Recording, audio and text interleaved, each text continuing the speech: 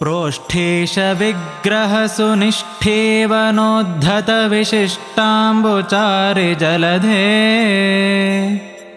कोष्ठान्तराहित विचेष्टागमोघ परमेष्ठीडितत्वमवमाम् प्रेष्ठार्कसूनुमनुचेष्टार्थमात्मविदतिष्ठो युगान्तसमये स्थेष्ठात्मशृङ्गधृतकाष्ठाम्बुवाहनवराष्टापदप्रभतनो खण्डे भवद्बहुलडिण्डीरजृम्भणसुचण्डीकृतो दधिमः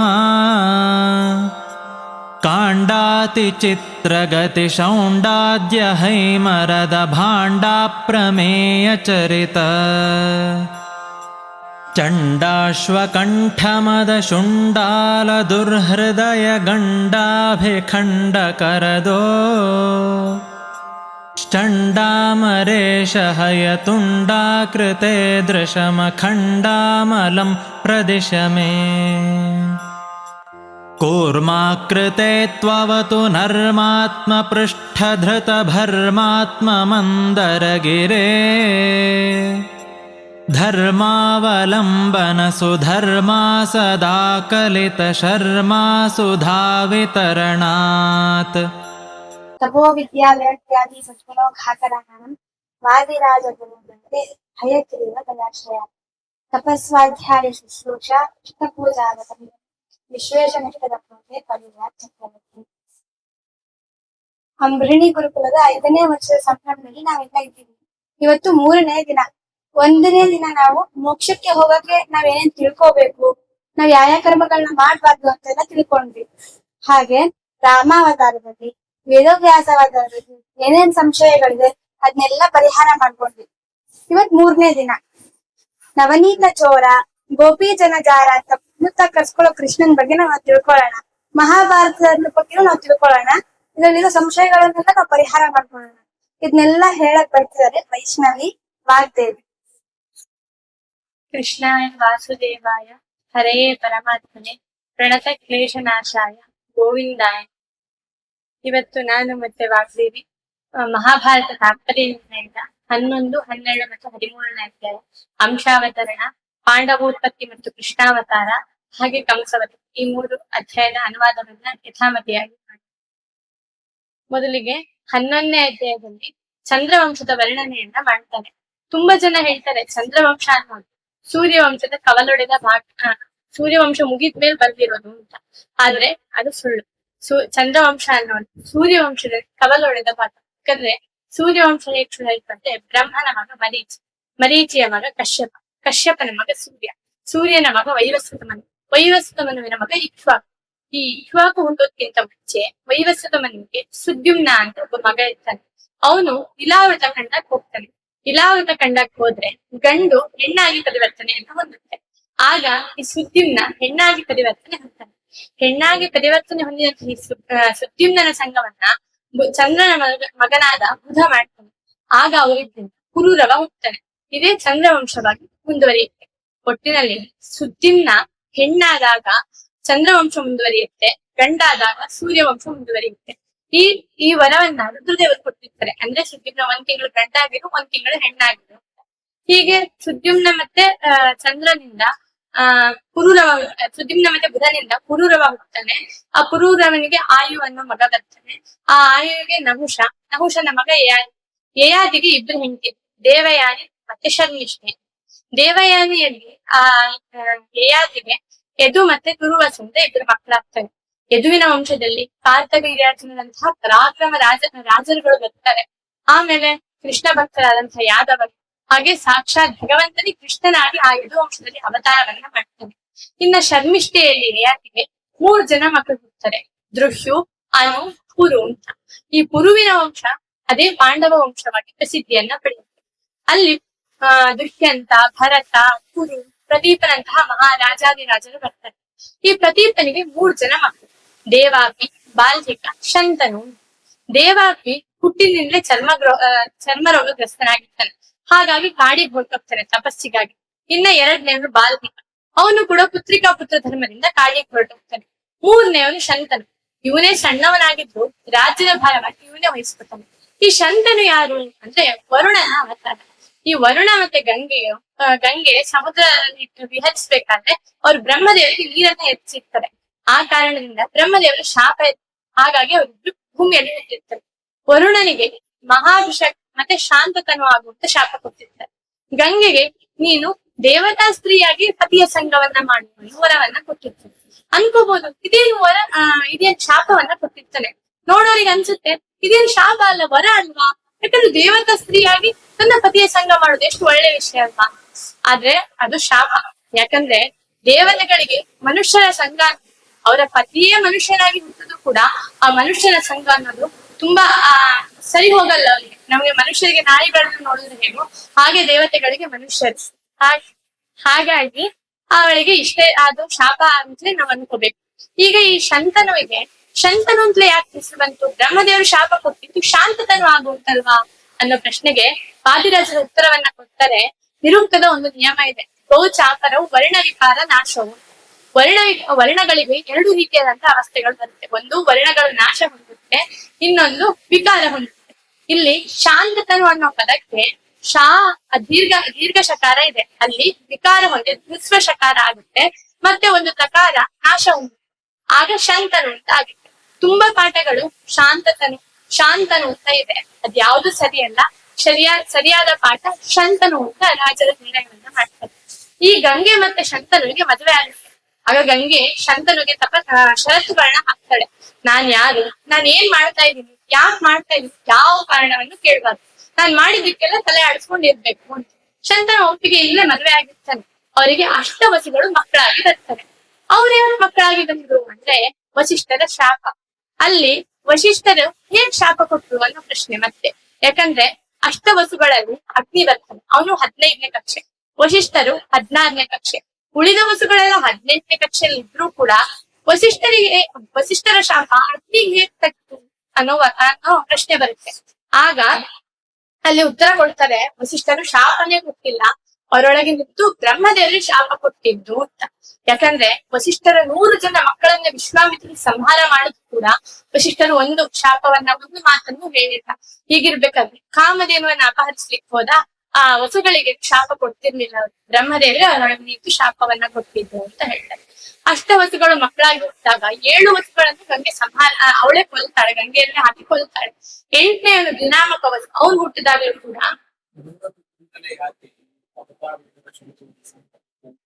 ಅದೇ ಬ್ರಹ್ಮದೇವರ ಶಾಪ. ಅಂದ್ರೆ ಇವಾಗ ಬ್ರಹ್ಮದೇವರು ಬರ್ಬೇಕಾದ್ರೆ ಅಲ್ಲಿ ಶಂತನು ಮತ್ತೆ ಅವರು ಸಮುದ್ರ ವರುಣನಿಗೆ ಎಚ್ಚರಿಸ್ಲಿಲ್ಲ. ಅವಳು ಬ್ರಹ್ಮದೇವರು ಬರ್ಬೇಕಾದ್ರೆ ಅವಳು ಎಚ್ಚರಿಸ್ಬೇಕಿತ್ತು, ಅದಕ್ಕೆ ಶಾಪ ಬಂದಿರುತ್ತೆ. ಅಲ್ಲಿ ದಿನಾಮಕ ವಸು ಇವಾಗ ಹುಡ್ತಾನಲ್ವಾ, ಅವನಿಗೆ ಎಲ್ಲಾ ವಸುಗಳು ಸಂಹಾರ ಆಗ್ತಾರೆ, ಆದ್ರೆ ಇವನನ್ನ ಕೊಲ್ಲಿಕ್ ಹೋಗಲ್ಲ. ಯಾಕಂದ್ರೆ ಇವನಿಗೆ ದೀರ್ಘಾಯುಷ ಆಗುವಂತ ಶಾಪ ಇರುತ್ತೆ. ಅಷ್ಟವಸುಗಳಿಗೂ ಉಳಿದ 7 ವಸುಗಳಿಗೆ ಪ್ರೇರೇಪಿಸಿದ್ದು ಈ ದಿನಾಮಕ ವಸು, ಆ ಹಸುವನ್ನ ಅಪಹಾರ ಮಾಡೋಣ ಅಂತ. ಹಾಗಾಗಿ ಅವರೆಲ್ಲರ ಆಯುಷ್ಯ, ಅವರೆಲ್ಲರ ದುಃಖ, ಮರಣದ ದುಃಖ, ಆಮೇಲೆ ಗರ್ಭವಾಸ ದುಃಖ ಎಲ್ಲವನ್ನು ಇವನೊಬ್ಬನೇ ಅನುಭವಿಸ್ಬೇಕಾಗಿರುತ್ತೆ. ಹಾಗಾಗಿ ಅವನು ಬದುಕುಳಿತಾನೆ. ಆದ್ರೆ ಅವನನ್ನು ಕೂಡ ಗಂಗೆ ಕೊಲ್ಲಿಕ್ ಹೋಗ್ತಾಳೆ. ಯಾಕಂದ್ರೆ ಗೊತ್ತು ಶಂತನು ಕಡಿತಾನೆ, ಆಗ ಅವಳು ಹೋಗ್ಬೋದು ದೇವಲೋಕಕ್ಕೆ ಅಂತ. ಅಂದ್ರೆ ತುಂಬಾ ವರ್ಷ ಮನುಷ್ಯನ ಜೊತೆ ಇರೋದು, ಅವ್ರಿಗೆ ಕಣ್ಣಿಗೆ ಕಾಣಿಸಿಕೊಂಡು ಅವ್ರ ಜೊತೆ ಸಂವಾದ ಮಾಡ್ಕೊಂಡಿರೋದು ಸರಿ ಹೋಗೋದಿಲ್ಲ ಅಂತ ಅವಳು ಕೊಲ್ಲಿಕ್ ಮಾಡ್ತಾಳೆ. ಶಂತನು ಬಂದು ಕೇಳ್ತಾನೆ, ಯಾಕೆ ನೀನು ಕೊಲ್ತಿದೀಯಾ ಅಂತ ಎಲ್ಲ. ಆಗ ಅವಳೆಲ್ಲ ವೃತ್ತಾಂತವನ್ನ ಹೇಳಿ ಹೊರಟೋಗ್ಬಿಡ್ತಾಳೆ. ಅಲ್ಲಿ ಆ ದಿನಾಮಕ ವಸುವನ್ನು ಕರ್ಕೊಂಡು ಹೋಗ್ತಾಳೆ ಅವಳು. ಆಗ ಅವಳು ಆ ದಿನಾಮಕ ವಸುವಿಗೆ ದೇವವ್ರತ ಅಂತ ಹೆಸರಿಟ್ಟು ಅಲ್ಲಿ ಬೃಹಸ್ಪತಿಗಳ ಹತ್ರ 50 ವರ್ಷಗಳ ಕಾಲ ವೇದಾಧ್ಯಯನವನ್ನ ಮಾಡಿಸ್ತಾಳೆ. ಆಮೇಲೆ 50 ವರ್ಷಗಳ ಕಾಲ ಪರಶುರಾಮನ ಹತ್ರ ತತ್ವಶ್ರವಣವನ್ನ ಮಾಡಿಸ್ತಾಳೆ. ಆಮೇಲೆ 25 ವರ್ಷಗಳ ಕಾಲ ಪರಶುರಾಮನಲ್ಲಿ ಅಸ್ತ್ರೋಪದೇಶಗಳನ್ನೆಲ್ಲ ಕೊಡಿಸ್ತಾಳೆ. ಆಮೇಲೆ ಆ ದೇವವ್ರತನನ್ನ ಶಂತನುವಿಗೆ ತಂದು ಒಪ್ಪಿಸ್ತಾಳೆ. ಶಂತನುವಿಗೆ ತನ್ನ ಮಗನನ್ನ ನೋಡಿ ತುಂಬಾ ಖುಷಿಯಾಗುತ್ತೆ. ಅವನಿಗೆ ಯುವರಾಜ ಪದವಿಯನ್ನು ಕೊಡ್ತಾನೆ. ಆಮೇಲೆ ಸ್ವಲ್ಪ ದಿನಗಳ ನಂತರ ಮತ್ತೆ ಆ ದೇವವ್ರತ ತಂದೆಯ ಅನುಮತಿಯನ್ನು ಪಟ್ಟು ಸ್ವರ್ಗಕ್ಕೆ ಬರ್ತಾನೆ. ಅಲ್ಲಿ ಮತ್ತೆ 50 ವರ್ಷಗಳ ಕಾಲ ಬೃಹಸ್ಪತಿಗಳ ಹತ್ರ ವೇದಾಧ್ಯಯನವನ್ನ ಮಾಡಿ, ಮತ್ತೆ 50 ವರ್ಷಗಳ ಕಾಲ ಪರಶುರಾಮನ ಹತ್ರ ಅಸ್ತ್ರೋಪದೇಶ ಪಡೆದು 300 ವರ್ಷಗಳ ಕಾಲ ತತ್ವಶ್ರವಣವನ್ನ ಮಾಡ್ತಾನೆ.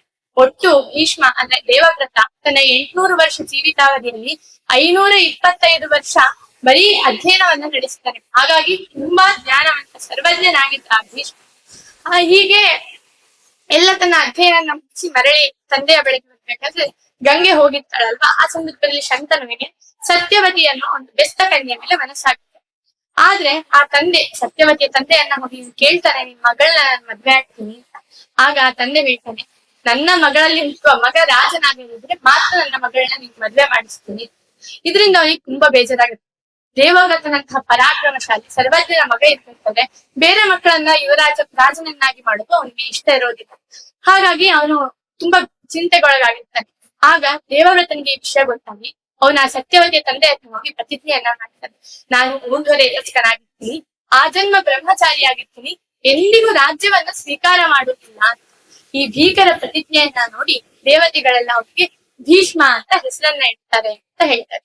ಇದೇ ಸಮಯದಲ್ಲಿ ಉಳಿದ ದೇವತೆಗಳೆಲ್ಲ ಭಗವಂತನ ಭೂಪಾರ ಹರಣದಲ್ಲಿ ಸಹಾಯ ಮಾಡಬೇಕು ಅಂತ ಬೇರೆ ಬೇರೆ ರೀತಿಯಾಗಿ ಅವತಾರವನ್ನ ಮಾಡ್ತಾರೆ. ಮೊದಲಿಗೆ ಊರ್ವಶಿಯ ವೀರ್ಯದಿಂದ ಊರ್ವಶಿಯಿಂದ ಶರಧ್ವಾನರ ವೀರ್ಯ ಪತನ ಆದಾಗ ಅಲ್ಲಿ ಕೃಪಾ ಮತ್ತೆ ಕೃಪಿ ಅಂದ್ರೆ ನಿಷ್ಕಂಬ ನಾಮಕ ರುದ್ರ ಕೃಪಿ ಅಂದ್ರೆ ಬೃಹಸ್ಪತಿ ಆಚಾರ್ಯರ ಪತ್ನಿ ತಾರ, ಇವರಿಬ್ರು ಅವತಾರವನ್ನ ಮಾಡ್ತಾರೆ. ಮುಂದೆ ಘೃತಾಚಿಯಿಂದ ಭರದ್ವಜರ ವೀರ್ಯ ಪತನ ಆದಾಗ ಅಲ್ಲಿ ಬೃಹಸ್ಪತಿ ದ್ರೋಣಾಚಾರ್ಯರಾಗಿ ಅವತಾರವನ್ನ ಮಾಡ್ತಾರೆ. ಆಮೇಲೆ ಮೇನಕೆಯಿಂದ ಪೃಷತ ರಾಜನ ವೀರ್ಯ ಪತನ ಆದಾಗ ಅಲ್ಲಿ ಹೂಕು ಎಂಬ ಗಂಧರ್ವ ದೃಪದ ರಾಜನಾಗಿ ಹೋಗ್ತಾನೆ.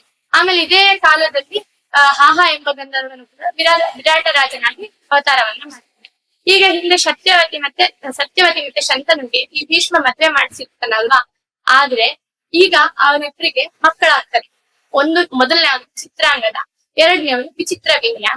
ಚಿತ್ರಾಂಗದ ತನ್ನ ಇವಾಗೆಲ್ಲ ಜಗತ್ತಿನಲ್ಲಿ ಕುರ್ಚಿಗೋಸ್ಕರ ಹೋರಾಡ್ತಾರಲ್ವಾ, ಹಾಗೆ ಅವನು ಹೆಸರಿಗೋಸ್ಕರ ಹೋರಾಡ್ತಾನೆ. ನನ್ನ ಹೆಸರು ಈ ಜಗತ್ತಲ್ಲಿ ಯಾರು ಇರಬಾರ್ದು. ಹೌದು ಅವನು ಪರಾಕ್ರಮಶಾಲಿನೇ, ಅಲ್ಲಿ ಸ್ವಲ್ಪ ಅಹಂಕಾರ ಇರುತ್ತೆ. ಹಾಗಾಗಿ ಒಬ್ಬ ಚಿತ್ರಾಂಗದ ಅನ್ನೋ ಹೆಸರಿನ ಗಂಧರ್ವ ಇರ್ತಾನೆ. ಅವನ ಜೊತೆ ಯುದ್ಧವನ್ನ ಮಾಡ್ತಾನೆ. ನಾನ್ ಉಳಿಬೇಕು ಅಥವಾ ನೀನ್ ಉಳಿಬೇಕು, ಜಗತ್ತಿನಲ್ಲಿ ಚಿತ್ರಾಂಗದ ಅನ್ನೋ ಒಬ್ಬರೇ ಇರ್ಬೇಕು ಅಂತ. ಕೊನೆಗೆ ಆ ಚಿತ್ರಾಂಗದ ಗಂಧರ್ವನಿಂದ ಇವನು ಮರಣವನ್ನ ಹೊಂದ್ತಾನೆ. ಈಗ ಎರಡನೇ ವಿಚಿತ್ರ ವೀರ್ಯ. ಈ ಚಿತ್ರಾಂಗದನಿಗೆ ಮದ್ವೆನೂ ಆಗಿರೋದಿಲ್ಲ, ಮಕ್ಕಳು ಆಗಿರೋದಿಲ್ಲ. ಇವಾಗ ಎರಡನೇ ವಿಚಿತ್ರ ವೀರ್ಯ ಅಲ್ವಾ, ಅವನಿಗೆ ಭೀಷ್ಮ ಪಟ್ಟವನ್ನ ಕೊಡ್ತಾನೆ. ಯಾಕಂದ್ರೆ ಅವನು ರಾಜನಾಗೋದಿಲ್ಲ.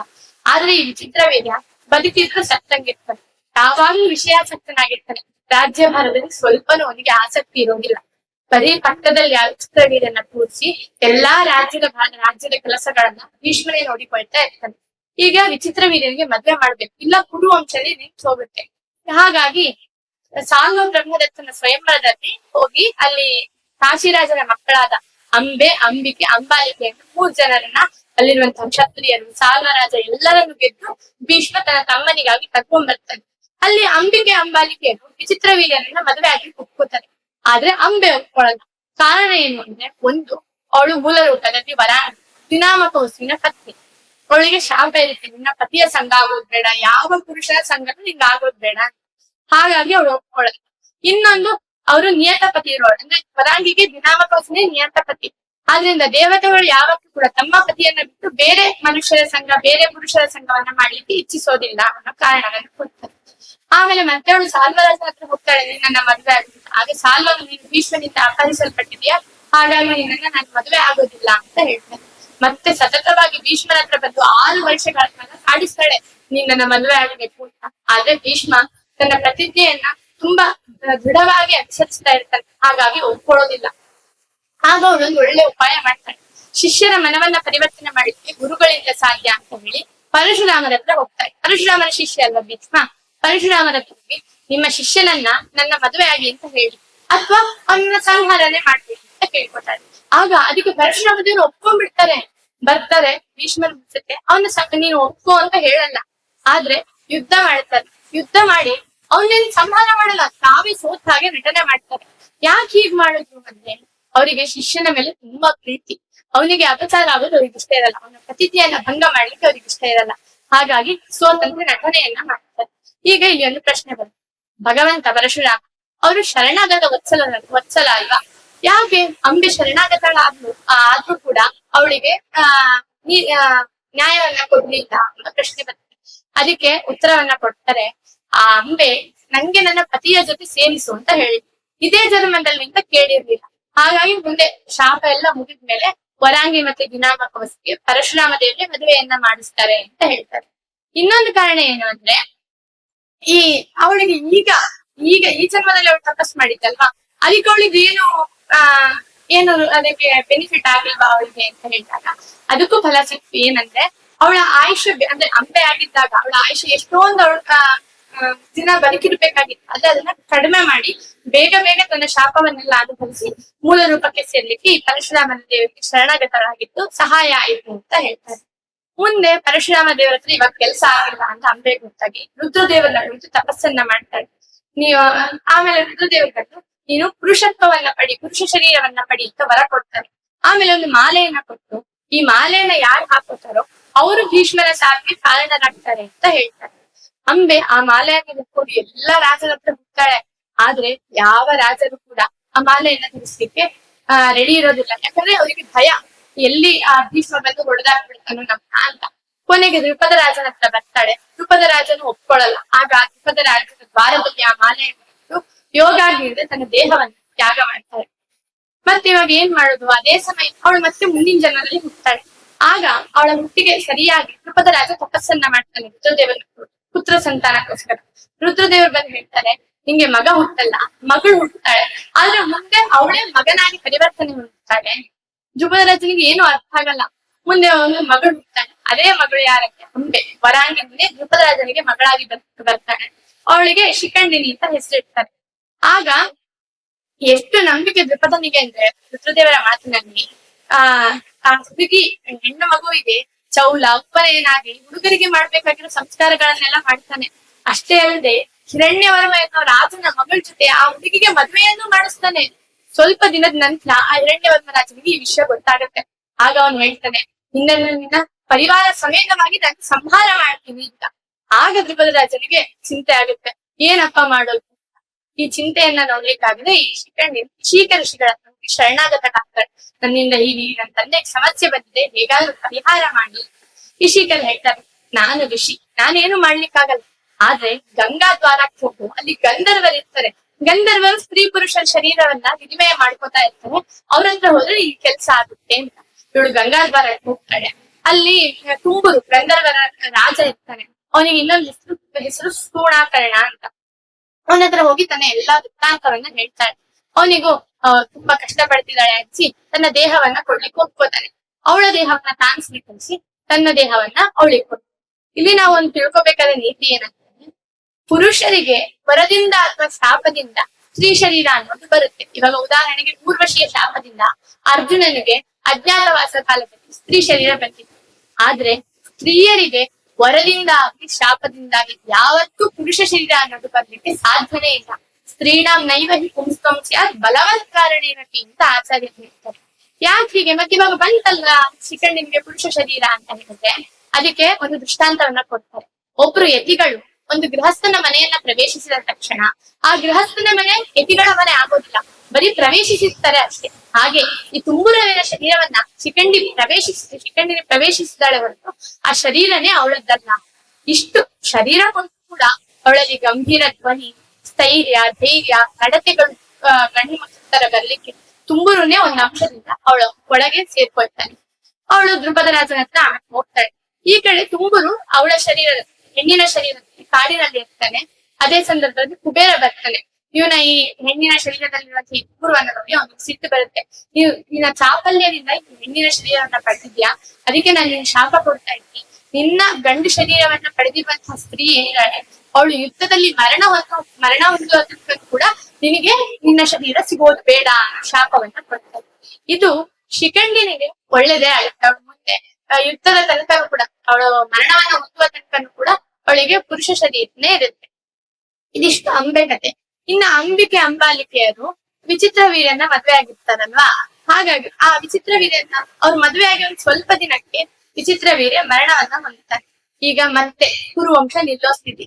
ಅಂಬಿಕೆ ಅಂಬಾಲಿಕೆಯರಿಗೆ ಮಕ್ಕಳಿಲ್ಲ, ಯಾರು ಕುರುವಂಶ ಭೀಷ್ಮ ಕುರುವಂಶ ವಿವಾಹ ಆಗೋದಿಲ್ಲ ಅಂತ ಹೇಳ್ತಾರೆ.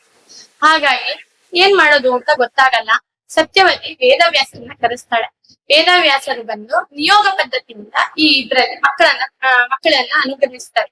ಅಂಬಿಕೆ ಧೃತರಾಷ್ಟ್ರ ಹುಟ್ಟಾನೆ, ಅವನು ಪೂರ್ಣನಾಗಿರ್ತಾನೆ. ಯಾಕಂದ್ರೆ ಅಂಬಿಕೆ ವೇದವ್ಯಾಸರ ರೂಪವನ್ನ ಅಂಬಿಕೆ ವೇದವ್ಯಾಸರ ರೂಪವನ್ನ ನೋಡಿದ ತಕ್ಷಣ ಹೆದರ್ಕೊಂಡು ಕಣ್ಣು ಮುಚ್ಕೊಂಡ್ ಬಿಡ್ತಾಳೆ. ಹಾಗಾಗಿ ಪೂರ್ಣನಾದ ಧೃತರಾಷ್ಟ್ರ ಮಗನಾಗಿ ಬರ್ತಾನೆ. ಇನ್ನ ಅಂಬಾಲಿಕೆ ಅವಳು ಆ ವೇದವ್ಯಾಸರ ರೂಪವನ್ನ ನೋಡಿ ಅವಳ ಚರ್ಮವೆಲ್ಲ ಬಿಳಿಸಿ ಹೋಗುತ್ತೆ. ಹಾಗಾಗಿ ಪಾಂಡು ರೋಗ ಯುಕ್ತನಾಗಿ ಪಾಂಡು ಮಗನಾಗಿ ಹುಟ್ಟಾನೆ. ಈ ಸತ್ಯವತಿಗೆ ಏನೋ ಇದು ಸಮಾಧಾನ ಆಗಲ್ಲ. ಯಾಕಂದ್ರೆ ಇಬ್ರು ಮಕ್ಕಳು ಕೂಡ ರೋಗಗ್ರಸ್ತರಾಗಿ ಹುಟ್ಟಿದ್ದಾರೆ. ರಾಜ್ಯವನ್ನ ಯಾರು ಆಡುವ, ಪರಾಕ್ರಮಶಾಲಿಯಾದ ಕ್ಷತ್ರಿಯೋತ್ತಮ ಬೇಕಲ್ವಾ ಅಂತ ಹೇಳಿ ಮತ್ತೆ ಅಂಬಿಕೆಗೆ ಹೇಳ್ತಾಳೆ, ನೀನ್ ಮತ್ತೆ ವೇದವ್ಯಾಸರ ಹೋಗಿ ಸೇವೆ ಮಾಡು, ಒಳ್ಳೆ ಮಗನನ್ನ ಪಡೆದು. ಆದ್ರೆ ಅಂಬಿಕೆ ಹೋಗಲ್ಲ, ತನ್ನ ದಾಸಿಯನ್ನ ಕಳಿಸ್ತಾಳೆ. ಆ ದಾಸಿ ತುಂಬಾ ಸಾತ್ವಿಕಳು. ವೇದವ್ಯಾಸರ ಹತ್ರ ಹೋಗಿ ಚೆನ್ನಾಗಿ ಅವರನ್ನ ಸೇವೆ ಮಾಡಿ ಅವರಿಂದ ವಿದುರ ಅನ್ನೋ ಮಗನನ್ನ ಪಡಿತಾರೆ. ಮುಂದೆ ಅವರು ಪ್ರಾಪ್ತ ವಯಸ್ಕರಾದಾಗ ಆ ಧೃತರಾಷ್ಟ್ರನಿಗೆ ಗಾಂಧಾರ ದೇಶದ ರಾಜನಾದಂತಹ ಸುಬಲನ ಮಗಳು ಗಾಂಧಾರಿಯನ್ನ ವಿವಾಹ ಮಾಡ್ತಾರೆ. ವಿದುರನಿಗೂ ಕೂಡ ಶೂರಸೇನಿಗೆ ಶೂದ್ರ ಸ್ತ್ರೀಯಿಂದ ಹುಟ್ಟಿದಂತಹ ಆರುಣಿಯನ್ನು ವಿವಾಹ ಮಾಡ್ತಾರೆ. ಪಾಂಡುವಿಗೂ ಕೂಡ ಕುಂತಿ ಭೋಜನ ಮಗಳು ಕುಂತಿ ಭೋಜನ ದತ್ತುಪುತ್ರಿ ಕುಂತಿಯನ್ನ, ಹಾಗೆ ಮದ್ರ ದೇಶದ ರಾಜನ ಮಗಳಾದಂತಹ ಮಾದ್ರಿಯನ್ನ ವಿವಾಹ ಮಾಡ್ತಾರೆ. ಮುಂದೆ ಈ ಕುಂತಿ ಕಥೆಯನ್ನ ಹೇಳ್ತಾರೆ. ಒಮ್ಮೆ ದುರ್ವಾಸರು ಕುಂತಿ ಭೋಜನ ಮನೆಗ್ ಬರ್ತಾರೆ. ಅವಾಗ ಕುಂತಿ ತುಂಬಾ ಚೆನ್ನಾಗಿ ದುರ್ವಾಸರಿಗೆ ಸೇವೆಯನ್ನ ಮಾಡ್ತಾ ಇರ್ತಾಳೆ. ಎಷ್ಟು ವರ್ಷ ಸೇವೆ ಮಾಡಿದ್ರು ಅಂದ್ರೆ ನಿರ್ಣಯದಲ್ಲಿ ಹೇಳ್ತಾರೆ ಸಂವತ್ಸರ ತ್ರಯೋದಶಂ ಅಂತ, ಅಂದ್ರೆ 13 ವರ್ಷಗಳ ಕಾಲ ಸೇವೆ ಮಾಡಿದ್ಲು. ಆದ್ರೆ ಮಹಾಭಾರತದಲ್ಲಿ 1 ವರ್ಷ ಅಂತ ಹೇಳಿದ್ದಾರೆ. ಈ ಎರಡಕ್ಕೂ ವಿರೋಧ ಬಂತಲ್ವಾ ಅಂದ್ರೆ ಇಲ್ಲಿ ನಾವ್ ಅರ್ಥ ಮಾಡ್ಕೋಬೇಕು. ಅವಳು 13 ವರ್ಷ ಸೇವೆ ಮಾಡಿದ್ಲು, ಆದ್ರೆ ದುರ್ವಾಸರಿಗೆ ಅದು 1 ವರ್ಷ ಸೇವೆ ಮಾಡಿದಾಗೆ ಅನಿಸ್ತು. ಅಂದ್ರೆ ಅವಳು ಅಷ್ಟು ಚೆನ್ನಾಗಿ ಸೇವೆ ಮಾಡ್ತಾ ಇದ್ಲಂತ. ಆದ್ರೆ ಇನ್ನೊಂದೇನ್ ತಿಳ್ಕೊಬಹುದು ಅಂದ್ರೆ ಅವಳಿಗೆ 13 ವರ್ಷ ಆದಾಗ ಸೇವೆಯನ್ನ ಮಾಡಿದ್ಲು ಅಂತಾನು ಇಟ್ಕೋಬಹುದು. ಅವಳ ಸೇವೆಗೆ ತುಂಬಾ ಇಷ್ಟ ಆಗಿ ದುರ್ವಾಸರು ಒಂದು ಮಂತ್ರೋಪದೇಶವನ್ನ ಮಾಡ್ತಾರೆ. ಅದು ಎಂಥ ಮಂತ್ರ ಅಂದ್ರೆ, ಆ ಮಂತ್ರವನ್ನ ಪಠಿಸಿ ಯಾವ್ದಾದ್ರು ದೇವತೆಗಳನ್ನ ನೆನೆಸ್ಕೊಂಡ್ರೆ ಆ ದೇವತೆಗಳೇ ತಮ್ಮ ಮಕ್ಕಳಾಗಿ ಬರುವಂತಹ ಮಂತ್ರವನ್ನ ಉಪದೇಶ ಮಾಡಿ ಹೊರಟೋಗ್ತಾರೆ. ಈ ಕುಂತಿಗೆ ಒಮ್ಮೆ ಕುತೂಹಲ ಹುಟ್ಟಿ ಋತುಸ್ನಾನ ಆದ್ಮೇಲೆ ಆ ಮಂತ್ರವನ್ನ ಪರೀಕ್ಷೆ ಮಾಡ್ಲಿಕ್ಕೋಸ್ಕರ ಕುತೂಹಲದಿಂದ ಆ ಮಂತ್ರವನ್ನ ಹೇಳಿ ಸೂರ್ಯನನ್ನ ನೆನೆಸ್ಕೊತಾಳೆ. ಅವಾಗ ಸೂರ್ಯ ಬರ್ತಾನೆ. ಇವಳಿಗೆ ಪಾಪ ಗೊತ್ತಿರಲ್ಲ, ಬರೇ ಪರೀಕ್ಷೆ ಮಾಡ್ಲಿಕ್ಕೋಸ್ಕರ ಆ ಮಂತ್ರವನ್ನ ಹೇಳಿರ್ತಾಳೆ ಅಷ್ಟೇ. ಅದು ಮಂತ್ರ ಮಗುವನ್ನ ಅನುಗ್ರಹಿಸುವ ಮಂತ್ರ ಅಂತ ಅವಳಿಗೆ ಏನು ಗೊತ್ತಿರಲ್ಲ. ತುಂಬಾ ಕೇಳ್ಕೊತಾಳೆ ಸೂರ್ಯ, ಬೇಡ ನಂಗ್ ಮಗುವನ್ನ ಅನುಗ್ರಹಿಸ್ಬೇಡ, ನಾ ಇನ್ನು ಕನ್ನಿ ಅಂತ ತುಂಬಾ ಕೇಳ್ಕೊತಾಳೆ. ಆದ್ರೂ ಸೂರ್ಯ ಕೇಳಲ್ಲ. ಇಲ್ಲ, ಈ ಮಂತ್ರದ ನಿಯಮವೇ ಹೀಗೆ, ಇದು ಯಾವ್ದಾದ್ರು ದೇವತೆಗಳನ್ನ ಕರೆದ ಮೇಲೆ ಅವ್ರು ತಿರುಗಿ ಹೋಗಂಗಿಲ್ಲ, ಮಗುವನ್ನ ಅನುಗ್ರಹಿಸಿ ಹೋಗ್ಬೇಕು ಅಂತ ಸೂರ್ಯ ಹೇಳಿ ವಶಪಡಿಸ್ಕೊಳ್ಳುವಂತ ಮಾತುಗಳನ್ನೆಲ್ಲ ಆಡಿ ಮಗುವನ್ನ ಅನುಗ್ರಹಿಸ್ತಾನೆ. ಆಮೇಲೆ ಈ ಕುಂತಿಗೆ ದೋಷ ಬರುತ್ತಲ್ವಾ, ಕನ್ಯೆಯಲ್ಲಿ ಹುಟ್ಟಿದ್ದ ಅಂದ್ರೆ ಮಗು ದೋಷ ಅಲ್ವಾ ಅದು ಅಂದ್ರೆ, ಅಲ್ಲಿ ಸೂರ್ಯ ಒಂದ್ ವರ ಕೊಡ್ತಾನೆ. ಏನಂದ್ರೆ, ನಿನ್ನಲ್ಲಿ ಹೋಗಿರುವ ಕನ್ಯತ್ವ ತಿರುಗಿ ಬರಲಿ ಅಂತ ವರ ಕೊಡ್ತಾನೆ. ಮಗುವನ್ನೂ ಅನುಗ್ರಹಿಸಿ ಹೊರಟೋಗ್ತಾನೆ.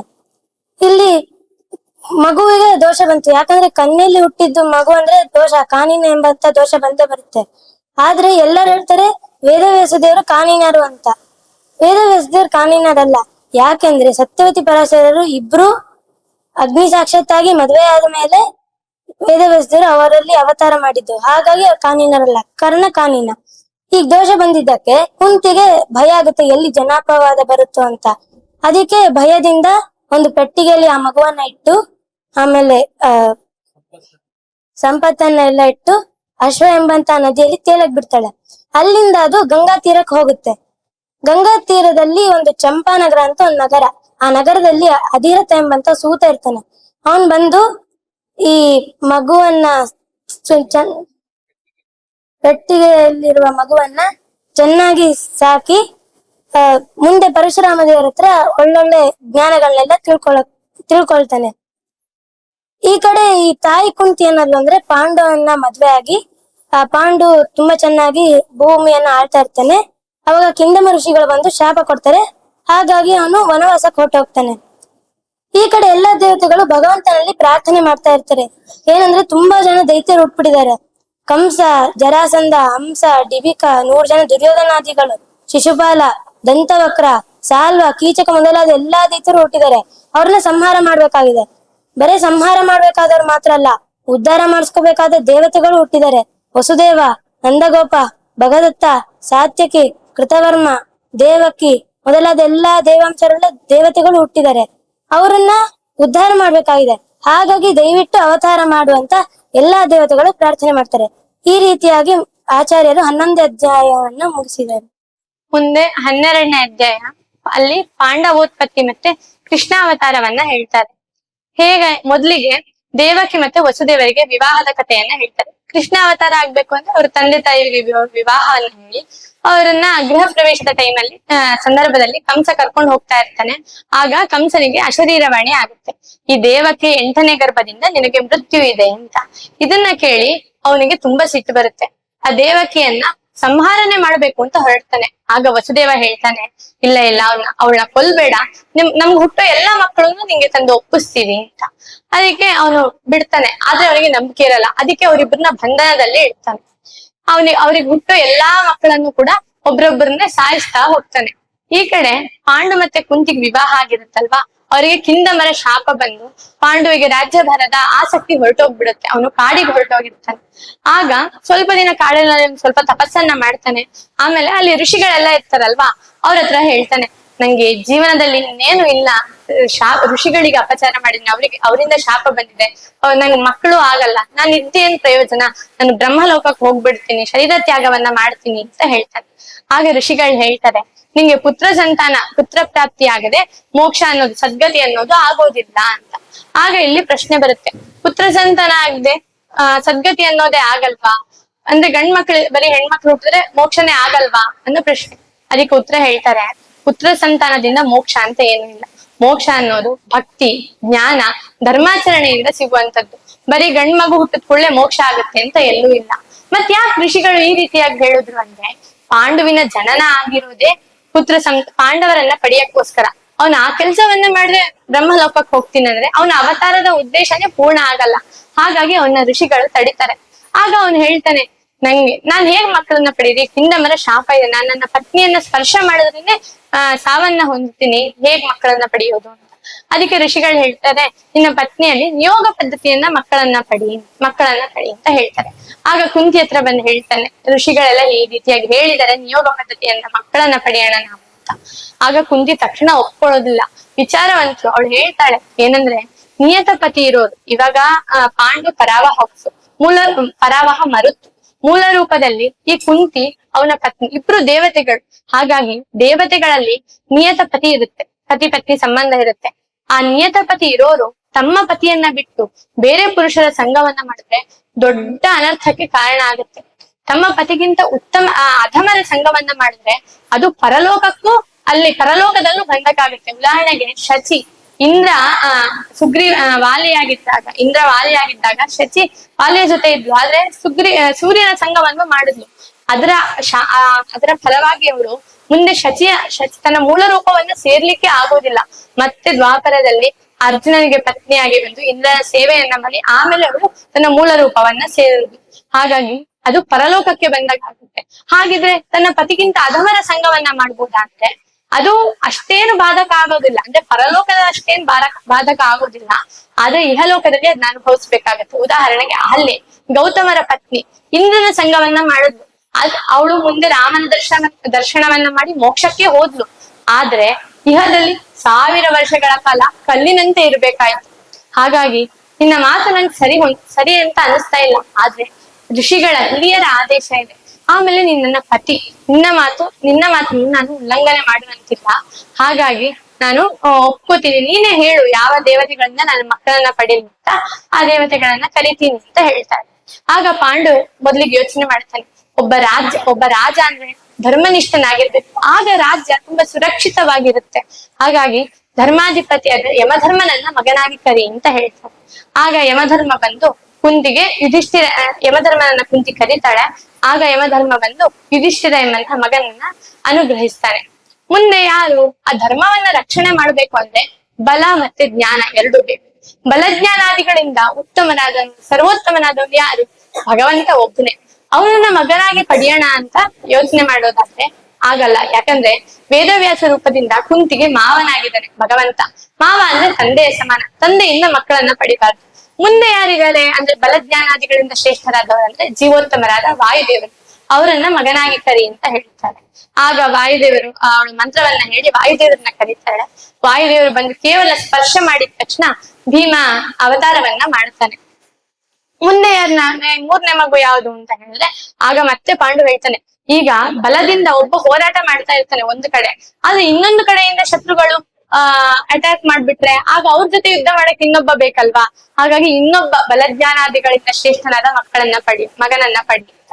ಮುಂದೆ ಬ್ರಹ್ಮವಾಯು ಆದ್ಮೇಲೆ ಯಾರು? ಗರುಡ ಶೇಷರುದ್ರರಲ್ವಾ. ಬ್ರಹ್ಮದೇವರಂತೂ ಭೂಮಿಲಿ ಅವತಾರ ಮಾಡಲ್ಲ, ಗರುಡ ದೇವರು ಅಷ್ಟೇ, ಅವರಿಗೆ ಗರ್ಭವಾಸ, ಭೂಮಿಲಿ ಬಂದು ಸೇವೆ ಮಾಡೋದು ಅದೆಲ್ಲ ಇಲ್ಲ, ಸ್ವಚ್ಛಂದವಾಗಿ ಯಾವಾಗ್ಲೂ ಹಾರಾಡ್ತಾ ಇರ್ತಾರ ಅವ್ರು. ಇನ್ನ ಶೇಷದೇವ್ರನ್ನ ಕರೆಯೋಣ ಅಂದ್ರೆ ಭೀಮ ಹುಟ್ಟಿ 2-3 ತಿಂಗಳಿಗೆ ಆ ಶೇಷ ಬಲರಾಮನಾಗಿ ರೋಹಿಣಿಯ ಗರ್ಭದಲ್ಲಿ ಹುಟ್ಟಿರ್ತಾನೆ. ಅಣ್ಣನ ಮಗನಿಂದ ಮಕ್ಕಳನ್ನ ಪಡೆಯೋದು ಸರಿಯಲ್ಲ, ಹಾಗಾಗಿ ಶೇಷ ಬೇಡ. ರುದ್ರದೇವ್ರು ಇದಾರಲ್ವಾ ಅಂತಂದ್ರೆ ಸ್ವಲ್ಪ ಕೋಪಿಷ್ಟ್ರು, ಹಾಗಾಗಿ ಕ್ರೋಧಾಭಿಮಾನಿಗಳು ರಾಜ್ಯ ಆಡ್ಲಿಕ್ಕೆ ಸೂಕ್ತ ಅಲ್ಲ. ಹಾಗಾಗಿ ಮುಂದೆ 8ನೇ ಕಕ್ಷೆಯಲ್ಲಿ ಬರೋ ಇಂದ್ರ, ಹಾಗಾಗಿ ಇಂದ್ರನನ್ನ ಕರಿ, ಅವನು ಬಲಜ್ಞಾನಾದಿಗಳಿಂದ ಶ್ರೇಷ್ಠನಾದವನು ಅಂತ ಹೇಳ್ತಾಳೆ. ಆಗ ಇಂದ್ರನನ್ನ ಮಂತ್ರ ಪ್ರಯೋಗದಿಂದ ಅವಳು ಕರೀತಾಳೆ.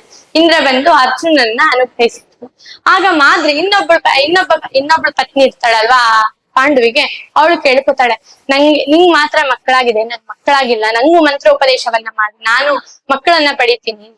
ಆಗ ಆ ಕುಂತಿಯ ಮಂತ್ರೋಪದೇಶದಿಂದ ಆ ಮಾದ್ರಿ ಅಶ್ವಿನಿ ದೇವತೆಗಳನ್ನ ಕರೀತಾರೆ. ಅಶ್ವಿನಿ ದೇವತೆಗಳು ನಕುಲ ಸಹದೇವ ಅಶ್ವಿ ದೇವತೆಗಳು ನಕುಲ ಸಹದೇವರೆಂಬಂತಹ 2 ಮಕ್ಕಳನ್ನ ಅನುಗ್ರಹಿಸ್ತಾರೆ. ಈ 5 ಜನರು ಪಂಚ ಪಾಂಡವರು ಅಂತ ಪ್ರಸಿದ್ಧಿಯನ್ನ ಪಡಿತಾರೆ. ಇವರಲ್ಲಿ ಎಲ್ಲರಲ್ಲೂ ವಾಯುದೇವರ ಆವೇಶ ಇರುತ್ತೆ. ಯುಧಿಷ್ಠಿರನಲ್ಲಿ ವಾಯುದೇವರ ಸೌಮ್ಯ ರೂಪದ ಆವೇಶ, ಭೀಮಸೇನ ಸ್ವಯಂ ವಾಯುದೇವರೇ, ಅರ್ಜುನನಲ್ಲಿ ವಾಯುದೇವರ ವೀರ ರೂಪದ ಆವೇಶ, ನಕುಲನಲ್ಲಿ ವಾಯುದೇವರ ಶೃಂಗಾರ ರೂಪದ ಆವೇಶ, ಸಹದೇವನಲ್ಲಿ ವಾಯುದೇವರ ಸುನೀತಿ ರೂಪದ ಆವೇಶ ಇರುತ್ತೆ. ಈ ಕುಂತಿ ಇಷ್ಟು ಮಕ್ಕಳನ್ನ ಹಡಿಯೋ ಸಂದರ್ಭದಲ್ಲಿ ಕುಂತಿಗೆ ಧರ್ಮರಾಜ ಮಗನಾಗಿ ಹುಟ್ಟಿದ ಅಂದಾಗ್ಲೇ ಗಾಂಧಾರಿಗೆ ತುಂಬಾ ಅಸೂಯೆ ಆಗುತ್ತೆ. ಅಷ್ಟ ಅಸೂಯೆ ಯಾಕೆ ಅಂದ್ರೆ ಹೊಟ್ಟೆಯಲ್ಲಿ ಕಲಿಪುರುಷರು ಬೆಳೀತಿದಾರಲ್ವಾ, ಅವರ ಪ್ರಭಾವ ಗಾಂಧಾರಿಯ ಬುದ್ಧಿ ಮೇಲೂ ಬೀರ್ತಾ ಇರುತ್ತೆ. ಹಾಗಾಗಿ ಅವಳು ತನ್ನ ಗರ್ಭದ ಮೇಲೆ ಜೋರಾಗಿ ಪ್ರಹಾರವನ್ನ ಮಾಡ್ತಾರೆ. ಆಗ ಆ ಗರ್ಭ 100 ವಿಭಾಗ ಆಗುತ್ತೆ. ನಂತರ ವೇದವ್ಯಾಸರು ಬಂದು ಅದನ್ನ ತುಪ್ಪದಲ್ಲಿ ರಕ್ಷಿಸಿ ಇಡ್ತಾರೆ. ಮುಂದೆ ಅದರಲ್ಲಿ ಒಬ್ಬೊಬ್ಬರೇ ಕಲಿಪುರುಷರು ಹುಟ್ಟುತ್ತಾ ಹೋಗ್ತಾರೆ. ದುರ್ಯೋಧನ, ದುಶ್ಯಾಸನ, ವಿಕರ್ಣ, ಹೀಗೆ ಎಲ್ಲಾ ಕಲಿಪುರುಷರು ಜನ್ಮವನ್ನ ತಾಳ್ತಾರೆ. ಇನ್ನ ಈ ಕಡೆ ಕೃಷ್ಣ ಅವತಾರ ಆಗ್ಬೇಕಲ್ಲ, ಅದಕ್ಕೆ ಸರಿಯಾಗಿ ಎಲ್ಲಾ ದೇವತೆಗಳು ಹುಟ್ಟುತ್ತಾ ಹೋಗ್ತಾರೆ. ಕಂಸ ದೇವತೆಗೆ ಹುಟ್ಟಿದ 7 ಜನ ಮಕ್ಕಳನ್ನು ಸಂಹಾರ ಮಾಡ್ತಾನೆ. 7ನೇ ಗರ್ಭ ಬಲರಾಮ, ಅವನನ್ನ ದುರ್ಗೆ ತನ್ನ ಮಾಯಾಶಕ್ತಿಯಿಂದ ರೋಹಿಣಿಯ ಉದರದಲ್ಲಿ ತಗೊಂಡೋಗಿ ಇರ್ತಾಳೆ. ಆದ್ರಿಂದ ರೋಹಿಣಿ ಶೇಷಾವತಾರಿಯಾದ ಬಲರಾಮನನ್ನ ಹಡಿತಾಳೆ. ಆ ನಂತರ ದೇವಕಿ ಭಗವಂತ ಅನಂತ ಕಲ್ಯಾಣ ಗುಣ ಪರಿಪೂರ್ಣನಾದಂತಹ ಸರ್ವೋತ್ತಮನಾದಂತಹ ಭಗವಂತನನ್ನ ಮಗನಾಗಿ ಹಡಿತಾಳೆ. ಈಗ ಇಲ್ಲಿ ಪ್ರಶ್ನೆ, ಭಗವಂತ ಸರ್ವೋತ್ತಮ, ಅವನೇ ಅಣ್ಣನಾಗ್ಬೋದಿತ್ತಲ್ವಾ, ಬಲರಾಮನ್ ಯಾಕೆ ಅಣ್ಣ ಮಾಡ್ದ ಅಂದ್ರೆ ಆಚಾರ್ಯರು ಒಂದು ಪದವನ್ನ ಹೇಳ್ತಾರೆ, ಏದಮಾನದ್ ಬಿಟ್ಟು ಅಂತ. ಭಗವಂತ ಏದಮಾನದ್ ಬಿಟ್ಟು ಅಂದ್ರೆ ಅವರ ಯೋಗ್ಯತೆಯನ್ನ ಮೀರಿ ಯಾರಿಗೂ ಒಳ್ಳೆ ಕೆಲಸ ಆಗಿತ್ತು ಕೆಟ್ಟ ಕೆಲಸವನ್ನ ಮಾಡ್ಲಿಕ್ಕೂ ಬಿಡಲ್ಲ. ಅವರವರ ಯೋಗ್ಯತೆ ಎಷ್ಟಿದೆಯೋ ಅಷ್ಟೇ ಕರ್ಮಗಳನ್ನ ಮಾಡ್ಬೇಕು. ಶೇಷ ಲಕ್ಷ್ಮಣನಾಗಿದ್ದಾಗ ರಾಮನ ತಮ್ಮನಾಗಿ ತುಂಬಾ ಸೇವೆ ಮಾಡಿದ್ದ, ಯಾವಾಗ್ಲೂ ರಾಮನಿಗೆ ನಮಸ್ಕಾರ ಮಾಡ್ತಾನೆ ಇದ್ದ. ಹಾಗಾಗಿ ಭಗವಂತ ಅನ್ಕೋತಾನೆ, ಈ ನಮಸ್ಕಾರ ಮಾಡಿರೋ ಪುಣ್ಯದಿಂದ ಅವನ್ ನಮಸ್ಕಾರ ಮಾಡ್ಕೊಂಡಿರೋ ಪುಣ್ಯವನ್ನ ನಾನ್ ನಮಸ್ಕಾರ ಮಾಡಿ ಕಳಿತೀನಿ ಅಂತ ಹೇಳಿ ಅವನು ತಮ್ಮನಾಗಿ ಹುಟ್ಟಿ ಬಲರಾಮನನ್ನ ಶೇಷನನ್ನ ಅಣ್ಣನಾಗಿ ಮಾಡ್ಕೊಂಡಿರ್ತಾನೆ. ಈಗ ಎಲ್ಲಾ ದೇವತೆಗಳು ಹುಟ್ಟಾಯ್ತು. ಮುಂದೆ ಕೃಷ್ಣನು ಹುಟ್ಟಾಯ್ತು. ಈ ವಿಷಯ ಕೃಷ್ಣ ಹುಟ್ಟಿದ ತಕ್ಷಣ ವಸುದೇವನಿಗೆ ಹೇಳ್ತಾನೆ, ನನ್ನ ನಂದಗೋಕುಲದಲ್ಲಿ ಕರ್ಕೊಂಡು ಹೋಗು ನೀನು ಅಂತ. ಇವನು ನಂದಗೋಕುಲದಲ್ಲಿ ಕರ್ಕೊಂಡು ಹೋಗಿ ಅಲ್ಲಿರುವಂತ ದುರ್ಗೆಯನ್ನ ತಾನು ತಗೊಂಡ್ ಬರ್ತಾನೆ. ಕಂಸ ಅನ್ಕೋತಾನೆ, ಈ ಹೆಣ್ಮಗುನೇ ನನ್ನ 8ನೇ ಮೃತ್ಯು ಅಂತ ಹೇಳಿ ಅದನ್ನ ಕೊಲ್ಲಿಕ್ಕೆ ಅಂತ ಹೊರಡ್ತಾನೆ. ಆಗ ಆ ಹೆಣ್ಣು ಅಂದ್ರೆ ದುರ್ಗೆ ಹಾರಿ ಆಕಾಶದಲ್ಲಿ ಹೇಳ್ತಾಳೆ, ನಿನ್ನ ಮೃತ್ಯು ನಾನಲ್ಲ, ನಿನ್ನ ಮೃತ್ಯು ಬೇರೆ ಕಡೆ ಬೆಳೀತಾ ಇದೆ ಅಂತ.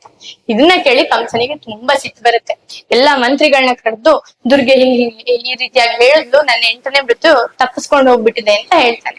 ಆಗ ಆ ದೈತ್ಯರೆಲ್ಲ ಸಲಹೆ ಕೊಡ್ತಾರೆ ಕಂಸನಿಗೆ, ಹಂಗಿದ್ರೆ ಇವಾಗ ಸದ್ಯದಲ್ಲಿ ಯಾವ್ಯಾವ ಮಕ್ಕಳು ಹುಟ್ಟಿದಾರಲ್ಲ ಆ ಎಲ್ಲಾ ಮಕ್ಕಳನ್ನ ನಾವು ತಿಂದಾಕ್ ಬಿಡ್ತೀವಿ. ಆಗ ಅದ್ರಲ್ಲಿ ಕೃಷ್ಣ ನಿನ್ನ 8ನೇ ಮೃತ್ಯುನು ಎಲ್ಲೋ ಯಾರ್ದೋ ಹೊಟ್ಟೆೊಳಗೆ ಹೋಗಿರ್ತಾನೆ ಒಂದು ವಿಷಯವನ್ನ ಪ್ರಸ್ತಾಪ ಮಾಡ್ತಾರೆ. ಕಂಸ ಹೇಳ್ತಾನೆ, ಹಾ ಸರಿ ಹಾಗೆ ಮಾಡಿ ನೀವೆಲ್ಲ ಅಂತ. ಎಲ್ಲಾ ದೈತ್ಯರು ಎಲ್ಲಾ ಭೂಮಿಯಲ್ಲಿ ಸುತ್ತಾಡಿ ಯಾವ್ಯಾವ ಸಣ್ಣ ಮಕ್ಳು ಇರ್ತಾರೋ ಎಲ್ಲರನ್ನು ತಿಂದು ಹಾಕ್ತಾರೆ. ಆಮೇಲೆ ಸ್ವಲ್ಪ ದಿನ ಆದ್ಮೇಲೆ ಆ ಕಂಸನಿಗೆ ಗೊತ್ತಾಗುತ್ತೆ ತನ್ನ ಮೃತ್ಯು ನಂದಗೋಕುಲನ ಮನೆಯಲ್ಲಿ ಬೆಳೀತಾ ಇದೆ ಅಂತ. ಆಗ ಮೊದ್ಲಿಗೆ ಪಾರ್ವತಿಯ ವರದಿಂದ ಅವಧ್ಯಳಾದಂತ ಪೂತನಿಯನ್ನ ಕಳಿಸ್ತಾನೆ. ಆ ಪೂತನಿ ತನ್ನ ಎದೆಗಳಿಗೆ ಕಾಲಕೂಟ ವಿಷವನ್ನ ಲೇಪಿಸಿಕೊಂಡು ಕೃಷ್ಣನಿಗೆ ಹಾಲು ಕುಡಿಸುವ ಉದ್ದೇಶದಿಂದ ಅವನನ್ನ ಸಂಹಾರ ಮಾಡ್ಬೇಕು ಅಂತ ಬರ್ತಾನೆ. ಆದ್ರೆ ಕೃಷ್ಣ ಅವಳ ಹಾಲನ್ನ ಹೀರುವ ನೆಪದಲ್ಲಿ ಪ್ರಾಣವನ್ನೇ ಹೀರಿ ಸಂಹಾರ ಮಾಡ್ತಾನೆ. ಮುಂದೆ ಶಕಟಾಸುರನ್ನ ಕಳಿಸ್ತಾನೆ. ಇದಿಷ್ಟು ಒಂದು ಕೃಷ್ಣ ಹುಟ್ಟಿ 3 ದಿನಕ್ಕೆ ಪೂತನಿಯನ್ನ ಸಂಹಾರ ಮಾಡ್ತಾನೆ. ಮುಂದೆ ಶಕಟಾಸುರ ಬರ್ತಾನೆ. ಶಕಟಾಸುರ ಕೃಷ್ಣ ಒಂದು 10 ದಿನದ ಮಗು. 10 ದಿನದ ಮಗುವಿನ ಕೋಮಲವಾದ ಪಾದದಾಗಿ ಆ ಶಕಟಾಸುರ ಬಂಡಿ ರೂಪದಲ್ಲಿದ್ದ ಶಕಟಾಸುರ ಪುಡಿ ಪುಡಿಯಾಗಿ ಹೋಗಿರ್ತಾನೆ. ಅವನಿಗೂ ಪಾರ್ವತಿಯ ವರ ಇರುತ್ತೆ. ಆಮೇಲೆ ತೃಣಾವರ್ತ ಬರ್ತಾನೆ. ಅವನು ಗಾಳಿ ರೂಪದಲ್ಲಿ ಬಂದು ಕೃಷ್ಣನನ್ನ ಮೇಲೆ ಎತ್ಕೊಂಡು ಹೋಗ್ತಾನೆ. ಆಗ್ಲೇ ಕೃಷ್ಣ ಅವ್ನ್ ಕಪಾಳ ಹೊಡೆದು ಸಂಹಾರನೆ ಮಾಡ್ಬೋದಿತ್ತು, ಆದ್ರೂ ಸುಮ್ನಿರ್ತಾನೆ. ಯಾಕೆ ಅಂದ್ರೆ ಪಾಪ ಇವಾಗ ನಾವು ಪೊಲೀಸರೆಲ್ಲ ಕೈದಿಗಳನ್ನ ನೇಣಿಗೆ ಹಾಕ್ಬೇಕಾದ್ರೆ ನಿಮ್ ಕೊನೆ ಆಸೆ ಏನು ಅಂತ ಕೇಳಿ ಈಡೇರಿಸಿ ನೇಣಿಗೆ ಹಾಕ್ತಾರಲ್ವಾ, ಹಾಗೆ ಪಾಪ ಇವ್ನ್ ಕೊನೆ ಆಸೆ ಇದೆ ಅನ್ಸುತ್ತೆ, ಆಕಾಶದಲ್ಲಿ ಸಾಯ್ಬೇಕು ಅಂತ ಇವ್ನ್ ಕೊನೆ ಆಸೆ.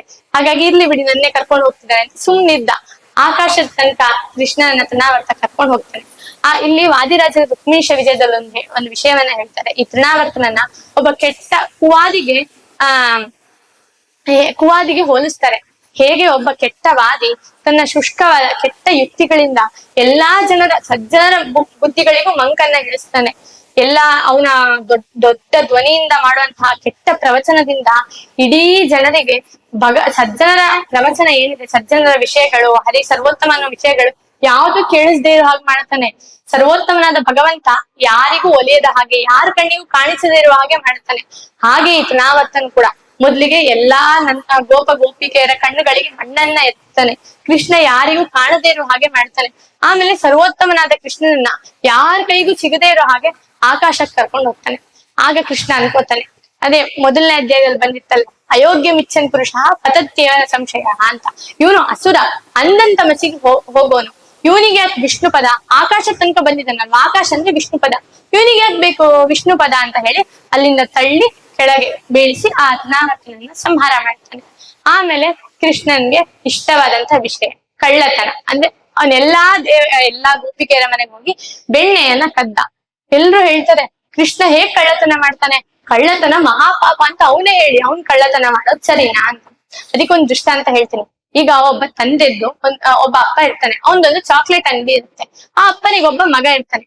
ಆ ಮಗ ಆ ಅಪ್ಪನ ಚಾಕ್ಲೇಟ್ ಅಂಗಡಿಯಿಂದ ಖಂಡಿತವಾಗಿ ಚಾಕ್ಲೇಟ್ ಕದ್ದಿರ್ತಾನೆ. ಹೇಗೆ ಅದು ಅವ್ನ್ ಕದ್ರು ಕೂಡ ಅವ್ನ್ ಕದ್ದ ಅಂತ ಆಗಲ್ಲ, ಯಾಕಂದ್ರೆ ಅಪ್ಪನ್ ದುಡ್ಡಲ್ವಾ ಅವಂದೇ.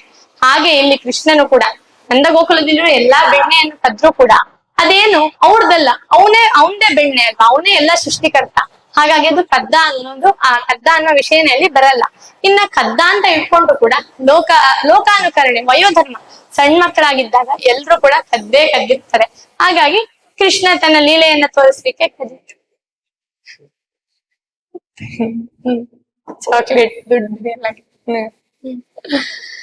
ಆಮೇಲೆ ಇವಾಗ ಮತ್ತೆ ಅವನ್ ಹಾಗೆ ಮಾಡಿದ್ ಸರಿ. ವ್ಯಾಸರಾಜರು ಹೇಳ್ತಾರೆ, ಚೋರತ್ವವನ್ನು ಮಾಡಿದ ಪಾಪಕ್ಕೆ ನವನೀತ ಚೋರನೆಂದರೆ ಸಾಲದೆ ಅಂತ. ಅಂದ್ರೆ ಕೃಷ್ಣ ಮಾಡಿದ ಕಳ್ಳತನವನ್ನ ನಾವು ಸ್ಮರಣೆ ಮಾಡ್ಕೊಂಡ್ರೆ ನಮ್ಮ ಕಳ್ಳತನದ ಪಾಪಗಳೆಲ್ಲ ಪರಿಹಾರ ಆಗುತ್ತೆ. ಹಾಗಾಗಿ ಕೃಷ್ಣನಿಗೆ ಕಳ್ಳತನ ಅಂತ ಅವನ ದೂಷಣೆ ಮಾಡ್ಬಾರ್ದು, ಅವ್ನ್ ಕಳ್ಳತನ ಮಾಡ್ದ ಅಂತ ನಾವ್ ಯಾವತ್ತೂ ದೂಷಣೆ ಮಾಡ್ಬಾರ್ದು ಅಂತ ಹೇಳ್ತಾರೆ. ಮುಂದೆ ಇಷ್ಟು ದಿನ ಬೆಣ್ಣೆ ತಿಂದ, ಅದೇನೋ ಟೇಸ್ಟ್ ಆಗಿರ್ಲಿಲ್ಲ ಅನ್ಸುತ್ತೆ, ಅದಕ್ಕೆ ಮಣ್ಣು ತಿಂತಾನೆ. 2 ಸಲಿ ತನ್ನ ತಾಯಿಗೆ ವಿಶ್ವರೂಪ ದರ್ಶನವನ್ನ ಮಾಡಿಸ್ತಾನೆ. ಒಂದ್ಸಲಿ ಯಶೋದೆ ತುಂಬಾ ಮೋಹದಿಂದ ಕೃಷ್ಣನನ್ನ ನೋಡ್ಕೊಳ್ತಾ ಇರ್ತಾಳೆ. ಇದು ನನ್ ಮಗು ಅಂತ. ಅದಕ್ಕೆ ಹೇಗಾದ್ರೂ ಮಾಡಿ ಯಶೋದೆಗೆ ಪಾಠ ಕಲಿಸ್ಬೇಕು ಅಂತ ಹೇಳಿ ಅವಳು ಕೃಷ್ಣ ತನ್ನ ಬಾಯನ್ನು ತೆರೆದು ಬ್ರಹ್ಮಾಂಡವನ್ನ ತೋರಿಸ್ತಾನೆ. ಆ ಬ್ರಹ್ಮಾಂಡದಲ್ಲಿ ಯಶೋದೆ ನಂದಗೋಕುಲ, ತನ್ನ ಮನೆ, ಆ ಕೃಷ್ಣನ ಬಾಯೊಳಗೆ ತನ್ನನ್ನ ನೋಡ್ಬಿಡ್ತಾಳೆ. ಆಗ ಅವಳಿಗೆ ಅರಿವಾಗುತ್ತೆ, ಓ ಕೃಷ್ಣ ಸರ್ವಜ್ಞ, ಅವನು ಸರ್ವೋತ್ತಮ ಅಂತ. ಆದ್ರೆ ತಕ್ಷಣದಲ್ಲಿಯೇ ಕೃಷ್ಣ ತನ್ನ ಮಾಯೆಯಿಂದ ಆ ಜ್ಞಾನವನ್ನ ಹೋಗಿಸ್ಬಿಡ್ತಾನೆ. 2ನೇ ಸಲಿ ಬಲರಾಮ ಹೋಗಿ ದೂರನ್ನ ಹೇಳ್ತಾನೆ. ಅಣ್ಣ ತಮ್ಮಂದ್ರಿದ್ರೆ ಒಬ್ರಿಗೆ ಶಿಕ್ಷಿ ಅಮ್ಮನ ಹತ್ರ ಹೇಳಿ ದೂರ ಹೇಳಿ ಶಿಕ್ಷಿ ಹಾಕೊಳ್ಳೋದ್ರಲ್ಲೇ ಏನೋ ಖುಷಿ ಇರುತ್ತೆ. ಹಾಗೆ ಬಲರಾಮ ಹೋಗಿ ಯಶೋದೆ ಹತ್ರ ಹೇಳ್ತಾನೆ, ಕೃಷ್ಣ ಮಣ್ ತಿಂದ, ಅವನಿಗೆ ಬೈ ಅಂತ. ಯಶೋದೆ ಬಂದು ಹೇಳ್ತಾನೆ, ಕೃಷ್ಣ ಮಣ್ ತಿಂದೇನು ಅಂತ. ಅವನು ಹೇಳ್ತಾನೆ, ನಾಹಂ ದುರ್ಭಕ್ಷಿತವಾನಂಬ ಅಂತ. ಇದನ್ನ ಎಲ್ರು ಏನ್ ಹೇಳ್ತಾರೆ, ಕೃಷ್ಣ ಹೇಳ್ದ, ಅಮ್ಮ ನಾನ್ ಮಣ್ ತಿಂದಿಲ್ಲ ಅಂತ ಹೇಳ್ದ ಅಂತ. ಅಂದ್ರೆ ಅವ್ರಾಗಿದ್ರೆ ಆ ಜಾಗದಲ್ಲಿ ಹಾಗೆ ಹೇಳ್ತಾ ಇದ್ರು ಅಂತ. ಕೃಷ್ಣ ಆದ್ರೆ ಆತರ ಹೇಳಿದ್ದಲ್ಲ. ನಾಹಂ ಅಂದ್ರೆ ಅಂದ್ರೆ ಪರಮಪುರುಷನಾದ ಅಹಂ ನಾನು ಮೃದ್ಭಕ್ಷಿತವಾನಂಬ, ಮಣ್ಣನ್ನ ತಿಂದೆ ಅಮ್ಮ ನನ್ ಮಣ್ಣನ್ನ ತಿಂದೆ ಅಂತ ಅವ್ನು ಒಪ್ಕೋತಾನೆ. ಆಮೇಲೆ ಅವಳಿಗೆ ನಂಬಿಕೆ ಬಂದಿಲ್ಲ ಅಂದ್ರೆ, ಪಾಪ ಇನ್ನು ಸಣ್ಣ ಮಗು ಮಣ್ಣು ಹೆಂಗ್ ತಿನ್ನುತ್ತೆ ಅಂತ ಅವಳಿಗೆ ನಂಬಿಕೆ ಬರ್ಲಿಲ್ಲ ಅಂತ ಹೇಳಿದ್ರೆ, ಬಾಯಿ ತೆಗೆದು ತೋರಿಸ್ತಾನೆ, ನೋಡಮ್ಮ ನನ್ ಬಾಯಲ್ಲಿ ಬ್ರಹ್ಮಾಂಡ ಇದೆ ಅಂದ್ಮೇಲೆ ಮಣ್ಣನ್ನ ತಿಂದಿದ್ದೀನಿ ಅಂತ. ಅಂದ್ರೆ ಕಾರ್ಯದಿಂದ ಕಾರಣವನ್ನು ಊಹಿಸಿಕೊಳ್ಳೋದು ತುಂಬಾ ಸುಲಭ. ಒಂದು ಬಟ್ಟೆ ಆಗಿದೆ ಅಂದ್ರೆ ಅದು ನೂಲಿನಿಂದಲೇ ಆಗಿದೆ ಅಂತ ಜ್ಞಾನ. ಹಾಗೆ ಬಾಯಲ್ಲಿ ಬ್ರಹ್ಮಾಂಡ ಇದೆ ಅಂದ್ರೆ ಮಣ್ಣಿನ ಪಂಚಭೂತಗಳಿಂದ ತಾನೇ ಬ್ರಹ್ಮಾಂಡ ಆಗೋದು. ಮಣ್ಣನ್ನ ಕೃಷ್ಣ ತಿಂದಿದ್ದಾನೆ ಅನ್ನೋದು ನಿರ್ಧಾರ ಆಗುತ್ತೆ ಅಂತ ಅವನು ಒಪ್ಕೋತಾನೆ. ಅಲ್ಲಿ ಯಾವುದೇ ರೀತಿಯಾದಂತ ಕೃಷ್ಣ ಸುಳ್ಳನ್ನ ಹೇಳೋದಿಲ್ಲ. ಇಷ್ಟೆಲ್ಲ ಬಾಲಲೀಲೆಯನ್ನು ಯಾಕೆ ಮಾಡ್ತಾನೆ? ವಾದಿರಾಜರು ಹೇಳ್ತಾರೆ, ಕೃಷ್ಣನಿಗೆ ತುಂಬಾ ಸಿಟ್ಟು ಬಂತಂತೆ. ಇಷ್ಟೆಲ್ಲ ಫೇಮಸ್ ಆಗ್ತಿದ್ದಾನೆ ಕೃಷ್ಣ, ಆದ್ರೂ ಇನ್ನು ಕೃಷ್ಣ ಅಂತ ಹೆಸರಿಟ್ಟಿಲ್ಲ ನಂದಗೋಪ. ಅದಕ್ಕೆ ಕೃಷ್ಣನಿಗೆ ಸಿಟ್ಟು ಬಂದು, ಅವನೇ ಭೂತನ ಸಂಹಾರಿ, ಶಕಟಾಸುರ ಭಂಜನ, ತುಣೀಕೃತ ತೃಣಾವರ್ತ, ವಿಶ್ವಂಭರ, ನವನೀತ ಚೋರ ಅಂತ ಅವನೇ ನಾಮಕರಣ ಮಾಡ್ತಾನೆ ಅಂತ. ಮುಂದೆ ಇವ 13ನೇ ಅಧ್ಯಾಯದಲ್ಲಿ ಆಚಾರ್ಯರು ಕೃಷ್ಣನ ನಾಮಕರಣದ ವಿಷಯವನ್ನ ಶುರು ಮಾಡ್ತಾರೆ. ಕೃಷ್ಣನಿಗೆ ಗರ್ಗಾಚಾರ್ಯರು ಬಂದು ಕೃಷ್ಣ ಅಂತ ನಾಮಕರಣ ಮಾಡ್ತಾರೆ. ಹೆಸರು ಇಲ್ದೇ ಇರ್ಬೇಕಾದ್ರೆ ಹೆಸರು ಮಾಡಿದವನ್ಗೆ ಇವಾಗ ಹೆಸರು ಬಂದ್ಮೇಲೆ ಹೆಸರು ಮಾಡೋದು ಇನ್ನೂ ಸುಲಭ. ಹಾಗಾಗಿ ಅವನು 5ನೇ ವರ್ಷದ ಮಗು. ಆಗ್ಲೇ ಒಂದು ಸ್ವಯಂವರದಲ್ಲಿ ನೀಲ ಎಂಬಂತಹ ಹುಡುಗಿಯನ್ನ ಮದುವೆ ಆಗ್ತಾನೆ. ಸುಮ್ನೆ ಮದುವೆ ಆಗಲ್ಲ, ಅವ್ರವ್ರೇ ಕುಟುಂಬದಿಂದ ಮಾತಾಡಿ ಮದುವೆ ಆಗೋದಲ್ಲ. ಸ್ವಯಂವರದಲ್ಲಿ ರುದ್ರದೇವರ ವರದಿಂದ ಅವಧ್ಯವಾದಂತಹ 7 ಗೂಳಿಯನ್ನ ಒಂದೇ ಕಾಲದಲ್ಲಿ ಕಟ್ಟಿ ನೀಲೆಯನ್ನ, ನಗ್ನ ಚಿತ್ರರಾಜನ ಮಗಳಾದಂತಹ ನೀಲೆಯನ್ನ ವಿವಾಹ ಆಗ್ತಾನೆ.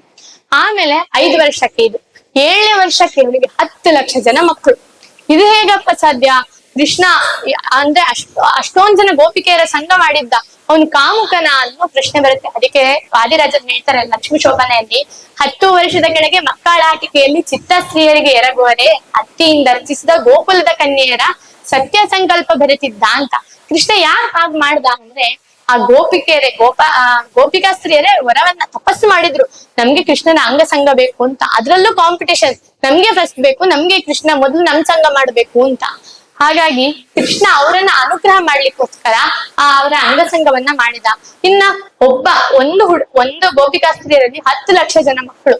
ಅದು ಹೇಗ್ ಸಾಧ್ಯ? ಅದು ಮನುಷ್ಯರಿಂದ ಆಗದೆ ಇರೋ ಕೆಲಸ. ಹಾಗಾಗಿ ಕೃಷ್ಣ ಎಲ್ಲವನ್ನು ತನ್ನ ಸತ್ಯ ಸಂಕಲ್ಪದಿಂದ ಮಾಡಿದ. ಅವನಿಗೆ ಯಾವುದೇ ರೀತಿಯಾದಂತಹ ಕಾಮ ವಿಕಾರಗಳು ಇಲ್ಲ ಅಂತ ಹೇಳ್ತಾರೆ. ಮುಂದೆ ಪಾರ್ವತಿಯಿಂದ ಅವಧ್ಯನಾದಂತಹ ಕೇಶಿಯನ್ನ, ರುದ್ರದೇವರ ವರದಿಂದ ಅವಧ್ಯರಾದಂತಹ ವತ್ಸಾಸುರ, ಶಂಖಚೂಡಾಸುರ, ಅರಿಷ್ಟಾಸುರನನ್ನ, ಬ್ರಹ್ಮದೇವರ ವರದಿಂದ ಅವಧ್ಯನಾದ ಉಗ್ರಾಸುರ, ಯೋಮಾಸುರನನ್ನ, ಗಣಪತಿಯ ವರದಿಂದ ಅವಧ್ಯನಾದ ಧೇನುಕಾಸುರನನ್ನ, ಆಮೇಲೆ ಷಣ್ಮುಖನ ವರದಿಂದ ಅವಧ್ಯನಾದಂತಹ ಬಕಾಸುರನ್ನ ಎಲ್ರನ್ನು ಸಂಹಾರ ಮಾಡ್ತಾನೆ. ಆಮೇಲೆ ಬಲರಾಮನು ಕೂಡ ಪ್ರಲಂಬಾಸುರ, ಷಣ್ಮುಖನ ವರದಿಂದ ಅವಧ್ಯನಾದಂತಹ ಪ್ರಲಂಬಾಸುರನನ್ನ ಸಂಹಾರ ಮಾಡ್ತಾನೆ. ಆಮೇಲೆ ಕಾಲಿಂಗ ಮರ್ಜನವನ್ನ ಮಾಡ್ತಾನೆ. ಯಾಕೆ ಮಾಡ್ದ ಅಂದ್ರೆ, ಅವನೇನ್ ದುಷ್ಟ ಅಲ್ಲ, ಅಂದ್ರೆ ಅರ್ಜುನ್ ತಮಸ್ಸಿಗೆ ಯೋಗ್ಯವಾದ ಚೇತನ ಅಲ್ಲ, ಸಜ್ಜನನೇ. ಆದ್ರೆ ಕಲಿ ಪ್ರವೇಶದಿಂದ ಆಮೇಲೆ ತನ್ನ ರಕ್ಷಣೆಯನ್ನ ಮಾಡ್ಲಿಕ್ಕೆ ಆ ಯಮುನೆಯ ಮಡುವಿನಲ್ಲಿ ಬಂದಿರ್ತಾನೆ. ತನ್ನ ದುಷ್ಟತನದಿಂದ ಎಲ್ಲಾ ಗೋಪಿಕೆಯರಿಗೆ, ಹಸುಗಳಿಗೆ ತೊಂದರೆಯನ್ನ ಕೊಡ್ತಿರ್ತಾನೆ. ಕೃಷ್ಣ ಬಂದು ಅವನ ತಲೆ ತುಂಬಾ ಅಹಂಕಾರಿಯಾಗಿರ್ತಾನೆ. ಹಾಗಾಗಿ ಅವನ ತಲೆ ಮೇಲೆ ನಿಂತು ಅವನ ಅಹಂಕಾರವನ್ನೆಲ್ಲ ಕೆಳಗೆ ತಳ್ಳಿ ಅವನಿಗೆ ತನ್ನ ಚಿಹ್ನೆಯನ್ನ ಕೊಟ್ಟು ಗರುಡನಿಂದ ರಕ್ಷಣೆಯನ್ನ ಮಾಡ್ತಾನೆ. ಇಷ್ಟೆಲ್ಲ ಕೃಷ್ಣನ ಬಾಲಲೀಲೆ. ಅಂದ್ರೆ ಅವನು ನವನೀತ ಚೋರ, ಮಣ್ಣು ತಿಂದ, ಅಪ್ಪ ಅಮ್ಮನ ಹತ್ರ ಬೈಸ್ಕೊಂಡ, ಹೊಡಿಸ್ಕೊಂಡ, ಇದನ್ನೆಲ್ಲ ನೋಡಿ ಇಂದ್ರನಿಗೆ ಅನ್ಸುತ್ತೆ, ಕೃಷ್ಣ ಏನ್ ದೇವ್ರಲ್ಲ, ಯಾರೋ ಸಣ್ಣ ಮನುಷ್ಯನೇ ಇರ್ಬೇಕು ಅಂತ ಅವನಿಗೆ ಅಜ್ಞಾನ ಬಂದ್ಬಿಡುತ್ತಂತೆ. ಹಾಗಾಗಿ ಅವ್ನು ಒಳ್ಳೆಯವನಲ್ಲ, ಅವನಿಗೆ ಸರಿಯಾದ ಜ್ಞಾನವನ್ನ ಕೊಡ್ಬೇಕು ಅಂತ ಕೃಷ್ಣ ಗೋವರ್ಧನ ಪರ್ವತವನ್ನ ಎತ್ತಾನೆ. ಎಲ್ಲಾ ಗೋಪಾಲಕರು ಪ್ರತಿ ವರ್ಷ ಇಂದ್ರನಿಗೆ ಪೂಜೆ ಮಾಡ್ತಾ ಇದ್ರು. ಕೃಷ್ಣ ಹೋಗಿ ಹೇಳ್ತಾನೆ, ಇಂದ್ರನಿಗೆಲ್ಲ ನೀವು ಪೂಜೆ ಮಾಡ್ಬೇಡಿ, ನಾವು ವೈಶ್ಯರು ಅಲ್ವಾ, ಹಾಗಾಗಿ ಅದಕ್ಕೆ ವಾಣಿಜ್ಯಕ್ಕೆ ಬೇಕಾದದ್ದು ಪರ್ವತಗಳು ತುಂಬಾ ಸಹಾಯ ಮಾಡುತ್ತೆ, ಹಾಗಾಗಿ ಗೋವರ್ಧನಗಿರಿಗೆ ಪೂಜೆಯನ್ನ ಮಾಡಿ ಅಂತ. ಗೋವರ್ಧನಗಿರಿಗೆ ಪೂಜೆ ಮಾಡೋ ವಿಷಯ ಗೊತ್ತು. ಇಂದ್ರನಿಗೆ ತುಂಬಾ ಸಿಟ್ಟು ಬಂದು ಜೋರಾಗಿ ಮಳೆ ಸುರಿಸ್ತಾನೆ ಅವನು.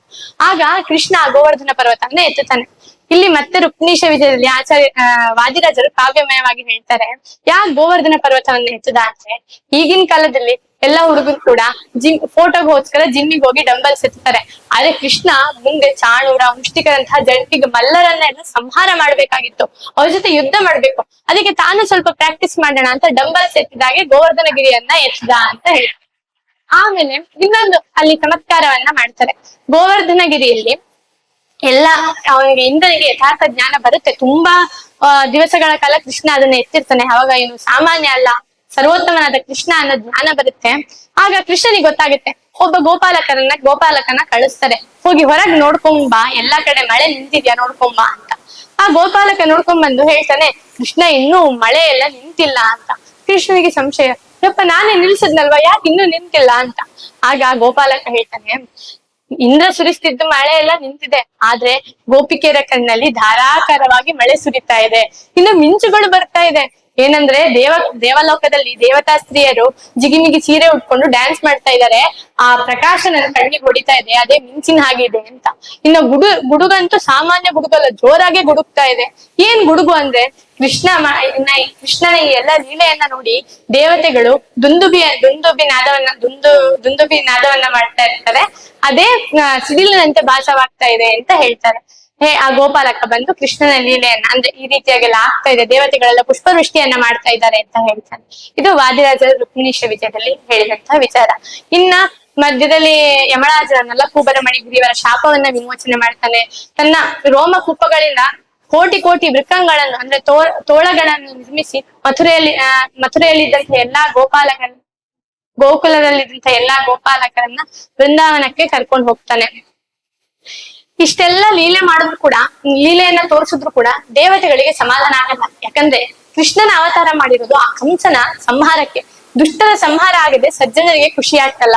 ಹಾಗಾಗಿ ಯಾಕೆ ಕೃಷ್ಣ ಇನ್ನು ಕಂಸನ್ ತಂಟೆಗೆ ಹೋಗ್ತಿಲ್ಲ, ಅವನ್ ಪರಿವಾರದವ್ರನ್ನೆಲ್ಲ ಕಳ್ಸಾಯ್ತು, ಪಾಪ ಅವರಲ್ಲಿ ಒಡೆಯಲಿಲ್ಲದೆ ಎಷ್ಟು ಕಷ್ಟ ಪಡ್ತಾ ಇದ್ದಾರೆ, ಕಂಸನನ್ನು ಕಳಿಸ್ಬಿಡ್ಬೇಕಲ್ವಾ ಅಂತ ಹೇಳಿ ಅವರಿಗೆ ಕೃಷ್ಣ ಮುಂದೆ ಏನ್ ಮಾಡ್ತಾನೆ ತಡಿಯಕ್ಕಾಗಲ್ಲ. ಅದಕ್ಕೆ ನಾರದರೇ ಹೋಗಿ ಕಂಸನ ಹತ್ರ ಹೇಳ್ತಾರೆ, ನೋಡು ಕಂಸ, ನಿಂಗೆ ವಸುದೇವ ತುಂಬಾ ಅವಮಾನ ಮಾಡಿದಾನೆ, ಅವ್ನ್ ದುಷ್ಟ, ಅವನು ವಸುದೇವ, ಕೃಷ್ಣನಿಂದ ನಿಂಗೆ ಅವನ 8ನೇ ಗರ್ಭದಿಂದ ನಿನ್ಗೆ ಮೃತ್ಯು ಇದೆ, ನೀನು ಅವನ್ನ ಸುಮ್ನೆ ಬಿಟ್ಟಿದ್ಯಲ್ವಾ, ಹೇಗಾದ್ರು ಮಾಡಿ ಆ ಕೃಷ್ಣನ ಸಂಹಾರ ಮಾಡ್ಬೇಕು ಅಂತ. ಅಂದ್ರೆ ಕೃಷ್ಣ ತಪ್ಪು ಮಾಡದೇ ಇರೋರ್ನ ರಾಕ್ಷಸರೇ ಆಗಿದ್ರು ಕೂಡ ಅವ್ರ ಕೈಯಲ್ಲಿ ತಪ್ಪು ಮಾಡಿಸಿ ಸಂಹಾರ ಮಾಡಿಸ್ತಾನೆ ಹೊತ್ತು, ಅವ್ರು ತಪ್ಪು ಮಾಡದೇ ಇದ್ರೆ ಸಂಹಾರ ಮಾಡಲ್ಲ. ಅವನಿಗ ತಪ್ಪು ಮಾಡ್ಬೇಕಲ್ಲ, ಅದಕ್ಕೆ ಹೋಗಿ ನಾರದರು ಪ್ರಚೋದನೆಯನ್ನ ಮಾಡ್ತಾರೆ. ಆಗ ಮತ್ತೆ ಅವನು ವಸುದೇವ ದೇವಕಿಯರನ್ನೆಲ್ಲ ಬಂಧನ ಮಾಡಿ ಬಿಲ್ಲ ಹಬ್ಬಕ್ಕೆ ಆಹ್ವಾನ ಕಳಿಸ್ತಾನೆ ಬಲರಾಮನಿಗೆ ಮತ್ತೆ ಕೃಷ್ಣನಿಗೆ. ಯಾರ ಮೂಲಕ ಆಹ್ವಾನ ಕಳಿಸ್ತಾನೆ ಅಂದ್ರೆ ಅಕ್ರೂರನ ಮೂಲಕ ಆಹ್ವಾನ ಹೇಳಿ ಕಳಿಸ್ತಾನೆ. ಅಕ್ರೂರನಿಗೆ ಗೊತ್ತಿದೆ ಇವಾಗ ಕೃಷ್ಣ ಇಲ್ಲಿಗೆ ಬಂದ್ರೆ ಕೃಷ್ಣನ್ ಕತೆ ಮುಗಿಯಲ್ಲ, ಕಂಸನ್ ಕತೆನೆ ಮುಗಿಯುತ್ತೆ ಅಂತ. ಆದ್ರೂ ಹೋಗ್ತಾನೆ, ನಂಗೆ ಈ ದುಷ್ಟನಿಂದ ಕೃಷ್ಣನ ದರ್ಶನ ಆಗುತ್ತೆ ಅಂತ ಹೊರಡ್ತಾನೆ. ಅವನು ವೃಂದಾವನಕ್ಕೆ ಹೋಗ್ತಾನೆ ಅಕ್ರೂರ. ಅಲ್ಲಿ ಕೃಷ್ಣ ಭಕ್ತವತ್ಸಲ, ತುಂಬಾ ಆತಿಥ್ಯ ಉಪಚಾರಗಳನ್ನ ಮಾಡ್ತಾನೆ ಅಕ್ರೂರನಿಗೆ. ಆಮೇಲೆ ಅಕ್ರೂರನ ರಥದಲ್ಲೇ ಕೃಷ್ಣ ಬಲರಾಮ ಅಕ್ರೂರರು ಮಥುರೆಗೆ ಹೊರಡ್ತಾರೆ.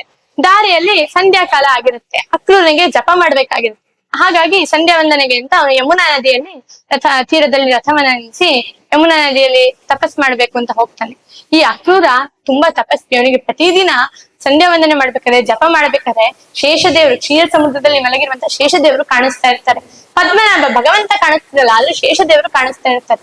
ಈ ಸಲ ಯಮುನೆಯಲ್ಲಿ ಮುಳುಗಿದಾಗ ಅಲ್ಲಿ ಶೇಷದೇವರ ಮೇಲೆ ಪದ್ಮನಾಭ ರೂಪಿ ಭಗವಂತನ ದರ್ಶನ ಆಗುತ್ತೆ.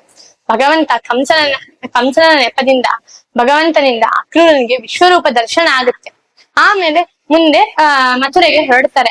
ಅಲ್ಲಿ ಮಥುರೆ ಪಟ್ಟಣವನ್ನ ಪ್ರವೇಶಿಸಿದ ತಕ್ಷಣ ಅಲ್ಲೊಬ್ಬ ಅಗಸ ಇರ್ತಾನೆ. ಅವನು ರುದ್ರದೇವರಿಂದ ಅವಧ್ಯನಾಗಿರ್ತಾನೆ. ಕೃಷ್ಣನ್ ಮುಂದೆ ನಾನು ನಿಂಗೆಲ್ಲ ಬಟ್ಟೆ ಕೊಡಲ್ಲ, ಹಂಗೆ ಹಿಂಗೆ ಅಂತೆಲ್ಲ ತುಂಬಾ ಅವಾಜ್ ಹಾಕ್ತಾನೆ. ಕೃಷ್ಣ ಅವನ್ನ ಒಂದೇ ಏಟಲ್ಲಿ ಸಂಹಾರ ಮಾಡ್ತಾನೆ. ಆಮೇಲೆ ಕ್ಷೌರಿಕ, ಹೂವಾಡಿಗರು ಸಿಗ್ತಾರೆ.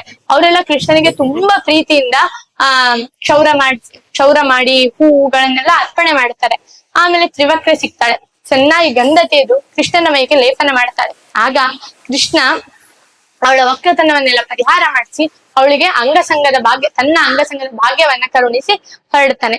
ಅಲ್ಲಿಂದ ಅವನು ಯುದ್ಧದ ಮನೆ, ಕಂಸನ ಆಯುಧಗಳೆಲ್ಲ ಇಟ್ಟಿರುವಂತ ಜಾಗಕ್ಕೆ ಬರ್ತಾನೆ. ಅಲ್ಲಿ ರುದ್ರದೇವರ ಒಂದು ಧನುಸ್ಸಿರುತ್ತೆ, ಶಿವಧನುಸ್ಸಿರುತ್ತೆ. ಅದನ್ನ ಹೆದೆ ಏರಿಸುವ ನೆಪದಲ್ಲಿ ಅದನ್ನ ಮುರಿದು ಹಾಕ್ತಾನೆ. ಆಗ ಅದರ ಅದರ ಧ್ವನಿಗೆ ಕಂಸ ಸಿಂಹಾಸನದಿಂದ ಕೆಳಗ್ ಬೀಳ್ತಾನೆ. ಇವಾಗ ಬರೀ ಧ್ವನಿ ಕೇಳಿಸಿದೆಯಲ್ವಾ, ಸಿಂಹಾಸನದಿಂದ ಕೆಳಗ್ ಬಿದ್ಯಾ, ಇನ್ನು ದೂರ ಹೋಗ್ತೀಯ, ಅನಂತಮಸ್ಸಿನ ತನಕ ಹೋಗ್ತಿ ಅಂತ ಕೃಷ್ಣ ಸೂಚನೆಯನ್ನ ಮಾಡ್ತಾನೆ. ಇಷ್ಟೆಲ್ಲ ಒಂದ್ ಲೀಲೆಯನ್ನ ತೋರಿಸಿ ಮಥುರೆಗೆ ಬರ್ಬೇಕಾದ್ರೆ ಕಂಸ ದೊಡ್ಡ ಒಂದು ಪ್ಲಾನ್ ಮಾಡಿರ್ತಾನೆ. ಒಂದ್ ದೊಡ್ಡ ಮೈದಾನ ಮಾಡಿ ಅಲ್ಲೊಂದ್ 2-3 ಜಟ್ಟಿಗಳನ್ನ ಅಂದ್ರೆ ಮಲ್ಲರನ್ನ ನಿಲ್ಸಿ, ಆಮೇಲೆ ಅದರ ಮುಖ್ಯ ದ್ವಾರದಲ್ಲಿ ಒಂದು ಆನೆ ಮತ್ತೆ ಒಂದು ಮಾವುತವನ್ನ ನಿಲ್ಸಿರ್ತಾನೆ. ಕೃಷ್ಣ ಬರ್ತಾನೆ. ಆ ಆನೆ ಹೆಸರು ಕುವಲಯ ಪೀಡ ಅಂತ. ಕೃಷ್ಣ ಭೂಭಾರ ಹರಣ ಮಾಡ್ಲಿಕ್ಕೆ ಬಂದವನು. ಈ ಆನೆ ನಾನು ಭೂಮಿಗೆ ಭಾರವಾಗಿದ್ದೀನಿ ಅಂತ ಹೆಸರು ಇಟ್ಕೊಂಡಿದೆ, ಅವನ್ನ ಬಿಡಕ್ಕಾಗತ್ತಾ? ಹಾಗಾಗಿ ಕೃಷ್ಣ ಬಂದು ಆ ಆನೆ ಸೊಂಡಿಲ್ ಇಟ್ಕೊಂಡು ಸ್ವಲ್ಪ ಆನೆಯನ್ನ ಆಟ ಆಡಿಸ್ತಾನೆ. ಪ್ರಾಣಿಗಳನ್ನೆಲ್ಲ ಆಟ ಆಡ್ಸಿದ್ರೆ ಖುಷಿ ಸಿಗುತ್ತಲ್ಲ, ಹಂಗೆ ಆ ಆನೆಯನ್ನ ಆಟ ಆಡ್ಸಿ ಆ ಸೊಂಡಿಲ್ ಇಟ್ಕೊಂಡು ಗರ ಗರ ಗರ ತಿರುಗಿಸಿ ನೆಲ ಕಪ್ಪಳಿಸ್ತಾನೆ. ಆ ಆನೆಯ ಕುಂಭಸ್ಥಳದಲ್ಲಿ ಕಾಲನ್ನ ಇಟ್ಟು ಆ ಆನೆಯ ಸಂಹಾರ ಮಾಡಿ ಆ ಆನೆಯ ದಂತವನ್ನ ಕೀಳ್ತಾನೆ. ಕಿತ್ತಾಯ್ತು, ತುಂಬಾ ರೇಟ್ ಅಲ್ವಾ, ಅಂದ್ರೆ ಆನೆ ದಂತಗಳಿಗೆ ಏನ್ ಮಾಡೋದು ಇವಾಗ ಅಂತ ಹೇಳಿ ಪಕ್ಕದಲ್ಲಿ ಮಾವುತ ನಿಂತಿದ್ದ, ಅವನು ದುಷ್ಟ, ಅವನ ಎದೆಗೆ 2 ದಂತದಿಂದ ಆ ಎದೆಯನ್ನು ತೆಗೆದು ಆ ಮಾವುತನನ್ನ ಆನೆಯನ್ನ ಇಬ್ಬರನ್ನ ಸಂಹಾರ ಮಾಡ್ತಾನೆ. ಇನ್ನ ಮೈದಾನವನ್ನ ಪ್ರವೇಶಿಸ್ತಾನೆ. ಆಗ ಅಲ್ಲಿ ಇಬ್ರು ಮಲ್ಲರು ನಿಂತಿರ್ತಾರೆ, ಚಾಣೂರ ಮತ್ತೆ ಮುಷ್ಟಿಕ ಅಂತ. ಚಾಣೂರ ಹೇಳ್ತಾನೆ, ನೋಡು ಕೃಷ್ಣ, ವಿಪ್ರರು ಹೇಳ್ತಾರೆ, ಬ್ರಾಹ್ಮಣರು ಹೇಳ್ತಾರೆ, ರಾಜರು ದೇವ್ರಿಗೆ ಸಮಾನ ಅಂತ. ನಮ್ ರಾಜ ಕಂಸ. ದೇವರ ವಾಕ್ಯವನ್ನ ಪರಿಪಾಲನೆ ಮಾಡಿದ್ರೆ ಪರಗತಿ ಆಗುತ್ತೆ, ಅಂದ್ರೆ ಒಳ್ಳೆ ಗತಿ ಸಿಗುತ್ತೆ. ಹಾಗಾಗಿ ನಮ್ ದೇವ್ರ ಕಂಸ, ಅವನ ವಾಕ್ಯನ ನಾವು ಪರಿಪಾಲನೆ ಮಾಡ್ತಾ ಇದ್ವಿ, ನಿನ್ ಜೊತೆ ಯುದ್ಧ ಮಾಡ್ತೀವಿ. ಕೃಷ್ಣ ನಕ್ಕೊಂಡು ಹಾ ಸರಿ ಆಗ್ಲಿ ಅಂತ ಹೇಳ್ತಾನೆ. ಯಾಕಂದ್ರೆ ಹೌದೌದು, ನಿಮ್ಗೆಲ್ಲ ದೇವ್ರ ಕಂಸನೇ, ಮುಂದೆ ಅವನ ಜೊತೆನೆ ಅವನ್ ಲೋಕಕ್ಕೆ ಹೋಗ್ತೀರಾ ನೀವು ಅಂತ ಕೃಷ್ಣ ಮನ್ಸಲ್ಲಿ ಅನ್ಕೋತಾನೆ. ಆಗ ಚಾಣೂರ ಹೇಳ್ತಾನೆ, ನಾನು ನಿನ್ ಜೊತೆ ಯುದ್ಧ ಮಾಡ್ತೀನಿ, ನಿನ್ನ ಅಣ್ಣ ಬಲರಾಮ ಇದಾನಲ್ವಾ, ಅವನು ನನ್ ಸ್ನೇಹಿತ, ಮುಷ್ಟಿಕನ್ ಜೊತೆ ಯುದ್ಧ ಮಾಡ್ಲಿ ಅಂತ ಹೇಳ್ತಾನೆ. ಸರಿ ಅಂತ ಹೇಳ್ತಾನೆ ಕೃಷ್ಣ. ಚಾಣೂರ ಮತ್ತೆ ಕೃಷ್ಣನ ಮಧ್ಯೆ ಯುದ್ಧ ನಡೆಯುತ್ತೆ. ಆಗ ಸ್ವಲ್ಪ ಹೊತ್ತು ಕೃಷ್ಣ ತನ್ನ ಮಲ್ಲ ಯುದ್ಧದ ಕೌಶಲವನ್ನ ಪ್ರದರ್ಶಿಸ್ತಾನೆ. ತುಂಬಾ ದಿನ ಆಗಿತ್ತಲ್ಲ, ಬರೀ ರಾಕ್ಷಸರೇ ಬರ್ತಾ ಇದ್ರು, ಯಾರು ಒಳ್ಳೆ ಪ್ರಾಕ್ಟೀಸ್ ಮಾಡ್ಕೊಂಡು ಬರ್ತಾ ಇರ್ಲಿಲ್ಲ. ಇವಾಗ ಇವ್ರು ಮಲ್ಲರಲ್ವಾ, ತುಂಬಾ ಚೆನ್ನಾಗಿ ಮಲ್ಲ ವಿದ್ಯೆನ ಕಲ್ತಿರ್ತಾರೆ ಅಂತ ಹೇಳಿ ಅವ್ರ ಜೊತೆ ಸ್ವಲ್ಪ ಆಟ ಆಡಿ ಆ ಚಾಣೂರನ್ನ ಎತ್ತಿ ಸ್ವಲ್ಪ ಹೊತ್ತು ತಿರುಗಿಸಿ ನೆಲಕ್ಕೆ ಅಪ್ಪಳಿಸಿ ಸಂಹಾರ ಮಾಡ್ತಾನೆ. ಕೃಷ್ಣ ಯಾಕೆ ಇದೇ ರೀತಿಯಾಗಿ ಚಾಣೂರನ್ನ ಸಂಹಾರ ಮಾಡಿದ ಅನ್ನೋದಕ್ಕೆ ಮತ್ತೆ ವಾದಿರಾಜರು ರುಕ್ಮಿಣೀಶ ವಿಜಯದಲ್ಲಿ ಹೇಳ್ತಾರೆ, ಕೃಷ್ಣ ಈಗ ನಾವೆಲ್ಲಾದ್ರೂ ಹೋಗ್ಬೇಕಿದ್ರೆ, ಇವಾಗ ನಾವೇ ಸೋಲೆಗೆ ಬರ್ಬೇಕಂದ್ರೆ, ಒಳ್ಳೆ ಕ್ಷೇತ್ರಕ್ಕೆ ಹೋಗ್ಬೇಕು ಅಂದ್ರೆ ಗಾಡಿ ಹೊರಡೋ ಮುಂಚೆ ಇಡಿಗಾಯಿ ಹೊಡೆದು ಹೊರಡ್ತೀವಿ ಅಲ್ವಾ. ಹಾಗೆ ಕಂಸ ಮುಂದೆ ಅವನಿಗೆ ಯೋಗ್ಯವಾದಂತ ಒಳ್ಳೆ ಕ್ಷೇತ್ರಕ್ಕೆ ಅಂಧನ್ ತಮಸ್ಸಿಗೆ ಹೊರಡ್ತಾ ಇದ್ದಾನೆ. ಪಾಪ ನಮ್ದಾದ್ರೆ ಮೈಸೂರಿಂದ ಸೌದೆ ತನಕ ಸ್ವಲ್ಪ ಅಲ್ಪ ಪ್ರಯಾಣ, ಅದಕ್ಕೆ ವಿಘ್ನ ಆಗ್ಬಾರ್ದು ಅಂತ ಎಷ್ಟೆಲ್ಲಾ ಮಾಡಿದ್ವಿ. ಇವನು ಎಷ್ಟು ದೂರ ಅಂಧನ್ ತಮಸ್ಸು, ಎಷ್ಟು ಅತಳ ವಿತಳ ಎಲ್ಲ ಕಳೆದು ಹೋಗ್ಬೇಕಲ್ವಾ, ತುಂಬಾ ದೂರದ ಪ್ರಯಾಣ. ಹಾಗಾಗಿ ಇದಕ್ಕೂ ವಿಘ್ನ ಆಗೋದ್ ಬೇಡ ಅಂತ ಚಾಣೂರನನ್ನ ಇಡಿಗಾಯಿ ಹೊಡೆದ ಹಾಗೆ ನೆಲಕ್ಕೆ ಹೊಡೆದ ಅಂತ ವಾದಿರಾಜರು ಹೇಳ್ತಾರೆ. ಆಮೇಲೆ ಬಲರಾಮ ಮತ್ತೆ ಮುಷ್ಟಿಕರ ಯುದ್ಧ ನಡೀತಾ ಇರುತ್ತೆ. ಅವನು ಸ್ವಲ್ಪ ಹೊತ್ತು ಬಲರಾಮ ಮುಷ್ಟಿಕನ್ನ ಆಟ ಆಡಿಸಿ ಕೊನೆಗೆ ಸಂಹಾರ ಮಾಡ್ಲಿಕ್ಕೆ ಅಂತ ಮುಷ್ಟಿಯನ್ನ ಹಿಡಿದು ಹೊಡಿಲಿಕ್ಕೆ ಅಂತ ಹೋಗ್ತಾನೆ.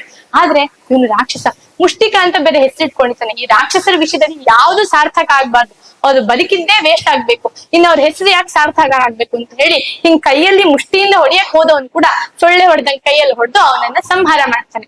ಇಷ್ಟೆಲ್ಲ ಆಗ್ಬೇಕಾದ್ರೆ ಆ ಕಂಸನ ಸೈನಿಕರಿಗೆ ತುಂಬಾ ಸಿಟ್ಟು ಬಂದಿರುತ್ತೆ. ತುಂಬಾ ದೇವತೆಗಳ ವರಗಳಿರುತ್ತೆ. ಅವರೆಲ್ಲ ಬಂದು ಕೃಷ್ಣನ ಜೊತೆ ಯುದ್ಧಕ್ಕೆ ಬರ್ತಾರೆ. ಕೃಷ್ಣ ಅವನ್ನೆಲ್ಲ ಒಂದೇ ಸಲಿಗೆ ಸಂಹಾರವನ್ನ ಮಾಡಿ ಅವ್ರನ್ನೆಲ್ಲರನ್ನ ಸೋಲಿಸ್ತಾನೆ. ಆಗ ಕಂಸನಿಗೆ ಸಿಟ್ಟು ಬರುತ್ತೆ. ಇಷ್ಟೆಲ್ಲ ವಿಚಾರವನ್ನ ಈಗ ಕೃಷ್ಣ ಸಾಯ್ತಾನೆ ಅಂತ ಕಂಸ ಒಂದು ಸಿಂಹಾಸನದಲ್ಲಿ ಕೂತು ನೋಡ್ತಾ ಇರ್ತಾನೆ. ಕೃಷ್ಣ ಅವನ್ನೇನು ಕತ್ತಿ ಇದು ಬಿಲ್ಲು ಬಾಣ ಎಲ್ಲ ಹಿಡ್ಕೊಂಡ್ ಬರ್ಬೇಕು, ಅಷ್ಟರಲ್ಲಿ ಕೃಷ್ಣನೇ ಹೋಗಿ ಆ ಕಂಸನ ಜುಟ್ಟನ್ನ ಎಡಗೈಯಿಂದ ಹಿಡಿತಾನೆ. ಆಗ ಅವನ ಕರ್ಣಕುಂಡಲ ಮತ್ತೆ ಮಾಲೆಗಳು, ಓಡ್ಯಾಣ, ಆಮೇಲೆ ಸೊಂಟದಲ್ಲಿ ಉಟ್ಕೊಂಡ ಬಟ್ಟೆ ಎಲ್ಲ ಜಾರಿ ಬಿದ್ಬಿಡುತ್ತೆ. ಆಮೇಲೆ ಕೃಷ್ಣ ಅವನನ್ನ ಮಂಚದಿಂದ ಸಿಡಿದು ನೆಲಕ್ಕೆ ಬೀಳಿಸ್ತಾನೆ. ಆಮೇಲೆ ಅವನನ್ನ ಕಾಲಿನಿಂದ ಒದ್ದು ಸಂಹಾರ ಮಾಡ್ತಾನೆ.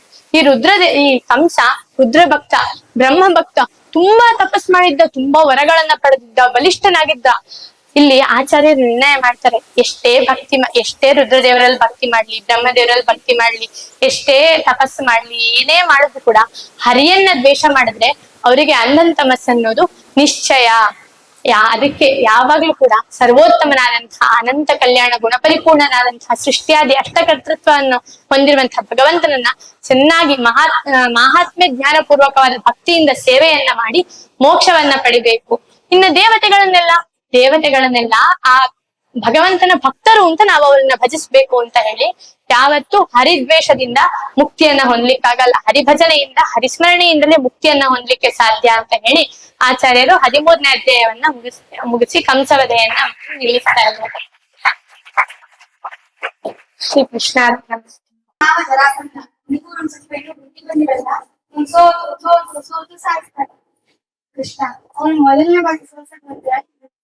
ಶ್ರೀ ಗುರುಭ್ಯೋ ನಮಃ. 14ನೇ ಅಧ್ಯಾಯದ ಹೆಸರು ಅಸುರ ಸಂಹಾರ ಅಂತ. ಕೃಷ್ಣ ಉಗ್ರಸೇನನಿಗೆ ಪಟ್ಟಾಭಿಷೇಕವನ್ನ ಮಾಡ್ತಾನೆ. ಆಮೇಲೆ ಕ್ಷತ್ರಿಯೋಚಿತ ಸಂಸ್ಕಾರವನ್ನೆಲ್ಲ ಪಡೆದುಕೊಂಡು ಸಾಂದೀಪಿನಿ ಋಷಿಗಳ ಹತ್ರ ವಿದ್ಯಾಭ್ಯಾಸಕ್ಕೆ ಹೋಗ್ತಾನೆ. ಸರ್ವಜ್ಞನಾದರೂ ಕೂಡ ತನ್ನ ಸರ್ವಜ್ಞತ್ವವನ್ನ ಮರೆಮಾಚಿಕೊಂಡು 64 ವಿದ್ಯೆಗಳನ್ನ 64 ದಿನದಲ್ಲಿ ಕಲಿತ. ಅಲ್ಲಿಂದ ಮಥುರೆಗೆ ಬಂದು ಎಲ್ಲಾ ಜನರಿಗೂ ಆನಂದವನ್ನು ತಂದುಕೊಟ್ಟ. ಆಮೇಲೆ ಈ ಎಲ್ಲರೂ ಸಂತೋಷವಾಗಿ ಇರ್ಬೇಕಾದ್ರೆ ಈ ಕಂಸನೇಕರು ಮಡದಿಯರಾದ ಅಸ್ಥಿ ಪ್ರಾಸ್ತಿಯರು ಏನ್ ಮಾಡ್ತಾರೆ, ತನ್ನ ತಂದೆಯಾದ ಜರಾಸಂಧನ ಬಳಿ ಹೋಗಿ ಹೇಳ್ತಾರೆ, ಅಯ್ಯೋ ಅಪ್ಪ, ಕಂಸ ಕೃಷ್ಣನಿಂದ ಹತನಾಗ್ಬಿಟ್ಟಿದ್ದಾನೆ ಅಂತ. ಅವಾಗ ಜರಾಸಂಧನಿಗೆ ಸಿಟ್ಟು ಬರುತ್ತೆ. ಮೊದಲೇ ಅವನು ಭೈರವೋಪಾಸಕನಾಗಿದ್ದ. ಅದರಿಂದ ಕೃಷ್ಣ ಭಗವಂತನಾಗಿದ್ರಿಂದ ಅವನಿಗೆ ಸಿಟ್ಟು ಬಂದಿತ್ತು. ರುದ್ರನೇ ಸರ್ವೋತ್ತಮ, ಕೃಷ್ಣ ಸರ್ವೋತ್ತಮ ಅಲ್ಲ ಅಂತ ಹೇಳಿ ಆ ಸಿಟ್ಟಿನಿಂದ ಒಂದು ಗದೆಯನ್ನ ಎಸಿತಾನೆ, ಶಿವವರದಿಂದ ಪಡೆದುಕೊಂಡ. ಆ ಗದೆ ಹೇಗಿತ್ತು ಅಂದ್ರೆ ಸಂಕಲ್ಪದಿಂದ ಅದು ಹೊಡಿಬೇಕು. ಒಂದು ಸಂಕಲ್ಪ ಕೆಟ್ಟರು ಕೂಡ ಅದು ವಾಪಸ್ ಮತ್ತೆ ಶಿವನ ಹತ್ರ ಹೋಗ್ಬಿಡತ್ತೆ. ಈ ತರ ಇರ್ಬೇಕಾದ್ರೆ ಅವನು 100 ಬಾರಿ ತಿರುಗಿಸಿ ಎಸಿತಾನೆ. ಆದ್ರೆ ಅದು 1 ಯೋಜನ ಹಿಂದೆ ಬಿದ್ದು ಬಿಡುತ್ತೆ, ಮಥುರೆಗೆ ಬೀಳಲ್ಲ. ಯಾಕೆ ಬೀಳಲ್ಲ ಅಂದ್ರೆ ಅವನು ನಾರದ ಹತ್ರ ಕೇಳ್ತಾನೆ, ನಾರದರೆ ಮಥುರೆ ಎಷ್ಟು ದೂರ ಇದೆ ಅಂತ. ಅವಾಗ ಅವ್ರು ಹೇಳ್ತಾರೆ, ಭಗವಂತನ ಪ್ರೀತಿಗಾಗಿ 1 ಯೋಜನ ಕಮ್ಮಿ ಹೇಳ್ತಾರೆ. 101 ಯೋಜನ ದೂರದಲ್ಲಿದ್ದ ಮಥುರೆಯನ್ನ 1 ಯೋಜನ ಕಮ್ಮಿ ಮಾಡಿ 100 ಯೋಜನ ಇದೆ ಅಂತ ಹೇಳ್ತಾರೆ. ಅವಾಗ ಅವನು ನಾರದರ ಮಾತನ್ನ ನಂಬಿ ಆ ಗದೆಯನ್ನ ಎಸಿತಾನೆ. ಅದು ಹಿಂದೆ ಬಿದ್ದು ಎಲ್ಲರ ಮನೆಯಲ್ಲೂ ನಿತ್ಯ ಪೂಜೆಗೊಂಬ ಜರಾಸಂಧನ ಪ್ರೀತಿ ಪಾತ್ರಳಾದ ತಾಯಿಯ ಮೇಲೆ ಬಿದ್ದು ಅವಳು ಸತ್ತೋಗ್ಬಿಡ್ತಾಳೆ. ಅವಾಗ ಈ ಜರಾಸಂಧನಿಗೆ ಇನ್ನೂ ಸಿಟ್ಟು ಬರುತ್ತೆ. ಅಯ್ಯೋ, ತನ್ನ ತಾಯಿಯಾದ ಜರೆಯನ್ನೂ ಕಳೆದುಕೊಂಡು ಆ ಗದೆಯನ್ನೂ ಕಳೆದುಕೊಂಡು ಸಿಟ್ಟಿನಿಂದ ಅವನು 23 ಅಕ್ಷೋಹಿಣಿ ಸೈನ್ಯಗಳನ್ನ ಕೂಡಿಕೊಂಡು ಯುದ್ಧಕ್ಕೆ ಕೃಷ್ಣ ಜೊತೆ ಹೋಗ್ತಾನೆ. ಅಲ್ಲಿ ಹೋದ್ಮೇಲೆ ಏನ್ ಮಾಡ್ತಾನೆ, ತನ್ನ ದೂತರನ್ನ ಕಳಿಸ್ತಾನೆ, ವಿಂದಾನುವಿಂದರು ಯಾರು ಅಂದ್ರೆ ಕೃಷ್ಣನ ಸೋದರತ್ಯಾದ ರಾಜಾದಿ ದೇವಿಯ ಮಕ್ಕಳವರು. ದುರ್ಯೋಧನನ ಪರಮ ಭಕ್ತರಾಗಿದ್ರು. ಅವರು ತನ್ನ ತಂಗಿಯರ ಮಿತ್ರವಿಂದೆಯನ್ನು ದುರ್ಯೋಧನಿಗೆ ಕೊಡ್ಬೇಕಂತ ಸಂಕಲ್ಪ ಮಾಡಿದ್ರು. ಆದ್ರೆ ಸ್ವಯಂವರ ಕಾಲದಲ್ಲಿ ಅವಳು ಕೃಷ್ಣನನ್ನ ವರಿಸ್ತಾಳೆ. ಅವಾಗ ಅವರು ಕೃಷ್ಣನ ಜೊತೆ ಯುದ್ಧಕ್ಕಂತ ಹೋದಾಗ ಅವನಿಂದ ಪರಾಜಿತರಾಗಿ ವಾಪಸ್ ಹೋಗ್ಬಿಡ್ತಾರೆ. ಆಮೇಲೆ ಮಹಾಭಾರತ ಯುದ್ಧದಲ್ಲಿ ಮತ್ತೆ ಅವರು 1 ಅಕ್ಷೋಹಿಣಿ ಸೈನ್ಯಗಳ ಜೊತೆಗೆ ಅರ್ಜುನನ ಜೊತೆ ಯುದ್ಧಕ್ಕೆ ಬರ್ತಾರೆ. ಅವಾಗ ಅವರು ಅರ್ಜುನನಿಂದ ಹತರಾಗ್ತಾರೆ. ಇವರು ಕೃಷ್ಣನ ಮುಂದೆ ಹೋಗಿ ಜರಾಸಂಧನ ಮಾತನ್ನ ದರ್ಪಪೂರ್ಣವಾಗಿ ಹೇಳ್ತಾರೆ. ಅಯ್ಯೋ ಕೃಷ್ಣ, ನೀನ್ ಹುಟ್ಟುತ್ತಿ ಅಂತ ನಂಗೆ ಗೊತ್ತಿದ್ದಿದ್ರೆ ನನ್ ಮಕ್ಳನ್ನ ಕಂಸ ನೀನ್ ಕೊಡ್ತಾನೆ ಇರ್ಲಿಲ್ಲ. ನೀನ್ ಹುಡ್ತಿ ಅಂತ ನಂಗೆ ಗೊತ್ತೇ ಇರ್ಲಿಲ್ಲ. ಏನಾದ್ರೂ ನಾನು ನೋಡಿದ್ರೆ ನನ್ನ ಬಲೆಯಲ್ಲಿ ಇಳಿದು ಹೋಗ್ಬಿಡುತ್ತೆ, ನಾನ್ ತಪೋವನಕ್ಕೆ ಹೋಗ್ಬಿಡ್ತೀನಿ ನನ್ನ ಮಕ್ಳ ಜೊತೆ ಅಂತೆಲ್ಲ ಹೇಳ್ತಾನೆ. ಅದನ್ನ ಕೃಷ್ಣ ಹೇಳ್ತಾನೆ, ಅದು ನಿಜವಾಗ್ಲೂ ಹೌದು. ನಾನ್ ಕಂಸನೇನು ನೀನೇನಾದ್ರೂ ನನ್ನ ನೋಡಿದ್ರೆ ನಿನ್ ಬಲೆಯಲ್ಲೇ ಇಳಿದು ಹೋಗ್ಬಿಡತ್ತೆ, ನಾನ್ ಸರ್ವೋತ್ತಮನೇ ಆಗಿದ್ದೀನಿ ಅಂತೆಲ್ಲ ಹೇಳ್ತಾನೆ. ಆಮೇಲೆ ಅವನು ವಿಂದಾನುವಿಂದ ಇನ್ನೊಂದು ಹೇಳ್ತಾರೆ, ನೀನು ಕಂಸನನ್ನ ವೀರ್ಯವನ್ನ ಉಪಯೋಗಿಸಿಲ್ಲ, ಅವನ ಜೊತೆ ಹೋರಾಡ್ಲೇ ಇಲ್ಲ, ಹಂಗೆ ಅವನ್ನ ಸಾಯಿಸ್ಬಿಟ್ಟಿ ಅಂತ. ಅದಕ್ಕೆ ಕೃಷ್ಣ ಅದನ್ನು ಹೇಳ್ತಾನೆ, ಹೌದು ಅದು ನಿಜಾನೇ, ಇಡೀ ಜಗತ್ತನ್ನ ನಾನು ನನ್ನ ಕಟಾಕ್ಷದಿಂದ ಸಂಹಾರ ಮಾಡ್ತೀನಿ. ಈ ಕಂಸ ಒಂದ್ ಹುಲ್ಲು ಕಡ್ಡಿ, ಇವನಿಗೆ ನನ್ನ ಪೌರುಷವನ್ನ ತೋರಿಸ್ಬೇಕು ಅಂತ ಹೇಳಿ ಹಂಗೆ ಕೊಂದಿದ್ದೀನಿ ಅಂತ ಹೇಳ್ತಾನೆ. ಆಮೇಲೆ ಯುದ್ಧಕ್ಕೆ ಬರ್ತಾನೆ. ಇದೆಲ್ಲ ಹೇಳಾದ್ಮೇಲೆ ಅವನು ಬರ್ತಾನೆ, ಕೃಷ್ಣ ಬಲರಾಮ ಜೊತೆ ಯುದ್ಧಕ್ಕೆ ಬರ್ತಾನೆ. ಬಂದು ಕೂಡ್ಲೆ ಅವನ ಆಯುಧಗಳೆಲ್ಲ ತಕ್ಷಣದಲ್ಲಿ ಬಂದ್ಬಿಡುತ್ತೆ. ಸಾತಿಕೆಯ ನಾಯಕತ್ವದಲ್ಲಿ ದಾರುಕನ ಸಾರಥ್ಯದಲ್ಲಿ ಯುದ್ಧಕ್ಕೆ ಹೋಗ್ಬೇಕಾದ್ರೆ ಏನ್ ಮಾಡ್ತಾನೆ, ಜರಾಸಂಧನಿಗೆ ಇನ್ನೂ ಸಿಟ್ಟು ಬರಿಸ್ಬೇಕಂತ ಹೇಳಿ ಉಗ್ರಸೇನನ್ನ ಮುಂದೆ ಮಾಡ್ಕೊಂಡು ಹೋಗ್ತಾನೆ. ಅವಾಗ ಜರಾಸಂಧ ಹೇಳ್ತಾನೆ, ನೀನಿಲ್ಲ ಹೋಗು, ನಿನ್ ಮಗನನ್ನ ಕೊಂದು ನೀನ್ ರಾಜ್ಯವನ್ನ ಆಳ್ತಾ ಇದೀಯಾ, ನಿನ್ನ ಮುದಿಯಾದ ನೀನು ಯುದ್ಧಕ್ಕೆಲ್ಲ ಬರಬಾರ್ದು ಅಂತ ಹೇಳಿ ಸಿಂಹ ಯಾವತ್ತು ಸಿಂಹ ಜೊತೆ ಯುದ್ಧ ಮಾಡುತ್ತೆ, ನರಿ ಜೊತೆ ಅಲ್ಲ ಅಂತ ಹೇಳಿ ಹೇಳ್ತಾನೆ. ಅವಾಗ ಉಗ್ರಸೇನನಿಗೆ ಸಿಟ್ಟು ಬರುತ್ತೆ. ಅವನೇನ್ ಮಾಡ್ತಾನೆ, ಒಂದು ಬಾಣವನ್ನ ತಗೊಂಡು ಜರಾಸಂಧನ ಬಿಲ್ಲನ್ನೇ ಮುದಿತಾನೆ. ಅವಾಗ ಜರಾಸಂಧನಿಗೆ ಇನ್ನೂ ಸಿಟ್ಟು ಬಂದು ಇನ್ನೊಂದ್ ಬಿಲ್ಲನ್ನ ತೆಗೆದು ಅವನ ಮೇಲೆ ಅಮೋಘವಾದ ಅಸ್ತ್ರವನ್ನ ಪ್ರಯೋಗ ಮಾಡಕ್ ಹೋಗ್ತಾನೆ. ಅವಾಗ ಕೃಷ್ಣ ಏನ್ ಮಾಡ್ತಾನೆ, ಅವನ್ ಅಡ್ಡ ಬಂದು ಕೃಷ್ಣ ಯುದ್ಧಕ್ಕೆ ಬರ್ತಾನೆ. ಅವಾಗ ಸಾಲ್ವ ಮುಂತಾದ ಎಲ್ಲ ರಾಜರು ಕೃಷ್ಣನ್ ಜೊತೆ ಯುದ್ಧಕ್ಕೆ ಬರ್ತಾರೆ. ಬಾಣಗಳನ್ನೆಲ್ಲ ಪ್ರಯೋಗ ಮಾಡ್ತಾರೆ. ಅದ್ ಹೆಂಗಿತ್ತು ಅಂದ್ರೆ ಮೋಡ ಗರ್ಜನೆ ಮಾಡ್ತಾ ಮೇರು ಪರ್ವತದ ಮೇಲೆ ಮಳೆ ಸುರಿಸ್ದಂಗಿತ್ತು ಅಂತ ಹೇಳ್ತಾರೆ. ಅವಾಗ ಕೃಷ್ಣ ಅವ್ರನ್ನೆಲ್ಲ ಅನಾಯಾಸವಾಗಿ ಅವ್ರನ್ನ ವಿರಥರನ್ನಾಂಗಡಿ ಅವ್ರು ಬಾಣ ಎಲ್ಲ ರಥವನ್ನ ಬೀಳ್ಸ್ಕೊಂಡ್ ಬಟ್ಟೆ ಎಲ್ಲ ಬಿದ್ದು ಹೋದ್ವು ಅಂತ ಅವ್ರು ಎಲ್ಲರೂ ಓಡ್ ಹೋಗ್ಬಿಟ್ರು. ಅವರೆಲ್ಲ ಪಲಾಯನ ಮಾಡ್ತಾ. ಈಗಿರ್ಬೇಕಾದ್ರೆ ಜರಾಸಂಧನ ಸೋತೋಗ್ಬಿಟ್ಟ. ಅವಾಗ ಅವನು ನಾನ್ ಸೋತ್ ಬಿಡ್ತೀನಿ ಅಂತ ಹೇಳಿ ಇನ್ನೊಂದ್ ರಥವನ್ನ ಏರಿ ಬಲರಾಮನ್ ಜೊತೆ ಯುದ್ಧಕ್ಕೆ ಹೋಗ್ತಾನೆ. ಆ ಬಲರಾಮ ಏನ್ ಮಾಡ್ತಾನೆ, ಬರೋದನ್ನ ನೋಡಿ ತನ್ನ ಮುಸಲಾಯುಧದಿಂದ ಆ ರಥವನ್ನೇ ಮುರಿದು ಹಾಕ್ತಾನೆ. ಇಬ್ರು ಜಗಳ ಆಡ್ತಾರೆ, ಫುಲ್ ಹೊಡೆದು ಜಗಳ ಆಡ್ತಾನೆ ಇರ್ತಾರೆ. ಮುಷ್ಟಿ ಯುದ್ಧವನ್ನ ಮಾಡಕ್ ಶುರು ಮಾಡ್ತಾರೆ. ಅವಾಗ ಕೃಷ್ಣ ಏನ್ ಮಾಡ್ತಾನೆ, ಶಂಖನಾದವನ್ನ ಮಾಡ್ತಾನೆ. ಅಯ್ಯೋ, ಇಲ್ಲಿ ಎಷ್ಟೊತ್ತಿ ಯುದ್ಧ ಮಾಡ್ತೀಯ, ಆಟ ಆಡಿದ್ ಸಾಕು, ಬೇಗ ನಾವ್ ಮನೆಗ್ ಹೋಗ್ಬೇಕು ಅಂತೆಲ್ಲ ಹೇಳ್ತಾನೆ, ಊಟಕ್ ಟೈಮ್ ಆಗ್ಬಿಟ್ಟಿದೆ ಅಂತ. ಅವಾಗ ಕೃಷ್ಣ ಹೇಳ್ತಾನೆ, ಬಲರಾಮ ಏನ್ ಮಾಡ್ತಾನೆ, ತನ್ನ ಬಲವನ್ನು ಇನ್ನೂ ಜಾಸ್ತಿ ಮಾಡ್ಕೊಂಡು ಮುಸಲಾಯುಧದಿಂದ ಜರಾಸಂಧನ ತಲೆ ಜೋರ ಹೊಡಿತಾನೆ. ಅವಾಗ ಜರಾಸಂಧ ಬಿದ್ದು ರಕ್ತ ಕಾರ್ತಾ ಬಿದ್ದು ಬಿಡ್ತಾನೆ. ಅವಾಗ ಏಕಲವ್ಯ ಏನ್ ಮಾಡ್ತಾನೆ, ಅಯ್ಯೋ ನಾವು ಹಿಂದೆಯಿಂದ ಯುದ್ಧ ಮಾಡ್ಬೇಕಂತ ಹೇಳಿ ಬೆನ್ನಿಗೆ ಚೂರಿ ಚುಚ್ಚಕ್ ಹೋಗ್ತಾನೆ, ಅಸ್ತ್ರಾಯುಧವನ್ನ ತಲೆಗೆ ಹೊಡೆಯಕಂತ ಹೋಗ್ತಾನೆ. ಅವಾಗ ಕೃಷ್ಣ ಏನ್ ಮಾಡ್ತಾನೆ, ಇವ್ನು ತುಂಬಾ ಭಯಭೀತನಾಗಿದ್ದಾನೆ, ಏಕಲವ್ಯ ಇನ್ ಜೊತೆ ಎಲ್ಲ ಯಾರು ಯೋಧರು ಯುದ್ಧ ಮಾಡ್ಬಾರ್ದು ಅಂತ ಹೇಳಿ ತತ್ಕ್ಷಣದಲ್ಲಿ ತನ್ನ ಮಗನಾದ ಮನ್ಮಥನನ್ನ ಪ್ರದ್ಯುಮ್ನಾಗಿ ಹುಟ್ಟಿಸಿ ಏಕಲವ್ಯನ ಜೊತೆ ಯುದ್ಧ ಕಳಿಸ್ತಾನೆ. ಏಕಲವ್ಯ ಮತ್ತೆ ಪ್ರದ್ಯುಮ್ನ ದೀರ್ಘಕಾಲ ಯುದ್ಧವನ್ನ ಮಾಡಿ ಪ್ರದ್ಯುಮ್ನನಿಂದ ಏಕಲವ್ಯ ಸೋತು ಅವನು ಕೂಡ ಪಲಾಯನ ಮಾಡ್ತಾನೆ. ಆಮೇಲೆ ಕೃಷ್ಣ ವಾಪಸ್ ತನ್ನ ಪ್ರದ್ಯುಮ್ನನ್ನ ಒಳ ಕಳಿಸ್ಕೊಂಡ. ಆಮೇಲೆ ಬಲರಾಮ ಮತ್ತೆ ಕೃಷ್ಣ ವಾಪಸ್ ಮತ್ತೆ ಮಧುರೆಗೆ ಹೋಗ್ತಾರೆ. ಎಲ್ಲಾ ಜನರಿಂದ ಕೊಂಡಾಡಿಸ್ಕೊಳಕ್ ಹೋಗ್ತಾರೆ. ಈ ತರ ಎಲ್ಲ ಈ ಕಡೆ ಆಗ್ತಾ ಇತ್ತು. ಅಲ್ಲಿ ಪಾಂಡವರು ಎಲ್ಲ ವನವಾಸದಲ್ಲಿದ್ರು. ಅವಾಗ ಅರ್ಜುನನ 14ನೇ ವರ್ಷದ ಹುಟ್ಟಿದಬ್ಬವನ್ನ ಎಲ್ಲಾರು ಆಚರಿಸ್ತಾ ಇದ್ರು. ಕುಂತಿ ಎಲ್ಲಾ ಋಷಿ ಮುನಿಗಳಿಗೆಲ್ಲ ಅನ್ನವನ್ನ ಎಲ್ಲ ಬಡಿಸ್ತಾ ಅವಳು ಅಡಿಗೆಯನ್ನ ಮಾಡ್ತಾ ಇದ್ಲು. ಈ ಕಡೆ ಮಾದ್ರಿ ಮತ್ತೆ ಪಾಂಡು ಒಂದ್ ಸುಂದರವಾದ ವನಕ್ಕೆ ಹೋಗ್ತಾರೆ. ಅಲ್ಲಿ ಪಾಂಡು ಕಾಮಪರವಶನಾಗಿ ಮಾದ್ರಿಯನ್ನ ರಮಿಸಕ್ಕಂತ ಹೋಗ್ತಾನೆ. ಅವಾಗ ಅವನಿಗೆ ಶಾಪ ಇದ್ದರಿಂದ ಅವನು ಹರಿಪಾದವನ್ನ ಸೇರ್ತಾನೆ, ಯಮಸದನವನ್ನ ಸೇರ್ತಾನೆ. ಯಮಸದನ ನರಕನ ಅಂದ್ರೆ ನರಕ ಏನಲ್ಲ, ಯಮಸದನ ಅಂದ್ರೆ ಎಲ್ಲಾ ರಾಜರು ಅಲ್ಲಿ ಏನು ರಾಜರಿಂದ ಕೂಡಿದ ಒಂದು ಸಭಾಭವನಕ್ಕೆ ಹೋಗಿ ವಿರಾಜಮಾನನಾಗ್ತಾನೆ. ಆಮೇಲೆ ಅಲ್ಲಿ ಎಲ್ಲ ಸಭಾಭವನದಲ್ಲಿ ಇರ್ತಾನೆ. ಅವನು ಯಾಕೆ ಅವನು ಕಿಂದಮ ಮುನಿ ಋಷಿಗಳ ಶಾಪದಿಂದೇನು ಅವನು ಸತ್ತಿದ್ದಲ್ಲ. ಅವನು ಹಿಂದೆ ಪರಾವಾಹ ಮರುತ್ತಾಗಿರ್ಬೇಕಾದ್ರೆ ಹಿಂದೆ ಶಚಿ ಜೊತೆ ಹೋಗ್ಬೇಕಂತ ಇರ್ಬೇಕಾದ್ರೆ ಅವನು ರತಿ ವಿಘ್ನವನ್ನ ಮಾಡಿದ್ದ. ಏನ್ ಬೇಕಂತ ಏನ್ ಮಾಡಿರ್ಲಿಲ್ಲ, ಇಂದ್ರನ ದರ್ಶನಕ್ಕಾಗಿ ಹೋಗಿದ್ದ. ಆದ್ರೆ ಅದು ಸೋತ್ತಮರಲ್ಲಿ ಅಲ್ಪಾರಾಧ ಮಾಡಿದ್ರು ಕೂಡ ಅದು ಮಹತ್ತಾಗುತ್ತೆ. ಅದರಿಂದ ಅವನ್ಗೆ ಆ ಕಿಂದಮ ಮುನಿಗಳ ಶಾಪ ಬಂದಾಗಿಂದನೂ ಅವನಿಗೆ ಪತ್ನಿಯ ಜೊತೆ ಇರಕ್ಕೆ ಆಗಿರ್ಲಿಲ್ಲ. ಕಿಂದಮ ಮುನಿ ಶಾಪ ಒಂದ್ ಸಣ್ಣ ಶಾಪ, ಅವನು ಪರಾವಾಹ ಮರುತ್ತು ಇನ್ನೊಬ್ಬ ಓರೋ ಋಷಿ ಅಷ್ಟೇ, ಅದರಿಂದ ಅದೇನ್ ತಟ್ಟಿಲ್ಲ. ಆಮೇಲೆ ಮಾಧು ಇದೆಲ್ಲ ನೋಡಿ ಜೋರ ಕಿರ್ತಾಳೆ, ಕುಂತಿ ಬೇಗ ಬಾ ಅಂತ. ಅವಾಗ ಕುಂತಿ ನ್ಯಾಯವನ್ನ ತೋರಿಸ್ತಾರೆ. ಈ ತರ ಏನಾದ್ರು ಜೋರಾಗಿ ಏನಾದ್ರು ಆಯ್ತು ಅಂದ್ರೆ ಸಣ್ಣ ಮಗಳನ್ನೆಲ್ಲ ಅಲ್ಲಿ ಕರ್ಕೊಂಡ್ ಬರ್ಬಾರ್ದು, ಏನೆಲ್ಲ ಆಗಿದೆ ಅಂತ ಯೋಚಿಸಿ ಎಲ್ಲ ಮಾಡ್ಬೇಕಂತ ಹೇಳಿ ತಾನೊಬ್ಳೆ ಬರ್ತಾಳೆ. ಅಲ್ಲಿ ಬಂದು ಮಾದ್ರಿಂದ ಎಲ್ಲ ವಿಷಯವನ್ನ ಕೇಳಿ ಮಾದ್ರನ್ನ ಬೈದು ಪತಿ ಸಹಗಮನಕ್ಕೆ ಸಂಕಲ್ಪವನ್ನ ಮಾಡ್ತಾರೆ. ಇವ್ರಿಬ್ರು ಅಳ್ತಾನೆ ಇದ್ರು. ಅವಾಗ ಪಾಂಡವರು ಋಷಿ ಮುನಿಗಳೆಲ್ಲ ಓಡ್ಕೊಂಡ್ ಬರ್ತಾರೆ, ಏನಾಯ್ತು ಅಂತ. ಅವಾಗ ಈ ಮಾದ್ರಿ ಮತ್ತೆ ಕುಂತಿ ಚರ್ಚೆ ಮಾಡ್ತಾ ಇರ್ತಾರೆ, ನಾನ್ ಪತಿ ಸಹಗಮನ ಮಾಡ್ತೀನಿ, ನೀನ್ ಹೋಗು, ನಾನ್ ಹೋಗ್ತೀನಿ ಅಂತ. ಅವಾಗ ಇಬ್ರು ಆತನ ಮಾಡ್ತಾನೆ ಇದ್ರು. ಅವಾಗ ಋಷಿಗಳು ಏನ್ ಮಾಡ್ತಾರೆ, ಇಲ್ಲಿ ಮಾದ್ರಿಯ ತಪ್ಪನ್ನು ಗುರುತಿಸಿ ಮತ್ತೆ ಮಾದ್ರಿ ಅಂತ ಹೇಳ್ತಾಳೆ ಏನಂದ್ರೆ, ಈಗ ಕುಂತಿ ನಾನ್ ಹೋದ್ರೆ ನೀನ್ ನನ್ ಮಕ್ಳನ್ನ ಚೆನ್ನಾಗ್ ನೋಡ್ಕೋತಿ, ಆದ್ರೆ ನೀನ್ ಸತ್ರೆ ನಿನ್ ಮಕ್ಳನ್ನ ಚೆನ್ನಾಗ್ ನೋಡ್ಕೊಳಲ್ಲ. ಯಾಕಂದ್ರೆ ನೀನು ನಿನ್ ಮಕ್ಳು ಬೇರೆ ನನ್ ಮಕ್ಳು ಬೇರೆ, ಆದ್ರೆ ನಿನ್ ಮಂತ್ರದಿಂದಾನೇ ನನ್ ಮಕ್ಳು ಹುಟ್ಟಿದ್ರಿಂದ ನೀನ್ ಅವ್ರನ್ನ ಚೆನ್ನಾಗ್ ನೋಡ್ಕೋತಿ ಅಂತೆಲ್ಲ ಹೇಳ್ತಾರೆ. ಆಯ್ತು ಅಂತ ಎಲ್ಲ ಋಷಿ ಮುನಿಗಳು ಸಮ್ಮತಿಸ್ತಾರೆ. ಮಾದ್ರಿಗೆ ಅವಳು ಪತಿಸಹಗಮನವನ್ನು ಮಾಡ್ತಾಳೆ. ಆಮೇಲೆ ಪಾಂಡವರೆಲ್ಲ ವಿಧಿಯುಕ್ತವಾಗಿ ಪಿತೃಯಜ್ಞವನ್ನೆಲ್ಲ ಮಾಡಿ ಕುಂತಿ ಜೊತೆ ಋಷಿಮುನಿಗಳ ಜೊತೆಗೆ ಹಸ್ತಿನಾಪುರಕ್ಕೆ ಹೋಗ್ತಾರೆ.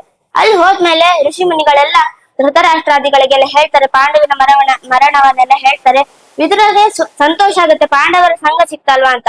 ಅವನ್ಗೆ ಖುಷಿ ಆಯ್ತು. ಅವನ್ಗೇನ್ ಪಾಂಡವನ ಮರಣ ಆಗ್ಬೇಕಂತಿದ್ದೆ, ಅವನ್ಗೇನ್ ಮರಣ ಆಗ್ಬೇಕಂತ ಇರ್ಲಿಲ್ಲ. ಅವನ್ಗೆ ಅವನ್ ದೊಡ್ಡ ಜ್ಞಾನಿ ಆದ್ರಿಂದ ಈ ಪಾಂಡು ಸತ್ಯದಿಂದ ಅವನ್ಗೆ ಅದೇ ನಿರ್ಲಿಪ್ತತೆಯಿಂದ ಅವ್ನ್ ಸುಮ್ನೆ ಇದ್ದ. ಆದ್ರೆ ಅವ್ನ್ ಯಾಕೆ ಸಂತೋಷ ಆಯ್ತು ಅಂದ್ರೆ ಪಾಂಡವರಂತ ಸಜ್ಜನರ ಸಂಘ ಆಯ್ತು ಅಂತ ಅವನಿಗೆ ತುಂಬಾ ಖುಷಿ ಆಯ್ತು. ಆಮೇಲೆ ಅಲ್ಲಿಂದ ಕೌರವರಿದಾರಲ್ಲ, ಅವ್ರಿಗಂತೂ ಪಾಂಡವರು ಕಂಡ್ರೇನೆ ಆಗ್ತಿರ್ಲಿಲ್ಲ. ಅವ್ರೇನ್ ಹೇಳ್ತಾರೆ, ಇಲ್ಲ ಪಾಂಡು ಸತ್ತು ತುಂಬಾನೇ ದಿನ ಆಗಿದೆ, ಪಾಂಡವರು ವ್ಯಭಿಚಾರದಿಂದ ಹುಟ್ಟಿದ್ದಾರೆ ಅಂತೆಲ್ಲ ಹೇಳ್ತಾರೆ. ಅವಾಗ ವಾಯುದೇವರ ಶರೀರವಾಣಿಯಲ್ಲಿ ಬಂದು ಹೇಳ್ತಾರೆ, ಅಯ್ಯೋ ದಡ್ರ, ಅವ್ರೇನು ವ್ಯಭಿಚಾರದಿಂದ ಹುಟ್ಟಿದವರಲ್ಲ, ಪಾಂಡು ಒಳ್ಳೆ ಆರೋಗ್ಯವಾಗಿರ್ಬೇಕಾದ್ರೆ ನಿಯೋಗದಿಂದ ಒಳ್ಳೆ ದೇವತೆಗಳಿಂದ ಹುಟ್ಟಿದವರು ಅಂತೆಲ್ಲ ಹೇಳ್ತಾರೆ. ಆ ಕೌರವರು ವಾಯುವಿನ ಮಾತನ್ನು ಕೇಳುವುದಿಲ್ಲ. ಅವಾಗ ವೇದವ್ಯಾಸರೇ ಬರ್ತಾರೆ, ತನ್ನ ಮೊಮ್ಮಕ್ಕಳನ್ನೆಲ್ಲ ಪಾಂಡವರ ಮನೆ ಕರ್ಕೊಂಡು ಹೋಗ್ತಾರೆ. ಅವಾಗ ಈ ಧೃತರಾಷ್ಟ್ರಾದಿಗಳೆಲ್ಲ ಪಾಂಡವರನ್ನೆಲ್ಲ ಒಪ್ಕೋತಾರೆ. ಇಷ್ಟಾಗ್ತಾ ಇತ್ತು. ಈ ಭೀಮಸೇನ ಏನ್ ಮಾಡ್ತಾನೆ, ಈಗ ದೈತ್ಯರಿಗೆ ಅವ್ರು ತಮಸ್ಸಿಗೆ ಹೋಗ್ಬೇಕಂದ್ರೆ ಸುಮ್ನೆ ಹೋಗಕ್ ಆಗಲ್ಲ. ಅವರು ಅವರ ಉಚಿತವಾದ ಸಾಧನೆಯನ್ನ ಮಾಡ್ಬೇಕು, ಹರಿದ್ವೇಷವನ್ನ ಮಾಡ್ಬೇಕು, ವಾಯುದ್ವೇಷವನ್ನ ಮಾಡ್ಬೇಕು. ಅದಕ್ಕೆ ಅವ್ರ ಏನ್ ಮಾಡ್ತಾರೆ, ಈ ಕೌರವೆಲ್ಲ ಹಣ್ಣು ಕೇಳ್ತಾ ಇದ್ರು, ಮರದ ಮೇಲೆ ಹತ್ತಿ ಹಣ್ಣೆಲ್ಲ ಕೇಳ್ತಾ ಇದ್ರು. ಈ ಭೀಮಸೇನ್ ದೇವ್ರ ಏನ್ ಮಾಡ್ತಿದ್ರು, ಜಾಡ್ಸ ಮರದ ಬುಡಕ್ ಓದಿತಾ ಇದ್ರು. ಅವಾಗ ಆ ಕೌರವರು ಹಣ್ಣಿನ ಜೊತೆ ಗಬಾರ ಅಂತ ಬಿದ್ದೋಗ್ಬಿಡ್ತಿದ್ರು. ಅವಾಗ ಈ ಭೀಮಸೇನ್ ದೇವ್ರ ಆ ಹಣ್ಣಿನೆಲ್ಲ ತಗೊಂಡ್ ಅವ್ರಿಗೊಂದು ಓದ್ ಹೋಗ್ಬಿಡ್ತಿದ್ರು. ಆಮೇಲೆ ಏನ್ ಮಾಡ್ತಿದ್ರು, ಆ ಭೀಮಸೇನ್ ದೇವ್ರು ಆ ಕೌರವರ ಎಲ್ಲಾನು ಹಿಡ್ಕೊಂಡು ಗಂಗೆಯಲ್ಲಿ ಮುಳುಗ್ಬಿಡ್ತಿದ್ರು. ಅವ್ರು ಇನ್ನೇನ್ ಸತ್ತೇ ಹೋಗ್ತಾರ ಅಂದಾಗ ಒಂದ್ ಮೇಲೆ ಬಿಟ್ಟೇ ಬಿಡ್ತಿದ್ರು, ಅವ್ನ ಏನ್ ಬೇಕಾದ್ರೂ ಹೊಡ್ಕೊಳ್ಳಿ ಅಂತ. ಆಮೇಲೆ ಇದೇ ತರ ಅವ್ರಿಗೆ ಅವ್ರನ್ನ ಬೀಳ್ಸೋದು, ಒದಿಯೋದು, ಇದೇ ತರ ಇನ್ನೂ ದ್ವೇಷ ಬರಕ್ ಮಾಡ್ತಾನೆ ಇದ್ರು. ಇವ್ರ ಏನ್ ಮಾಡ್ತಿದ್ರು, ಈ ಭೀಮಸೇನ ದೇವರಿಗೆ ಏನಾದ್ರು ಒಂದ್ ಮಾಡ್ಲೇಬೇಕು ಅಂತ ಮಾಡ್ತಾರೆ. ಈ ಭೀಮಸೇನ ಹಿಂದೆ ಕೃಷ್ಣ ಇದ್ದಾನೆ, ಆ ಕೃಷ್ಣನನ್ನು ನಾವು ದ್ವೇಷ ಮಾಡ್ಬೇಕು, ಯಾರೆಲ್ಲ ಕೃಷ್ಣ ಭಕ್ತಿಯನ್ನ ಮಾಡ್ತಾರೆ ಅವ್ರನ್ನ ನಾವು ನಿಂದಿಸ್ಬೇಕು ಅಂತ ಗಟ್ಟಿಯಾಗಿ ವಿಷ್ಣು ದ್ವೇಷ ವಾಯು ದ್ವೇಷವನ್ನ ಮಾಡ್ತಾನೆ ಇದ್ರು. ಇಷ್ಟು ಮಾಡ್ತಾ ಅವರ ಸಾಧನೆಯನ್ನೇ ಹೆಚ್ಚಿಸ್ಕೋತಾ ಇದ್ರು. ಆಮೇಲೆ ಈ ಭೀಮಸೇನ ದೇವರು ಇಷ್ಟು ಕಾಟ ಕೊಡ್ಬೇಕಾದ್ರೆ ಈ ಕೌರವರು ಏನ್ ಮಾಡ್ತಾರೆ, ಹಾಲಾಹಲವನ್ನೇ ಪಾನ ಮಾಡಿದ ಈ ಭೀಮಸೇನ ದೇವರಿಗೆ ಯಾವ್ದೋ ಒಂದ್ ಸರ್ಪದ ವಿಷಯವನ್ನ ಕೊಡಕ್ ಹೋಗ್ತಾರೆ, ಒಂದ್ ಅಡಿಗೆಗೆ ಹಾಕಿ ಅದನ್ನ ತಿನ್ನಿಸ್ತಾರೆ. ವಿಷ್ಣುವಿನ ವಾಯುದೇವರ ಹೊಟ್ಟೆಲಿ ಅದು ಆರಾಮಾಗಿ ಜೀರ್ಣ ಹೋಗ್ಬಿಡುತ್ತೆ. ಆಮೇಲೆ ಅಷ್ಟ ಮಹಾನಾಗಗಳನ್ನ ಅವ್ರ ಮೇಲೆ ಬಿಡ್ತಾರೆ, ಅದು ಕಚ್ಚಕ್ ಹೋಗಿ ಅದ್ರ ಹಲ್ಲುಗಳೇ ಮುರಿದೋಗ್ಬಿಡುತ್ತೆ. ಆಮೇಲೆ ಈ ಗಟ್ಟಿಯ ಸರಪಳಿಗಳಿಂದೆಲ್ಲ ಕಟ್ಟಿ ಅವ್ರನ್ನ ಪ್ರಮಾಣ ಕೋಟೆಯನ್ನು ಮಡುಗ್ ಹಾಕ್ತಾರೆ. ಆ ಗಂಗೆಯ ಅದು ಎಷ್ಟು ಆಳವಾಗಿತ್ತಂದ್ರೆ ಕೂರ್ಮ ಪೃಷ್ಠ ಪರ್ಯಂತ ಇತ್ತು. ಅದಕ್ಕೆ ಅಲ್ಲೆಲ್ಲ ಏನ್ ಗಟ್ಟಿಯಾಗಿ ಸರಪಳಿ ಹಾಕಿ ಅವ್ರು ಮಲಗಿದ್ದಾಗ ಹಾಕ್ಬಿಡ್ತಾರೆ. ಆದ್ರೆ ಭೀಮಸೇನರು ಒಂದು ಆಕಳಿಸ್ತಾರೆ, ತಕ್ಷಣ ಅದೆಲ್ಲ ಬಿಚ್ಚೋಗ್ಬಿಡುತ್ತೆ. ಆರಾಮಾಗಿ ಮೇಲ್ ಬರ್ತಾರೆ. ಇವ್ರಿಗೆ ತಲೆ ಕೆಟ್ಟೋಗುತ್ತೆ, ಅಯ್ಯೋ ಈ ಭೀಮಸೇನ ಏನ್ ಮನುಷ್ಯನ ಅಂತ ಅನ್ಸ್ಬಿಡುತ್ತೆ ಅವ್ರಿಗೆ. ಏನ್ ದೇವತಾ ಮನುಷ್ಯ ಇದ ನೀನು, ನಾವ್ ಏನ್ ಮಾಡ್ಬೇಕಂತ ಟೆನ್ಷನ್ ಮಾಡ್ಕೊತಾನೆ ಇರ್ತಾರೆ. ಅವಾಗ ಭೀಮಸೇನ ದೇವರು ಇವರಿಂದ ನನ್ ಕಾಲ ವ್ಯರ್ಥ ಆಗ್ಬಾರ್ದು ಅಂತ ಹೇಳಿ ದಿಗ್ವಿಜಯವನ್ನ ಮಾಡ್ತಾರೆ. ಸಾಲ್ವ, ರುಗ್ಮಿ ಮುಂತಾದ ಎಲ್ಲ ಪರಾಕ್ರಮಿಗಳನ್ನೆಲ್ಲ ಸೋಲ್ಸಿ ದಿಗ್ವಿಜಯವನ್ನೆಲ್ಲ ಮಾಡ್ತಾರೆ. ಆಮೇಲೆ ವಿದ್ಯಾಭ್ಯಾಸ ಮಾಡ್ಬೇಕಲ್ಲ ಭೀಮಸೇನ ದೇವರು, ಸುಮ್ನೆ ಕುತ್ಕೊಳಕ್ ಆಗುತ್ತಾ? ಭೀಮಸೇನ ದೇವರು ಪಾಂಡವರ ಜೊತೆಗೆಲ್ಲ ಕೃಷ್ಣನ ಹತ್ರನೇ ವಿದ್ಯಾಭ್ಯಾಸವನ್ನ ಮಾಡ್ತಾರೆ. ಕೃಷ್ಣನ ಹತ್ರ ಭೀಮಸೇನ ದೇವರು ಏನ್ ಮಾಡ್ತಾರೆ, ಕೃಷ್ಣನ್ ಜೊತೆ ನಾವು ಯುದ್ಧ ಏನಾದ್ರು ಪ್ರಾಕ್ಟೀಸ್ ಮಾಡಿದ್ರೆ ನಾನು ಕೃಷ್ಣನಿಗೆ ಏನ್ ಗದೆಯನ್ನ ಎತ್ತಬೇಕಾಗುತ್ತೆ ಅಂತ ಹೇಳಿ ಬಲರಾಮ ಜೊತೆ ಗದಾಭ್ಯಾಸವನ್ನ ಮಾಡ್ತಾರೆ. ಸಹದೇವ ಉದ್ಧವನ ಹತ್ರ ನೀತಿ ಪಾಠವನ್ನೆಲ್ಲ ಕಲಿತಾನೆ. ಆಮೇಲೆ ಎಲ್ಲಾ ರೀತರ ಅವರ ವಿದ್ಯಾಭ್ಯಾಸವನ್ನ ಮಾಡ್ಕೋತಾ ಇರ್ತಾರೆ. ಅಲ್ಲಿ ಗೋಕುಲದಲ್ಲಿ ಎಲ್ಲಾ ಗೋಪಿಕೆಯರು ತುಂಬಾ ಬೇಜಾರಾಗ್ತಾರೆ, ಅಯ್ಯೋ ನಮ್ ಕೃಷ್ಣ ನನ್ನ ಬಿಟ್ಟೋಗ್ಬಿಟ್ಟ, ಬರ್ಲೇ ಇಲ್ಲ ಅಂತ ಉಪವಾಸ ಎಲ್ಲ ಮಾಡ್ತಾ ಇರ್ತಾರೆ. ಅವಾಗ ಕೃಷ್ಣ ಅನ್ಕೋತಾನೆ, ಉದ್ಧವನನ್ನ ಕಳಿಸ್ತಾನೆ. ಉದ್ಧವ, ಅವ್ರಿಗೆ ಹೋಗೇಳು ನಾನ್ ಸರ್ವೋತ್ತಮ ಆಗಿದ್ದೀನಿ, ನಾನು ಎಲ್ಲಾ ಕಡೆನೂ ಇರ್ತಾನೆ, ಅವ್ರು ಯಾಕೆ ಈ ತರ ಎಲ್ಲ ಮಾಡ್ತಿದಾರೆ, ಹೋಗ ಅವ್ರಿಗೆ ಬುದ್ಧಿ ಹೇಳು ಅಂತ ಉದ್ಧವನನ್ನ ಕಳಿಸ್ತಾನೆ. ಆಗ ಉದ್ಧವ ಹೋಗೇಳ್ತಾನೆ, ನೀವ್ ಎಲ್ಲ ಯಾಕೆ ಇಷ್ಟು ಬೇಜಾರ್ ಮಾಡ್ಕೊಂಡಿದ್ದೀರಾ, ಕೃಷ್ಣ ಎಲ್ಲರ ಮನ್ಸಲ್ಲೂ ಇರ್ತಾನೆ. ವಿದ್ಯಾಧರನ ಒಬ್ಬ ಗಂಧರ್ವ ಸರ್ಪ ಆಗಿದ್ದಾಗ ಅವನ್ನ ವಿಮೋಚನೆ ಮಾಡಿ ಅವನ ಮೂಲ ರೂಪ ಕಳಿಸ್ತಾನೆ. ನಂದಗೋಪ ವರುಣನ ಭೃತ್ಯರಿಂದ ವರುಣ ಲೋಕಕ್ಕೆ ಹೋಗಿದ್ದಾಗ ಅವ್ರನ್ನ ಕರ್ಕೊಂಡ್ ಬಂದ. ಇದರಿಂದಾನೇ ಗೊತ್ತಾಗ್ಬೇಕು ಅವ್ನ್ ಸರ್ವೋತ್ತಮ ಅಂತ. ನೀವ್ ಯಾಕೆ ಇಷ್ಟು ಬೇಜಾರ್ ಮಾಡ್ಕೊಂಡಿದ್ದೀರಾ ಅಂತ ಹೇಳಿ ಅವ್ರನ್ನೆಲ್ಲ ಸಮಾಧಾನ ಮಾಡಿ ಮಥುರೆಗೆ ಬರ್ತಾನೆ. ಇಷ್ಟು ಕಥೆಯನ್ನ ಹೇಳ್ತಾ 14ನೇ ಅಧ್ಯಾಯದ ಅಸುರ ಸಂಹಾರ ಅಧ್ಯಾಯನ ಮುಗಿಸ್ತಾ ಇದ್ದಾರೆ. ಕೃಷ್ಣಾರ್ಪಣ.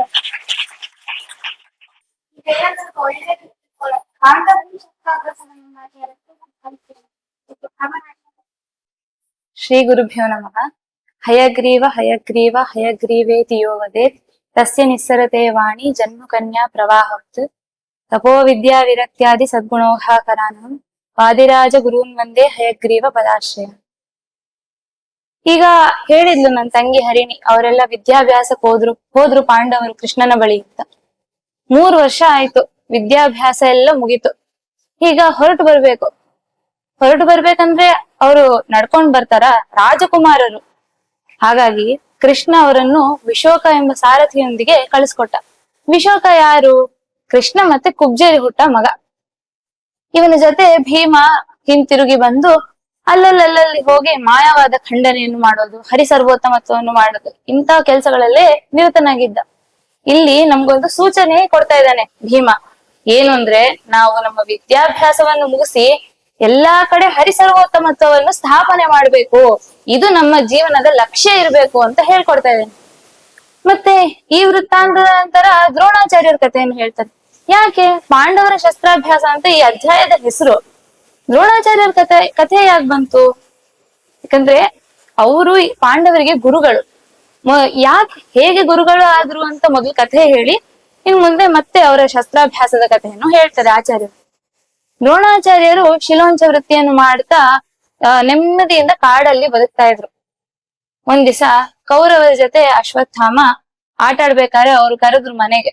ಬಾ, ಇವತ್ತು ನಮ್ಮನೆ ಹಾಲ್ ಕುಡಿ, ಚೆನ್ನಾಗಿರುತ್ತೆ, ಬಾದಾಮಿ ಕೇಸರಿ ಎಲ್ಲ ಇರುತ್ತೆ, ಚೆನ್ನಾಗಿರುತ್ತೆ ಬಾ ಅಂತ ಕರೆದ್ರು. ಆಗ ಸರಿ, ಹಾಲೇನ್ ದಿನ ಕುಡಿತೀನಲ್ಲ ನಾನು, ಇವತ್ತು ಕುಡಿಯೋಣ, ಏನ್ ಪರವಾಗಿಲ್ಲ ಅಂತ ಹೋದ್ ನೋಡಿದ್ರೆ ಬಾದಾಮಿ ಕೇಸರಿ ಎಲ್ಲ ಹಾಕಿ ಪರಿಮಳ ಬರ್ತಾ ಇದೆ. ಇವನು ನಮ್ಮನೇಲಿ ಯಾಕೋ ಹಾಲು ಈ ತರ ಇರೋದೇ ಇಲ್ವಲ್ಲ ಅಂತ ರುಚಿ ತಗೊಂತಾನೆ. ಅವತ್ತಿನಿಂದ ಮನೆಗೆ ಹೋದ್ಮೇಲೆ ಗಲಾಟೆ, ಇದೇನ್ ಹಿಟ್ಟಿನ ಹಾಲು, ಇದು ಹಾಲಲ್ಲ, ನನ್ಗಿದು ಬೇಡ ಅಂತ ಗಲಾಟೆ. ಅವಾಗ ದ್ರೋಣಾಚಾರ್ಯರು ಮಗನ ಮೇಲೆ ವಾತ್ಸಲ್ಯದಿಂದ ಹಸು ತಗೊಂಡ್ ಬರೋಣ, ಯಾರ್ ಸರಿ ಬೇಡಿ ಆದ್ರೂ ತಗೊಂಡ್ ಬರೋಣ ಅಂತ ಹೊರಡ್ತಾರೆ. ಮತ್ತೆ ಅವ್ರ ನಿಯಮ ಇತ್ತಲ್ವಾ, ಯಾರಿಂದು ಬೇಡಲ್ಲ, ದಾನ ಕೊಟ್ರು ಸ್ವೀಕರಿಸಲ್ಲ ಅಂತ.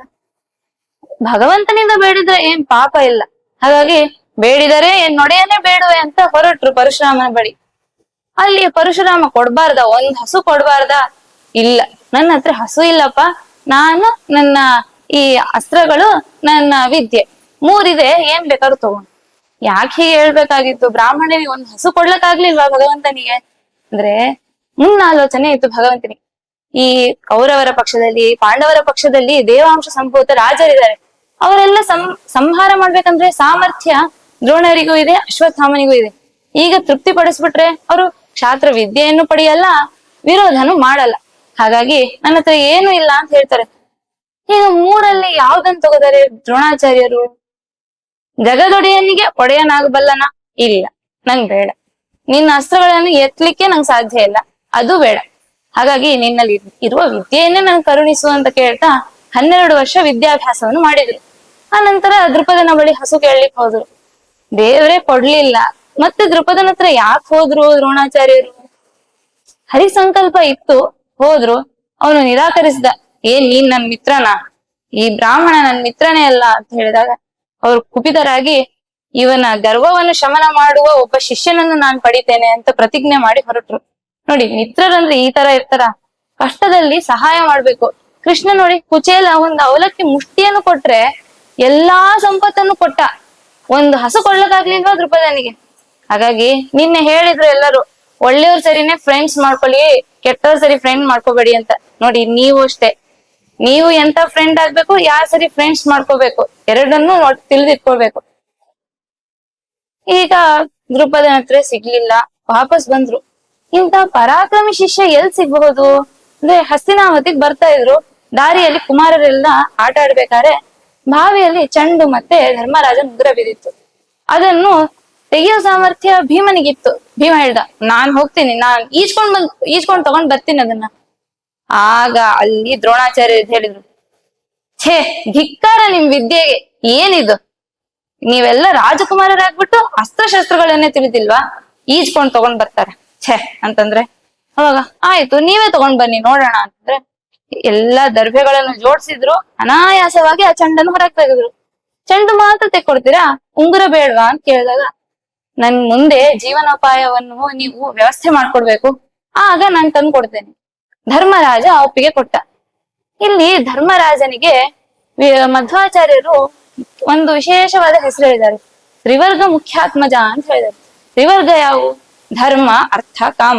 ಇದರಲ್ಲಿ ಸಾಮಾನ್ಯ ದೃಷ್ಟಿನ ನೋಡಿದ್ರೆ ಧರ್ಮನೇ ಮುಖ್ಯ. ಆ ಧರ್ಮನ ಅಭಿಮಾನಿ ಯಮಧರ್ಮ, ಅವನ ಮಗ ಧರ್ಮರಾಜ. ಹಾಗಾಗಿ ಇವನಿಗೆ ತ್ರಿವರ್ಗ ಮುಖ್ಯಾತ್ಮಜ.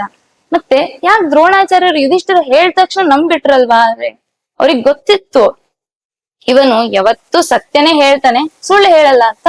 ಅವನ ಮಾತ್ ಮೇಲೆ ತುಂಬಾ ವಿಶ್ವಾಸ ಇಟ್ಟು ಅವರು ಆ ಉಂಗುರವನ್ನು ಕೊಟ್ರು. ಈಗ ಆಶ್ಚರ್ಯದಿಂದ, ಕುತೂಹಲದಿಂದ ಎಲ್ಲರೂ ಹೋಗ್ತಾರೆ ತಾತನ ಬಳಿ. ಎಲ್ಲಿ ತಾತನ ಬಳಿ ಹೋಗಿ ಕೇಳ್ತಾರೆ, ಅಲ್ಲ, ಒಬ್ರು ಕರಿ ಪುರುಷರಿದ್ರು, ಅಸ್ತ್ರಜ್ಞರು, ಮತ್ತೆ ಬ್ರಾಹ್ಮಣರು, ಅವ್ರು ಯಾರು? ನಿಮ್ಗವ್ರ ಪರಿಚಯ ಇದೆ ಅಂತ ಅವ್ರು ಹೇಳಿದ್ರು ನಮ್ಗೆ.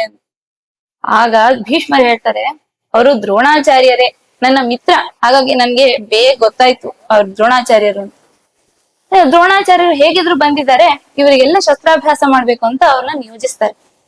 ದ್ರೋಣಾಚಾರ್ಯರು ಇಲ್ಲಿ ಶಸ್ತ್ರಾಭ್ಯಾಸ ಮಾಡ್ತಾ ಇರ್ತಾರೆ. ಆ ಗುರುಕುಲ ಪ್ರಸಿದ್ಧಿಯನ್ನು ಹೊಂದುತ್ತೆ. ಪ್ರಸಿದ್ಧಿಯನ್ನು ಹೊಂದಾಗ ಎಲ್ಲರೂ ಬರ್ಬೇಕು ಅಂತ ಆಸೆ. ಕರ್ಣನೂ ಬರ್ತಾನೆ, ಏಕಲವ್ಯನೂ ಬರ್ತಾನೆ. ಆದ್ರೆ ಅದು ಕ್ಷತ್ರಿಯೋಚಿತವಾದ ವಿದ್ಯೆ, ಸೂತರಿಗೆ ಬೇಡನಿಗೆ ಕೊಡಲ್ಲ ಅಂತ ನಿರಾಕರಣೆ ಮಾಡಿದ್ರು. ಆಗ ಅವರಿಗೆ ಗುರುಗಳೇ ಸಿಗ್ಲಿಲ್ವಾ ಅಂದ್ರೆ, ಕಾಲಕ್ರಮವಾಗಿ ಕರ್ಣನಿಗೆ ಪರಶುರಾಮ ದೇವರು ವಿದ್ಯೆ ಹೇಳ್ಕೊಟ್ರು. ಏಕಲವ್ಯ ಸ್ವಾಧ್ಯಯನ ಮಾಡ್ಕೊಂಡ. ಇನ್ನೊಂದು ಇಲ್ಲಿ ಏನ್ ತತ್ವ ತಿಳಿಬಹುದು, ಎಲ್ಲರಿಗೆ ಒಂದೇ ಸಮಯದಲ್ಲಿ ಗುರುಗಳು ಸಿಗ್ತಾರೆ ಅಂತ ಏನು ನಿಶ್ಚಯವಾದದ್ದಿಲ್ಲ. ಅವರವರಿಗೆ ಕಾಲಕ್ರಮವಾಗಿ ಯೋಗ್ಯವಾದ ಗುರುಗಳು ಸಿಗ್ತಾರೆ. ಕರ್ಣ ಸಿಟ್ಟಾದ, ಕುಪಿತನಾದ, ನನ್ ವಿದ್ಯೆ ಕೊಡಲ್ವಾ ನೀವು? ನಿಮ್ಮ ಗುರುಗಳ ಬಳಿಗೆ ನಾನು ಹೋಗ್ತೇನೆ ಅಂತ ಪರಶುರಾಮರ ಬಳಿ 4 ವರ್ಷ ಅಧ್ಯಯನ ಮಾಡಿದ. ಅಧ್ಯಯನ ಮಾಡಿ ನಂತರ ಬಿಟ್ಟು ಹೋದ್ನ ಅಂದ್ರೆ ಇಲ್ಲ. ಕರ್ಣ ಸುಗ್ರೀವ ಅಲ್ವಾ, ಸಹಜವಾದ ಭಕ್ತಿಯಿಂದ ಅಲ್ಲೇ ಪರಶುರಾಮನ ಬಳಿ ಇದ್ದ.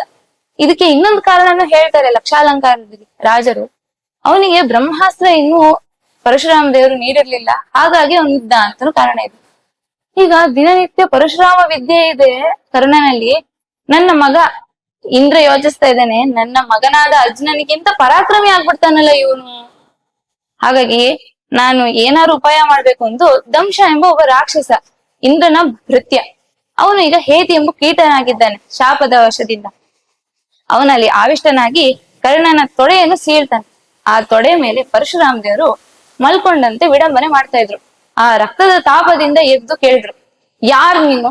ನೀನ್ ಬ್ರಾಹ್ಮಣ ಅಲ್ಲ, ಬ್ರಾಹ್ಮಣನಿಗೆ ಇಷ್ಟು ಘೋರವಾದ ಸಹನೆಯ ಶಕ್ತಿ ಇರಲ್ಲ, ಯಾರು ನೀನು ಹೇಳು ಅಂತ ಹೇಳಿದಾಗ, ನಾನು ಜಾತಿಯಿಂದ ಸೂತ, ಆದ್ರೆ ಭೃಗುಕುಲದವನು ನಿಜ, ನಿಮ್ಮ ಮಗನೇ ಅಂತ ಯುಕ್ತಿಯಿಂದ ಹೇಳ್ತಾನೆ. ಹೇಗೆ? ನೀವು ಜಗದೊಡೆಯ, ನಿಮ್ಮ ಮಕ್ಕಳೇ ಎಲ್ಲರೂ, ಹಾಗಾಗಿ ನಾನು ನಿಮ್ಮ ಮಗನೇ, ಭೃಗುಕುಲದವನೇ, ಸುಳ್ಳು ಹೇಳಲಿಲ್ಲ ನಾನು ಅಂತಂದಾಗ ಕುಪಿತರಾದ್ರು ಪರಶುರಾಮ ದೇವರು ಶಾಪ ಕೊಟ್ರು. ನನ್ಗೆ ಸುಳ್ಳು ಹೇಳಿ ವಿದ್ಯೆ ಪಡೆದಿಯಾ ನೀನು? ನಿನ್ನು ಎಲ್ಲಾರು ಸ್ಪರ್ಧೆಯಲ್ಲಿ ಈ ವಿದ್ಯೆಯನ್ನು ಉಪಯೋಗಿಸಿದರೆ ಯಾವತ್ತೂ ನಿಂಗೆ ಜಯ ಸಿಗಲ್ಲ ಅಂತ ಹೇಳಿದ್ರು. ಆದ್ರೂ 4 ವರ್ಷ ಸೇವೆ ಮಾಡಿದ್ರು. ಮುಂದೆ ಮುಚುಕುಂದನ ಪ್ರಸಂಗದಲ್ಲಿ ಹೇಳಿದ್ದಾರೆ ಆಚಾರ್ಯರು, ನ ದೇವತೋಷಣಂ ವೃಥಾ ಅಂತ. ಹಾಗಾಗಿ ಭಗವಂತನಿಗೆ ಸೇವೆ ಮಾಡಿದ್ದೆಲ್ಲ ವ್ಯರ್ಥ ಆಗುತ್ತೆ ಅಂದ್ರೆ ಇಲ್ಲ, ಅದಕ್ಕೊಂದು ವರನೂ ಕೊಟ್ರು. ನೀನು ಸ್ಪರ್ಧೆ ಇಲ್ಲದೆ ಎಲ್ಲಾರು ಅಸ್ತ್ರಗಳನ್ನು ಪ್ರಯೋಗಿಸಿದ್ರೆ ನಿನಗೆ ಜಯವಾಗುತ್ತೆ ಅಂತ ಈ ತರ ಶಾಪನು ಸಿಕ್ತು, ವರನು ಸಿಕ್ತು. ಇನ್ನು ಮುಂದೆ ಕರ್ಣ ಅಲ್ಲಿಂದ ಹೊರಟೋದ. ಏಕಲವ್ಯದ ಏನಾಯ್ತು ಕಥೆ ಅಂತ?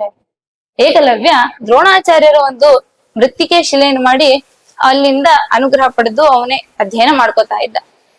ಒಂದು ದಿನ ಇವರೆಲ್ಲ ಕಾಡಿಲ್ಲಿ ಬೇಟೆ ಆಡ್ಬೇಕು ಅಂತ ಬಂದಾಗ ಧರ್ಮರಾಜನ ನಾಯಿ ಬೊಗಳ್ತಾ ಇತ್ತು. ಅದನ್ನು ಶಾಂತ ಮಾಡ್ಬೇಕು ಅಂತ ಆ ನಾಯಿ ಎಲ್ಲಿದೆ ಅಂತ ಧ್ವನಿ ಮಾತ್ರದಿಂದ 7 ಬಾಣ ಬಿಟ್ಟ. ಆ ನಾಯಿಯಲ್ಲಿ ಒಂದೇ ಒಂದು ರಕ್ತದ ಹನಿ ಕೆಳಗ್ ಬಿಡ್ಲಿಲ್ಲ. ಆ ಶಬ್ದ ನಿಲ್ತು. ಪಾಂಡವರಿಗೆಲ್ಲ ಆಶ್ಚರ್ಯ, ಏನಿದು? ಕೇಳಿದ ತಕ್ಷಣ ಕೇಳಿದ ಎಲ್ಲಿ ಧ್ವನಿಯಿಂದ ಮಾತ್ರದಿಂದ ಬಾಣ ಬಿಟ್ಟ, ಒಂದೇ ಒಂದು ಹಾನಿ ಆಗ್ಲಿಲ್ಲಲ್ಲ, ಇಂತಹ ಪರಾಕ್ರಮಿ ಯಾರಿದ್ದಾನೆ? ಅರ್ಜುನನಿಗೆ ಅಲ್ಲ ದ್ರೋಣಾಚಾರ್ಯರಿಗೆ ಹೇಳ್ತಾನೆ, ಏನಿದು, ನೀವು ನನ್ನ ಶ್ರೇಷ್ಠ ಧನುರ್ಧಾರಿಯಾಗಿ ಮಾಡ್ತೀರಿ ಅಂತ ಹೇಳಿದ್ರಿ, ಪಾಠದ ಮೊದಲನೇ ದಿನ ನೀವು ನಂಗೆ ಹೇಳಿದ್ರಿ, ಯಾರು ನಿಮ್ಮ ಪ್ರತಿಜ್ಞೆಯನ್ನು ನಡೆಸ್ಕೊಡ್ತಾರೋ ಅವ್ರನ್ನ ಶ್ರೇಷ್ಠ ಧನುರ್ಧಾರಿಯಾಗಿ ಮಾಡ್ತೀನಿ ಅಂತ. ಆಗ ನಾನು ಆ ಪ್ರತಿಜ್ಞೆಯನ್ನ ಮಾಡಿದ್ನಲ್ವಾ, ನೀವು ಕೊಟ್ಟ ಮಾತನ್ನ ನೀವು ಉಳಿಸ್ಕೊಳ್ಳಿಲ್ವಲ್ಲ ಅಂತಂದಾಗ ಅವರು ಗುರುದಕ್ಷಿಣೆ ರೂಪವಾಗಿ ಏಕಲವ್ಯನ ಹೆಬ್ಬೆರಳನ್ನು ತಗೊಂಡ್ಬಿಡ್ತಾರೆ. ಏನಿದು ನಿರ್ದಯಿ ದ್ರೋಣಾಚಾರ್ಯರು ಹೆಬ್ಬೆರಳನ್ನೇ ತಗೊಂಡ್ಬಿಡೋದ ಅವನ ಶಿಷ್ಯರಿಗೆ ಸಮಾನವಾದ ಬಲವಂತಂದ್ರೆ? ಮಹಾಭಾರತದಲ್ಲಿ ಇದಕ್ಕೊಂದು ಉತ್ತರ ಹೇಳಿದ್ದಾರೆ. ಹಿಂದೆ ದ್ರೋಣಾಚಾರ್ಯರು ಕರ್ಣನಿಗೆ ಹೇಳ್ತಾರೆ, ಏಕಲವ್ಯನಿಗೆ ಹೇಳ್ತಾರೆ, ನಿಮ್ಗೆ ನನ್ನ ಅನುಗ್ರಹದಿಂದ ಎಲ್ಲಾ ವಿದ್ಯೆಯು ಫಲಿಸುತ್ತೆ, ಹಾಗಾಗಿ ಗುರುದಕ್ಷಿಣೆ ತಗೊಳ್ಳೋದು ಸಹಜವಾಗಿ ಅವರು ಸ್ವೀಕಾರ ಮಾಡಿದ್ರು. ಮತ್ತೆ ಮುಂದೆ ರೈವತ ಪರ್ವತದಲ್ಲಿ ಏಕಾಂತದಲ್ಲೇ ಅವನಿಗೆ ಪಾಠನೂ ಮಾಡಿದ್ರು. ಅರ್ಜುನನಿಗೂ ಪಾಠ ಮಾಡಿದ್ರು, ಏಕಲವ್ಯನಿಗೂ ಪಾಠ ಮಾಡಿದ್ರು.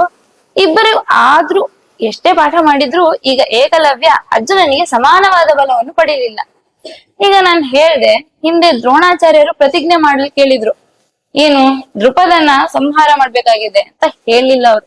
ನನ್ಗೊಂದ್ ಪ್ರತಿಜ್ಞೆ ನಡೆಸ್ಕೊಡ್ಬೇಕು, ಆ ಪ್ರತಿಜ್ಞೆಯನ್ನು ಯಾರು ನಡೆಸ್ಕೊಳ್ತಾರೆ ಅವ್ರನ್ನ ನಾನು ಶ್ರೇಷ್ಠ ಧನುರ್ಧಾರಿಯಾಗಿ ಮಾಡ್ತೇನೆ ಅಂತ. ಆಗ ಅರ್ಜುನ ಕೈ ಎತ್ತಿದ. ಯಾಕೆ?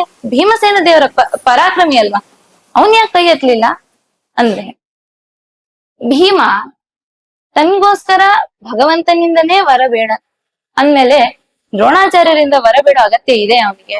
ಇಲ್ಲ. ಮತ್ತೆ ಅರ್ಜುನ ಶ್ರೇಷ್ಠ ಧನುರ್ಧಾರಿ ಆಗ್ಬೇಕು ಅಂತ ಕೃಷ್ಣ ಇಂದ್ರನಿಗೆ ಮಾತು ಕೊಟ್ಟಿದ್ದಾನೆ, ಆ ಮಾತನ್ನು ನಡೆಸ್ಕೊಡ್ಬೇಕು.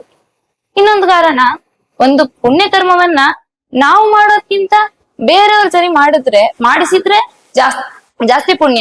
ಹಾಗಾಗಿ ಅರ್ಜುನನಿಂದ ಪ್ರತಿಜ್ಞೆಯನ್ನು ಮಾಡಿಸಿದ ಭೀಮಸೇನ. ಹೀಗೆ ದ್ರೋಣಾಚಾರ್ಯರ ವೃತ್ತಾಂತವನ್ನು ಹೇಳಿ ಅವರ ಪಾಂಡವರ ಶಾಸ್ತ್ರವಿದ್ಯೆ ಹೇಗೆ ನಡೀತು, ಅವರ ಶಾಸ್ತ್ರಾಧ್ಯಯನ ಹೇಗೆ ನಡೀತು ಅಂತ ಹೇಳ್ತಾ ಈ ಅಧ್ಯಾಯವನ್ನು ಪೂರ್ಣಗೊಳಿಸ್ತಾರೆ. ಶ್ರೀಕೃಷ್ಣಾರ್ಪಣ. ಇನ್ನು ಮುಂದೆ ಗೋಮಂತ ಪರ್ವತ, ಕೃಷ್ಣನ ಯುದ್ಧ, ಜರಾಸಂಧ, ಈ ಎಲ್ಲ ವಿಚಾರಗಳನ್ನು ಹೇಳಲು ನನ್ನ ತಂಗಿ ಹರಿಪ್ರಿಯ ಬರ್ತಾಳೆ. ತಪೋವಿದ್ಯಾ ವಿರಕ್ತ್ಯಾದಿ ಸದ್ಗುಣೋಘಾಕರಾನಹಂ ವಾದಿರಾಜ ಗುರುನ್ವಂದೇ ಹಯಗ್ರೀವ ಪದಾಶ್ರಯಾನ್. ಶ್ರೀ ಗುರುಭ್ಯೋ ನಮಃ. 16ನೇ ಅಧ್ಯಾಯ ಶೃಗಾಲ ವಾಸುದೇವ. ಇಷ್ಟು ಹೊತ್ತು ಅಕ್ಕ ಪಾಂಡವರ ಕಥೆಯನ್ನ ಹೇಳ್ತಾ ಇದ್ರು. ಈಗ ಆಚಾರ್ಯ ಇದ್ದಕ್ಕಿದ್ದ ಹಾಗೆ ಕೃಷ್ಣನ ಕಥೆಯನ್ನ ಹೇಳ್ತಾರೆ. ಯಾಕಂದ್ರೆ ಇವಾಗ ನಾವೆಲ್ಲ ಸಿರೀಸ್ ಎಲ್ಲ ನೋಡ್ತಾ ಇರ್ತೀವಿ, ಒಂದಾದ ತಕ್ಷಣ ಇನ್ನೊಂದ್ ಎಪಿಸೋಡ್ ಬರ್ತಾ ಇರುತ್ತೆ. ಅದೇ ತರ ಆಚಾರ್ಯರು ಈ ತಾತ್ಪರ್ಯ ನಿರ್ಣಯದಲ್ಲೂ ಕೂಡ ಒಂದ್ಸಲ ಕೃಷ್ಣನ ಕಥೆ, ಇನ್ನೊಂದ್ಸಲ ಪಾಂಡವರ ಕಥೆ ಅಂತ ಸಿರೀಸ್ ಟೈಪ್ ಅಲ್ಲಿ ಹೇಳಿದ್ದಾರೆ. ಹಾಗಾಗಿ ನಮ್ ಗುರುಕುಲದಲ್ಲಿ ತುಂಬಾ ಜನ ಇವಾಗ ಪಿಕ್ಚರ್ ನೋಡೋ ಉತ್ಸಾಹನೇ ಕಳ್ಕೊಂಡ್ಬಿಟ್ಟಿದ್ದಾರೆ. ತಾತ್ಪರ್ಯ ನಿರ್ಣಯ ಪಾಠದಲ್ಲೇ ತುಂಬಾ ಇಂಟ್ರೆಸ್ಟ್ ಅನ್ನ ಪಡ್ಕೊಂಡ್ಬಿಟ್ಟಿದ್ದಾರೆ.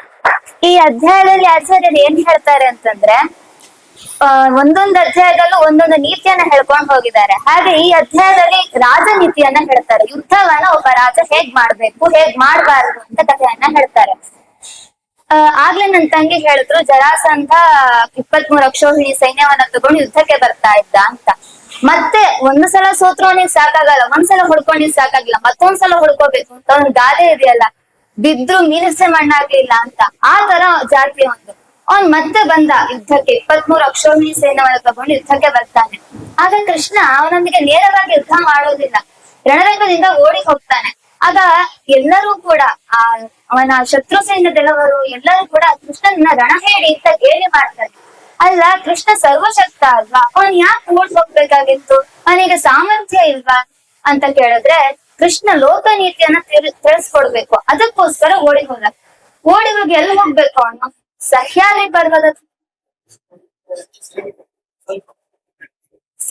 ಪರ್ವತದ ತಪ್ಪಲಿನಲ್ಲಿರುವಂತಹ ಗೋಮಂತ ಪರ್ವತದ ಹತ್ರ ಹೋಗ್ತಾನೆ. ಅದು ತುಂಬಾ ದೊಡ್ಡ ಬೆಟ್ಟ. ಅಲ್ಲಿ ಹೋದಾಗ ಇಲ್ಲಿ ಇನ್ನೊಂದು ಕಥೆ ನಡೆಯುತ್ತೆ.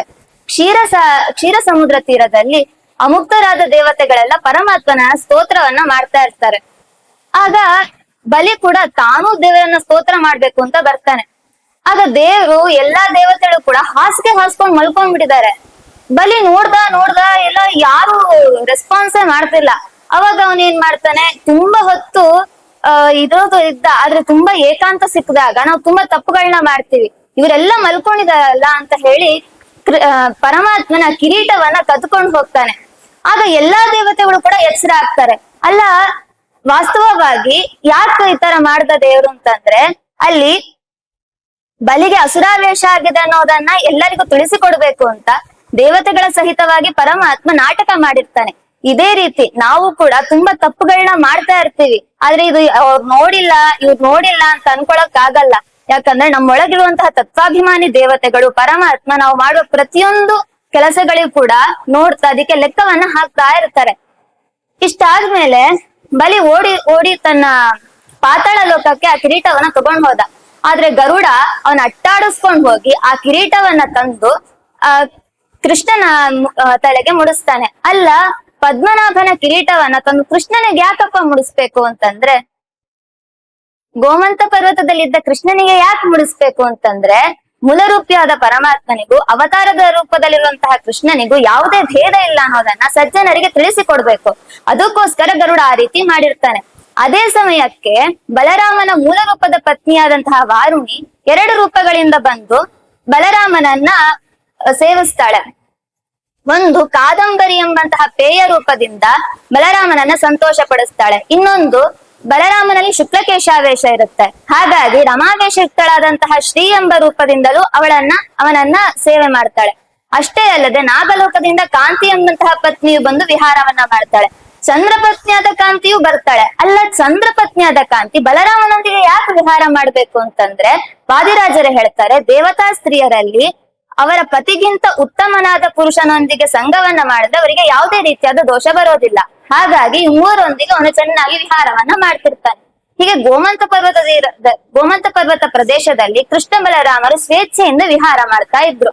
ಅಷ್ಟೊತ್ತಿಗೆ ಜರಾಸಂಧ ದಾರಿಯನ್ನು ಹುಡ್ಕೊಂಡು ಬಂದ ಗೋಮಂತ ಪರ್ವತಕ್ಕೆ. ಆದ್ರೆ ಅದು ದೊಡ್ಡ ಬೆಟ್ಟ, ಅದ್ರ ತುದಿನೂ ಅವನಿಂದ ನೋಡಕ್ಕಾಗಲ್ಲ. ಕೊನೆಗೆ ಏನ್ ಮಾಡ್ತಾನೆ, ಕೃಷ್ಣ ಎಲ್ಲೂ ಕಾಣಿಸ್ತಿಲ್ಲ. ಅದಕ್ಕೆ ಬೆಟ್ಟಕ್ಕೆ ಬೆಂಕಿ ಹಾಕ್ಬಿಡ್ತಾನೆ. ಆಗ ಕೃಷ್ಣ ಇದೇ ಸರಿಯಾದ ಸಮಯ, ಇವಾಗ ನನ್ ಬೇಟೆ ಸಿಕ್ಕಿದೆ ಅಂತ ಆ ಪರ್ವತವನ್ನ ತನ್ನ ಕಾಲಿನಿಂದ ಮೆಟ್ಟಿ ಅಡಿಯಲ್ಲಿದ್ದಂತಹ ನೀರನ್ನ ಮೇಲಕ್ಕೆ ಚಿಮ್ಮಿಸಿ ಆ ಬೆಂಕಿಯನ್ನ ಆರಿಸ್ತಾನೆ. ಆಮೇಲೆ ಹಠಾತ್ ಆಗಿ ದಾಳಿ ಮಾಡ್ತಾನೆ. ಅಲ್ಲ, ಕೃಷ್ಣ ಯಾವ ನೀತಿಯನ್ನ ತೋರಿಸ್ಕೊಡಕ್ ಹೊರಟಿದ್ದಾನೆ? ಅಲ್ಲಿ ದ್ವಾರಕೆಗೆ ಅವನು ಸೈನ್ಯವನ್ನ ತಗೊಂಡ್ ಬಂದಿದ್ದ. ಅಲ್ಲಿ ನೇರವಾಗಿ ಯುದ್ಧ ಮಾಡ್ಬೋದಿತ್ತು. ಆದ್ರೆ ಅಲ್ಲಿ ನೇರವಾಗಿ ಯುದ್ಧ ಮಾಡದೆ ಇಲ್ಲಿ ಯಾವ್ದೋ ಒಂದು ಕಾಡಿಗೆ ಕರ್ಕೊಂಡ್ ಬಂದು ಅಲ್ಲಿ ಯಾಕೆ ಯುದ್ಧ ಮಾಡ್ದ ಅಂತಂದ್ರೆ, ಲೋಕನೀತಿಯನ್ನ ತೋರಿಸ್ಕೊಡ್ತಾ ಇದ್ದಾನೆ. ಬಲಿಷ್ಠರಾದಂತಹ ಒಬ್ಬ ವ್ಯಕ್ತಿ ಯುದ್ಧಕ್ಕೆ ಬಂದಾಗ ಅವನೊಂದಿಗೆ ನೇರವಾಗಿ ಯುದ್ಧ ಮಾಡಬಾರ್ದು. ಯಾಕೆ ಅಂತಂದ್ರೆ, ರಾಜನ ಕರ್ತವ್ಯ ಏನು ಅಂದ್ರೆ ದೇಶ ರಕ್ಷಣೆ ಮತ್ತೆ ಪ್ರಜೆಗಳ ರಕ್ಷಣೆ, ಇದೆರಡು ಅವನ ಕರ್ತವ್ಯ ಆಗಿರುತ್ತೆ. ಹಾಗಾಗಿ ಬಲಿಷ್ಠನಾದ ವ್ಯಕ್ತಿ ಯುದ್ಧಕ್ಕೆ ಬಂದಾಗ ಅವನೊಂದಿಗೆ ನೇರವಾಗಿ ಯುದ್ಧ ಮಾಡದೆ ಅಗಮ್ಯವಾದಂತಹ ಜಾಗ ಕರ್ಕೊಂಡೋಗಿ ಅಲ್ಲಿ ಅವನಿಗೆ ಯಾರು ಶತ್ರು ಸೈನಿಕರಿಗೆ ಆ ಜಾಗ ಗೊತ್ತಿರಲ್ಲ. ಹಾಗಾಗಿ ಅಲ್ಲಿ ಹಠಾತ್ ಆಗಿ ದಾಳಿ ಮಾಡ್ಬೇಕು. ಆಗ ಅವರು ಗಲಿಬಿಲಿಗೊಳ್ತಾರೆ. ದೇಶದ ರಕ್ಷಣೆಯೂ ಆಗುತ್ತೆ, ಪ್ರಜೆಗಳ ರಕ್ಷಣೆಯೂ ಆಗುತ್ತೆ, ಶಸ್ತ್ರಾಸ್ತ್ರಗಳ ಉಳಿತಾಯವೂ ಆಗತ್ತೆ ಅಂತ ಯೋಚನೆ ಮಾಡಿ ಇದನ್ನ ತಿಳಿಸಿಕೊಡ್ಬೇಕು ಅಂತ ಕೃಷ್ಣ ಅಲ್ಲಿ ಯುದ್ಧವನ್ನ ಮಾಡಿರ್ತಾನೆ. ಈ ಜರಾಸಂಧನ ಸೈನಿಕರಲ್ಲಿ 3 ಕೆಟಗರಿಯವರು ಯುದ್ಧಕ್ಕೆ ಬಂದಿರ್ತಾರೆ. ಒಂದು ಸ್ವರೂಪದಲ್ಲಿಯೇ ಅಸುರರು, ಇನ್ನು ಕೆಲವರು ಅಸುರಾವೇಶದಿಂದ ಯುದ್ಧವನ್ನ ಮಾಡಿರ್ತಾರೆ, ಸಜ್ಜನರಾಗಿ ಅಸುರಾವೇಶದಿಂದ ಯುದ್ಧ ಮಾಡಿರ್ತಾರೆ. ಇನ್ ಕೆಲವೊಬ್ರು ಜರಾಸಂಧನ ಭಯದಿಂದ ಯುದ್ಧವನ್ನ ಮಾಡಿರ್ತಾರೆ. ಹೀಗೆ 3 ಕೆಟಗರಿಯವರಿಗೆ ಅವರವರ ಯೋಗ್ಯತೆಗನುಗುಣವಾಗಿ ಅವರೊಂದಿಗೆ ಯುದ್ಧವನ್ನ ಮಾಡಿ ಕೃಷ್ಣ ಅವರನ್ನ ಸೋಲಿಸ್ತಾನೆ. ಧ್ವಜ ಕುದುರೆಗಳನ್ನೆಲ್ಲ ಧ್ವಂಸವನ್ನೆಲ್ಲ ಮಾಡ್ತಾನೆ. ಹೀಗಿರ್ಬೇಕಾದ್ರೆ ಜರಾಸಂಧನಿಗೂ ಬಲರಾಮನಿಗೂ ಯುದ್ಧ ನಡೆಯುತ್ತೆ, ದೀರ್ಘಕಾಲದ ಯುದ್ಧ ನಡೆಯುತ್ತೆ. ಆಗ ಜರಾಸಂಧ ಬಲರಾಮನಿಗೆ ಗದೆಯಿಂದ ಹೊಡೆದು ಅವನನ್ನ ಮೂರ್ಛೆಗೊಳಿಸ್ತಾನೆ. ಮೊದಲೇ ಬಲರಾಮ ಶೇಷ, ಅವನ ಹಾವುಗಳಿಗೆ ಮೊದಲೇ ಸಿಟ್ಟು ಜಾಸ್ತಿ, ಅಂತದ್ರಲ್ಲಿ ಬಲರಾಮನಿಗೆ ಹೊಡೆದಿದಾನಂದ್ರೆ ಇನ್ನೂ ಕೋಪ ಬಂತು, ಇವನನ್ನ ಸಾಯಿಸೇ ಬಿಡ್ತೀನಿ ಅಂತ ಹೊರಡ್ತಾನೆ. ಆಗ ವಾಯುದೇವರು ಅಶರೀರವಾಣಿಯನ್ನ ಮಾಡ್ತಾರೆ. ನೋಡಪ್ಪ ಬಲರಾಮ, ನೀನು ತುಂಬಾ ಶಕ್ತಿವಂತ, ಸಾಮರ್ಥ್ಯ ಇರೋನು, ಎಲ್ಲ ನಿಜ, ನಿನ್ನಲ್ಲಿ ಅಮೋಘವಾದ ಶಸ್ತ್ರಾಸ್ತ್ರಗಳು ಎಲ್ಲ ಇದೆ, ಆದ್ರೆ ನಿನಗಿಂತ ಬಲಿಷ್ಠನಾದವನಿಂದ ಇವನ್ ಹತನಾಗ್ತಾನೆ ಹೊರತು ನಿನ್ನಿಂದ ಹತನ ಆಗಲ್ಲ ಅಂತ ಹೇಳಿದ್ರು. ಅಲ್ಲ, ಹಿಂದೆ ಹೇಳಿದ್ದಾರೆ ಜರಾಸಂಧ ನನ್ನ ಬಲರಾಮ ದೇವರು ಸೆರೆ ಹಿಡಿದಿದ್ರು ಅಂತ. ಇವಾಗ ನೋಡಿದ್ರೆ ಅವನನ್ನ ಏನೂ ಮಾಡಕ್ಕಾಗಲ್ಲ ಅಂತ ಹೇಳ್ತಿದಾರಲ್ಲ ಅಂತಂದ್ರೆ ಇಲ್ಲಿ ಆಚಾರ್ಯರು ಹೇಳ್ತಾರೆ, ಜರಾಸಂಧನಿಗೆ ಬ್ರಹ್ಮದೇವರ ಅಜೇಯತ್ವದ ವರ ಇತ್ತು.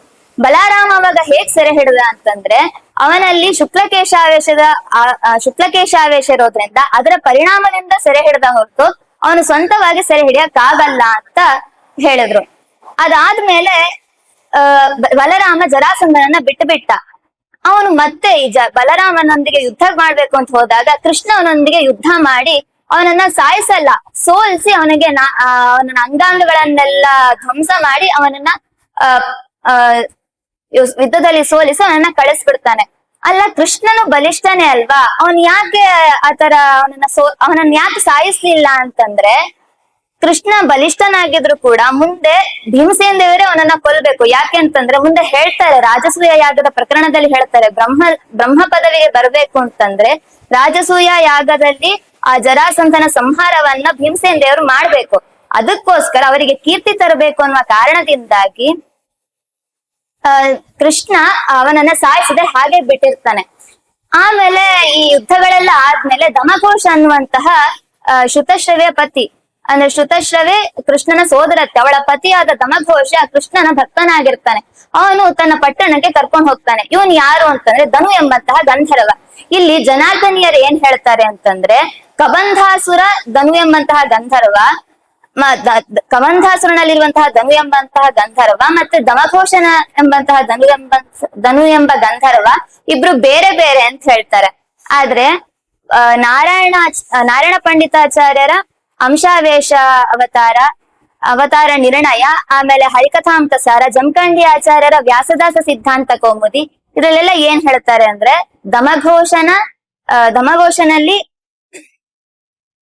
ದಮಘೋಷ ಮತ್ತೆ ಕಬಂಧಾಸುರ ಇಬ್ರು ಕೂಡ ಧನು ಎಂಬಂತಹ ಗಂಧರ್ವನ ಅವತಾರವೇ ಅಂತ ಹೇಳ್ತಾರೆ.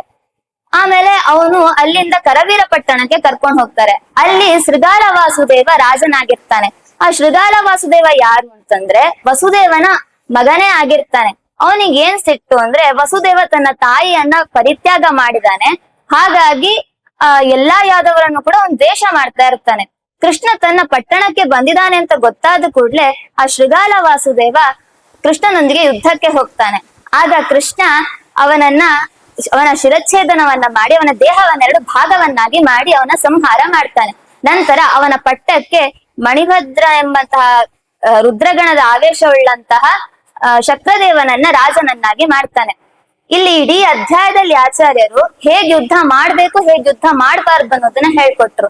ಯುದ್ಧವನ್ನ ಒಂದು ವೇಳೆ ಬಲಿಷ್ಠನಾದಂತಹ ವ್ಯಕ್ತಿ ಎದುರಿಗೆ ಬಂದಾಗ ಅವನೊಂದಿಗೆ ನೇರವಾಗಿ ಯುದ್ಧ ಮಾಡಿದ್ರೆ ಏನಾಗುತ್ತೆ ಅಂದ್ರೆ ಶೃಗಾಲ ವಾಸುದೇವನಿಗಾದ ಕಥೆನೇ ಆಗುತ್ತೆ. ಆಗ್ಲೇ ವೈಷ್ಣವಿನೂ ಹೇಳದ್ಲು,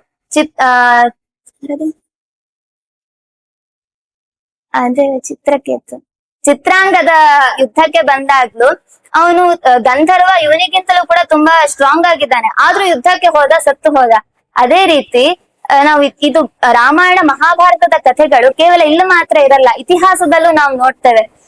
ಶಿವಾಜಿ ಮಹಾರಾಜ ತನ್ನೊಂದಿಗೆ ಔರಂಗಜೇಬ ಅನ್ನೋನು ನೇರವಾಗಿ ಯುದ್ಧಕ್ ಬಂದಾಗ ಅವನೊಂದಿಗೆ ನೇರವಾಗಿ ಯುದ್ಧ ಮಾಡಲ್ಲ ಶಿವಾಜಿ. ಅವನೇನ್ ಮಾಡ್ತಾನೆ, ಗೆರಿಲ್ಲಾ ಯುದ್ಧ ತಂತ್ರ ಅಂದ್ರೆ ಇದೇ ತರ ಕೃಷ್ಣ ಯಾವ ನೀತಿಯನ್ನ ತೋರಿಸಿದ್ನೋ ಅದೇ ರೀತಿ ಯುದ್ಧವನ್ನ ಮಾಡಿ ನಮ್ಮ ದೇಶದ ರಕ್ಷಣೆಯನ್ನ ಮಾಡಿದ್ದ. ಹಾಗಾಗಿ ರಾಮಾಯಣ ಮಹಾಭಾರತದಲ್ಲಿ ಏನೇನ್ ಹೇಳಿದಾರೋ ಅದು ನಾವು ಇತಿಹಾಸದಲ್ಲೂ ಕೂಡ ನಮ್ಮ ಹಿಸ್ಟ್ರಿಯಲ್ಲೂ ಕೂಡ ನೋಡ್ಬೋದು ಅಂತ ಹೇಳ್ತಾ ಈ ಅಧ್ಯಾಯವನ್ನ ಮುಗಿಸ್ತೇನೆ. ಅವಕಾಶ ಮಾಡಿಕೊಟ್ಟ ಗುರುಗಳಿಗೆ ನಮಸ್ಕಾರ ಮಾಡ್ತಾ, ಪಾಠ ಮಾಡಿದ ಆಚಾರ್ಯಗೂ ನಮಸ್ಕರಿಸುತ್ತಾ, ಯಾವತ್ತು ಪ್ರೋತ್ಸಾಹ ಮಾಡುವ ನನ್ನ ಎಲ್ಲ ತಂಗಿಯರಿಗೂ ಧನ್ಯವಾದವನ್ನ ಹೇಳ್ತಾ